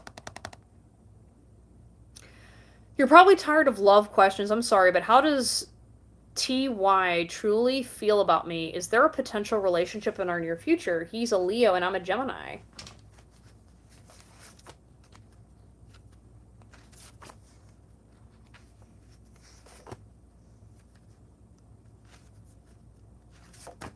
Okay, let's see what's going on. Yeah, like, don't feel bad about asking me questions, guys. You know, the only thing I get irritated about with tarot is, like, I want to make sure that people are aware that my style of tarot reading is I give you information to try to help you heal so you can go to whatever direction, destiny that you want, right? So if you're sitting there asking me for a love reading and, you know, there's a person that you're inquiring about is not good for you, then I'm going to tell you they're not good for you because, like, I don't want my clients wasting their time, you know, because that's kind of like, I'm about self-empowerment. I'm about, like, getting you to where you need to go. And not everybody's like that, but that's just how I roll. Hey, Phantom. Hello. Hello, hello. Yeah. Oh, yeah, by the way, yeah, I'm not going to be doing readings next week, because I will be traveling. I've got some family stuff going on.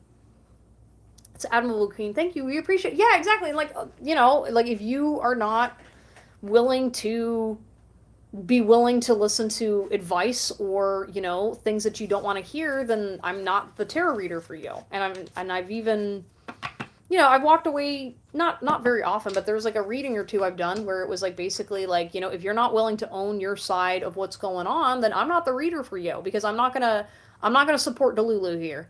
I don't do that. I might travel in September. Ooh, there you go.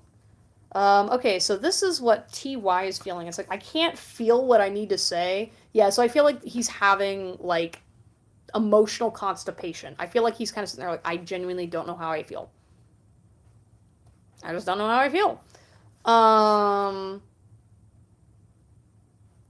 Yeah, I feel like, you know, he's kind of just chill. Is he, like, kind of, I don't want to say like a quiet person, but he definitely, his energy reminds me of the energy of someone else who's very much like he's that dude in the back that's always got like a music on, always kind of whatever, and everyone's like, what is he thinking, and blah, blah, blah, and he's just sitting there like, I'm really not thinking about anything. I'm just kind of enjoying the weather. Might get a snack later. Meh, I gotta think about financials. You know what I mean? Like, it's kind of like there's not really that much going on upstairs, and it's not like him, like, he's not dumb. He's definitely intelligent. He's just genuinely like, it's like when women ask men like, what are you thinking? What are you thinking? And he's like, nothing. And she's like, no, seriously, like, what are you thinking? He's just like, nothing. Right? And so I feel like he really does kind of maybe struggle sometimes with female relationships simply because he's just, his brain's not wired that way. You're so smart, you figured it out. Yeah, I don't know if you recently figured out something about him. So your spirit guides are confirming that. I don't know if I'm supposed to know that information. I guess I'm not supposed to know, but you'll know what that's in reference to. He's a pretty intense person, but I think he's emotionally detached. Oh, yeah. Yeah, no, he's definitely, like, doing his own thing.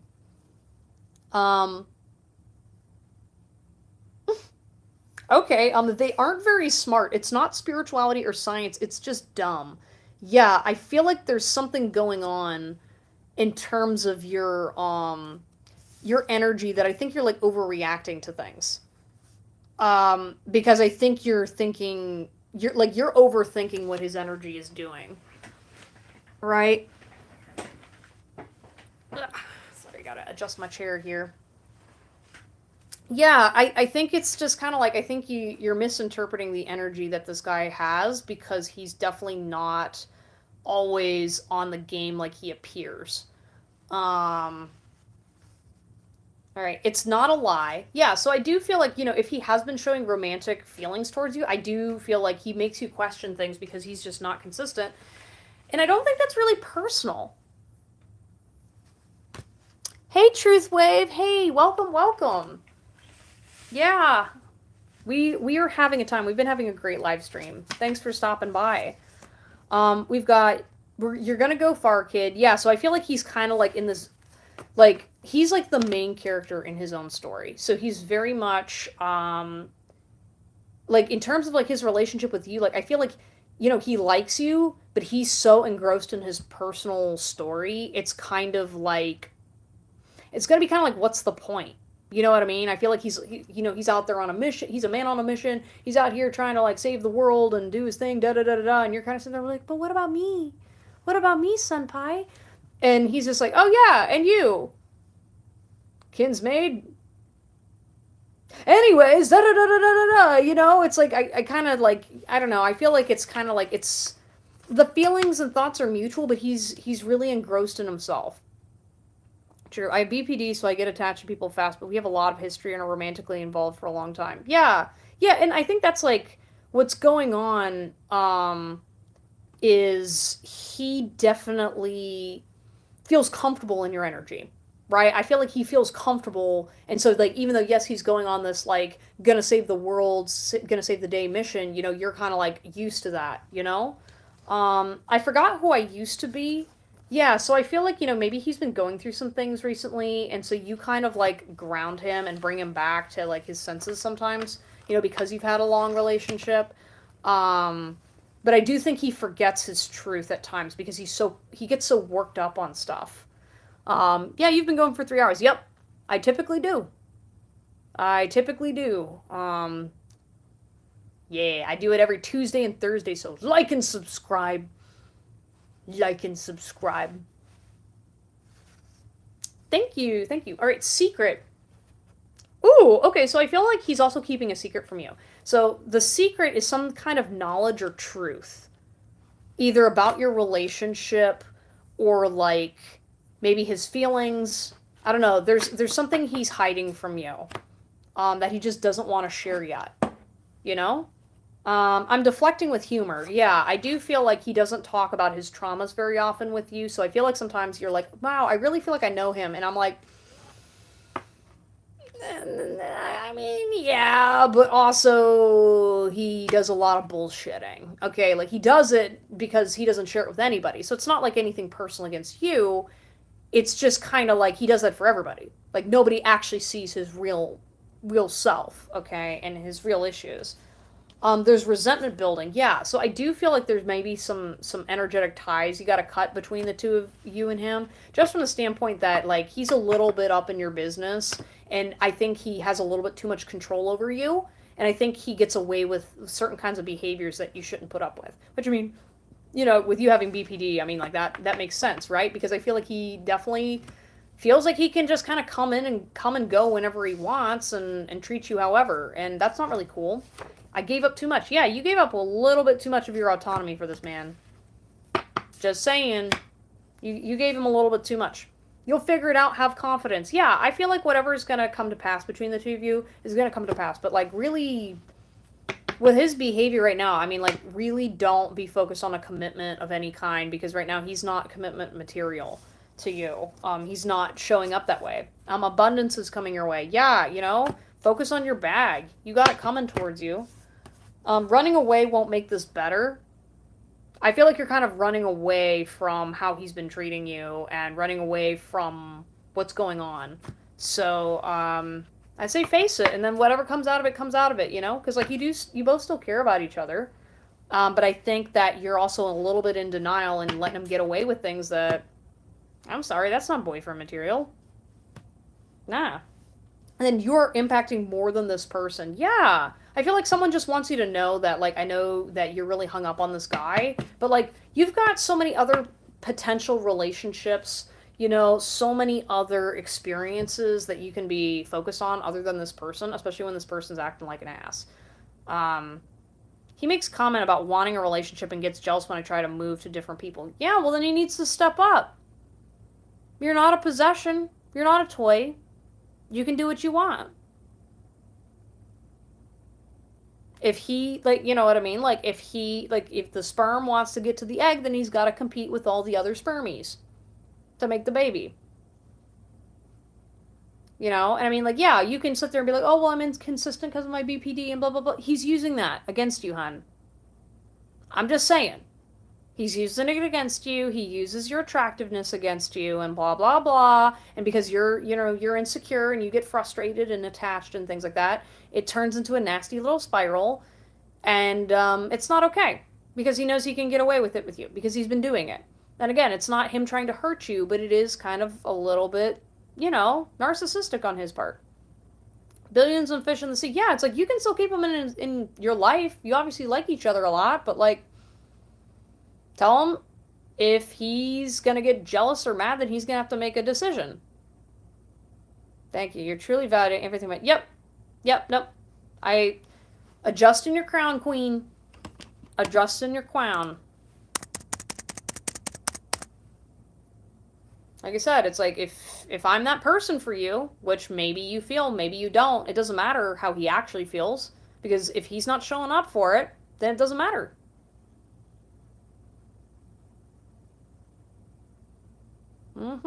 Okay, alright, Anissa, it is your turn. Other than that. Wow, we got 22 likes on this live. Thank you guys so much for the support. I appreciate it. Oh,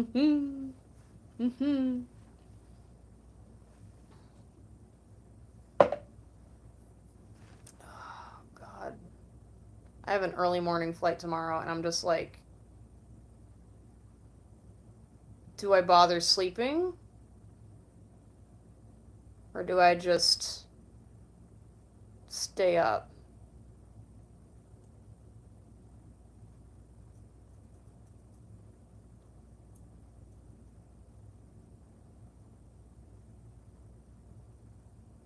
Hey, Anissa, are you still here?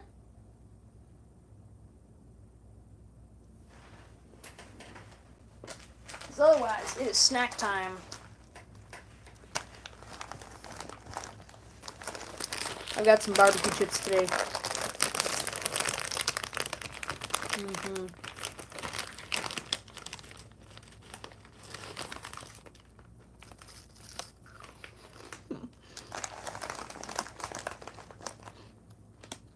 What kind of snack do you guys have?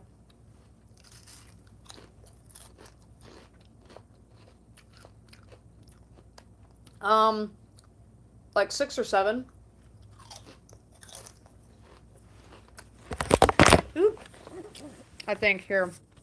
Let me go ahead and look. Okay, I'm back, guys.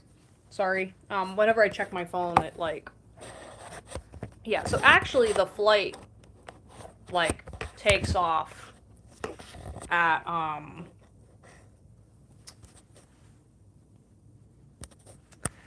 the flight takes off at 5:15 in the morning.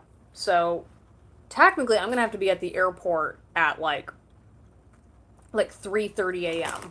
So yeah, I'm gonna probably just want to stay up late.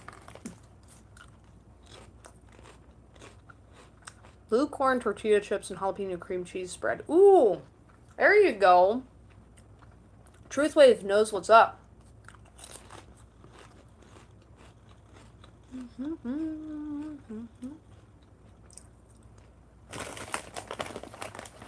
Sounds really good. Yeah. I gotta finish packing anyway. Because I'm gonna be gone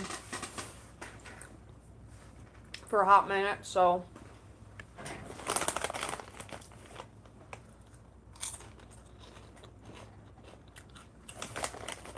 It just sucks because I really want sleep. I was like helping build a shed earlier today.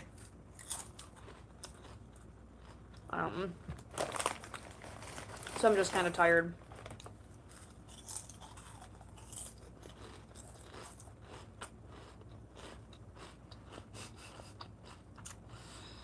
I'm thinking of sleeping or getting revenge. What?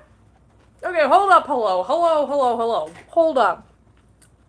What does that mean? Are you like gonna go commit a crime or something? I'm like sitting here just like, hey, by the way.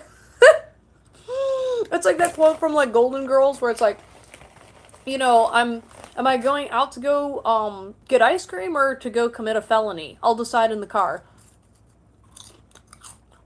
I'm charged up for my 888 meditation. Ooh, there you go. There you go.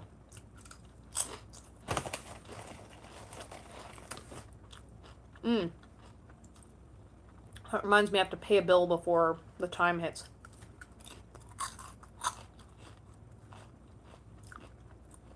The spread is a bit on the addictive side, beware. Listen, I love me a good addictive spread. Tarot spreads. We'll be serving this revenge cold. Oh no, you can't just like drop that in the chat and then not give us answers. Hello, what's up? What's going on?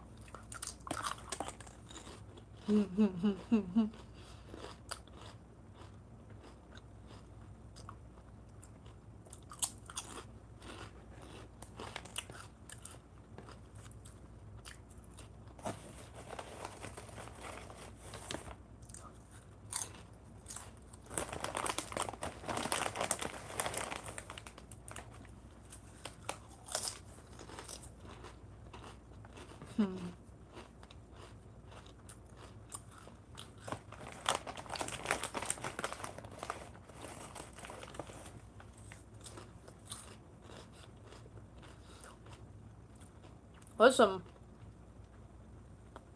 what is your sun, moon, rising? So my sun and my moon are Scorpio, and my rising is Taurus.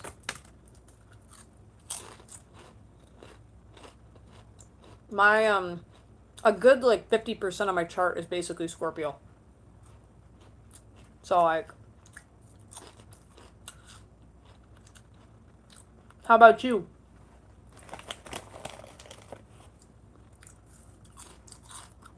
I don't even know because I'm kind of stupid, but they keep being disrespectful. Who's they? Who's being disrespectful to you? Hello? I'll have a word with them. Heavy water. Oh yeah. I'm a big feelings person. It's a little distracting. I will not lie.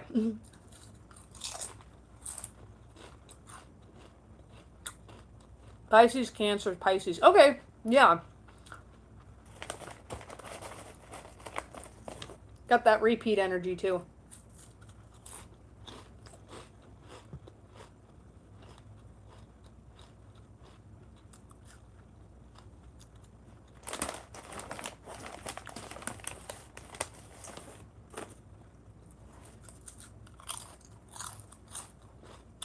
Right? Yeah, no, that's the one thing about my life. Nothing is ever chill. Like, I definitely don't get the soft and the flowy things happening. It's usually just like the holy cow.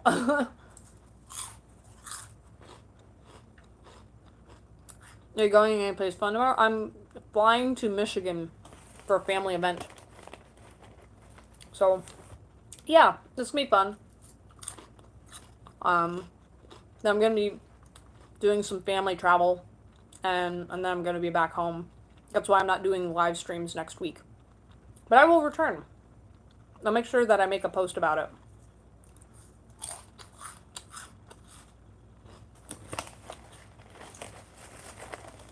Yeah, but I usually do these live streams every Tuesday and Thursday, starting at 7 p.m. Central.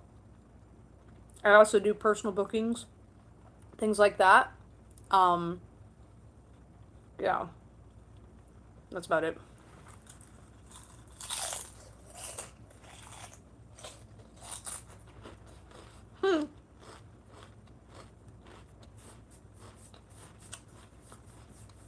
Yeah, sorry, I was really hungry. I just was like, alright, I'm gonna have this whole stack of chips. Okay, yeah, come hang out. We have a really great community here. I got some people that they show up every week, and yeah, it's been fun. We have spiritual discussions. We have silliness, shenanigans. Always the shenanigans.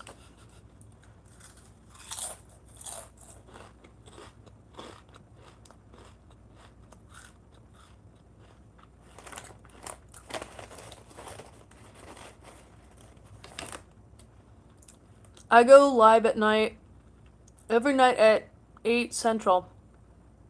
Oh, okay. What do you do? Just meditations? Or do you do any, like, lectures? Or... It's kind of your things. I'm up for shenanigans. Yeah, as you may have been able to tell, I get really sassy with these readings. I was, like, going off on somebody's, like, potential love interest. I was like, ma'am, I know you are a Perfect Circle fan, but, like, you gotta just calm down. Yeah, I'm definitely into rock music and all that if my aesthetic doesn't really, you know, tell you much.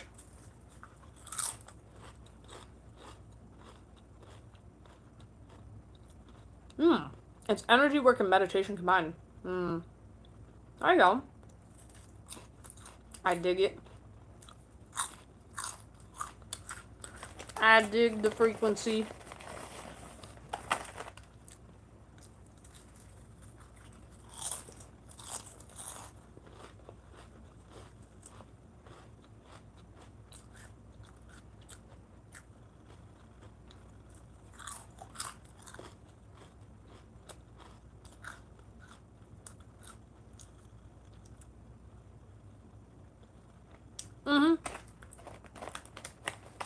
For sure. You know, people need to have, like, better boundaries with their energy in general.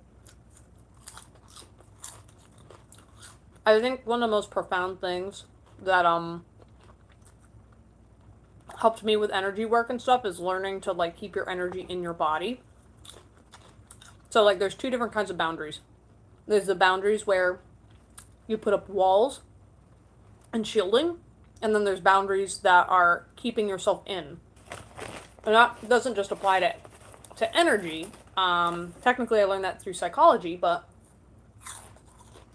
essentially it's the same thing. When energetically you get triggered and you pop out of your body, you can't stay grounded. And so, healing the energetic body so that way you can stay in control, regardless of external factors, is really important.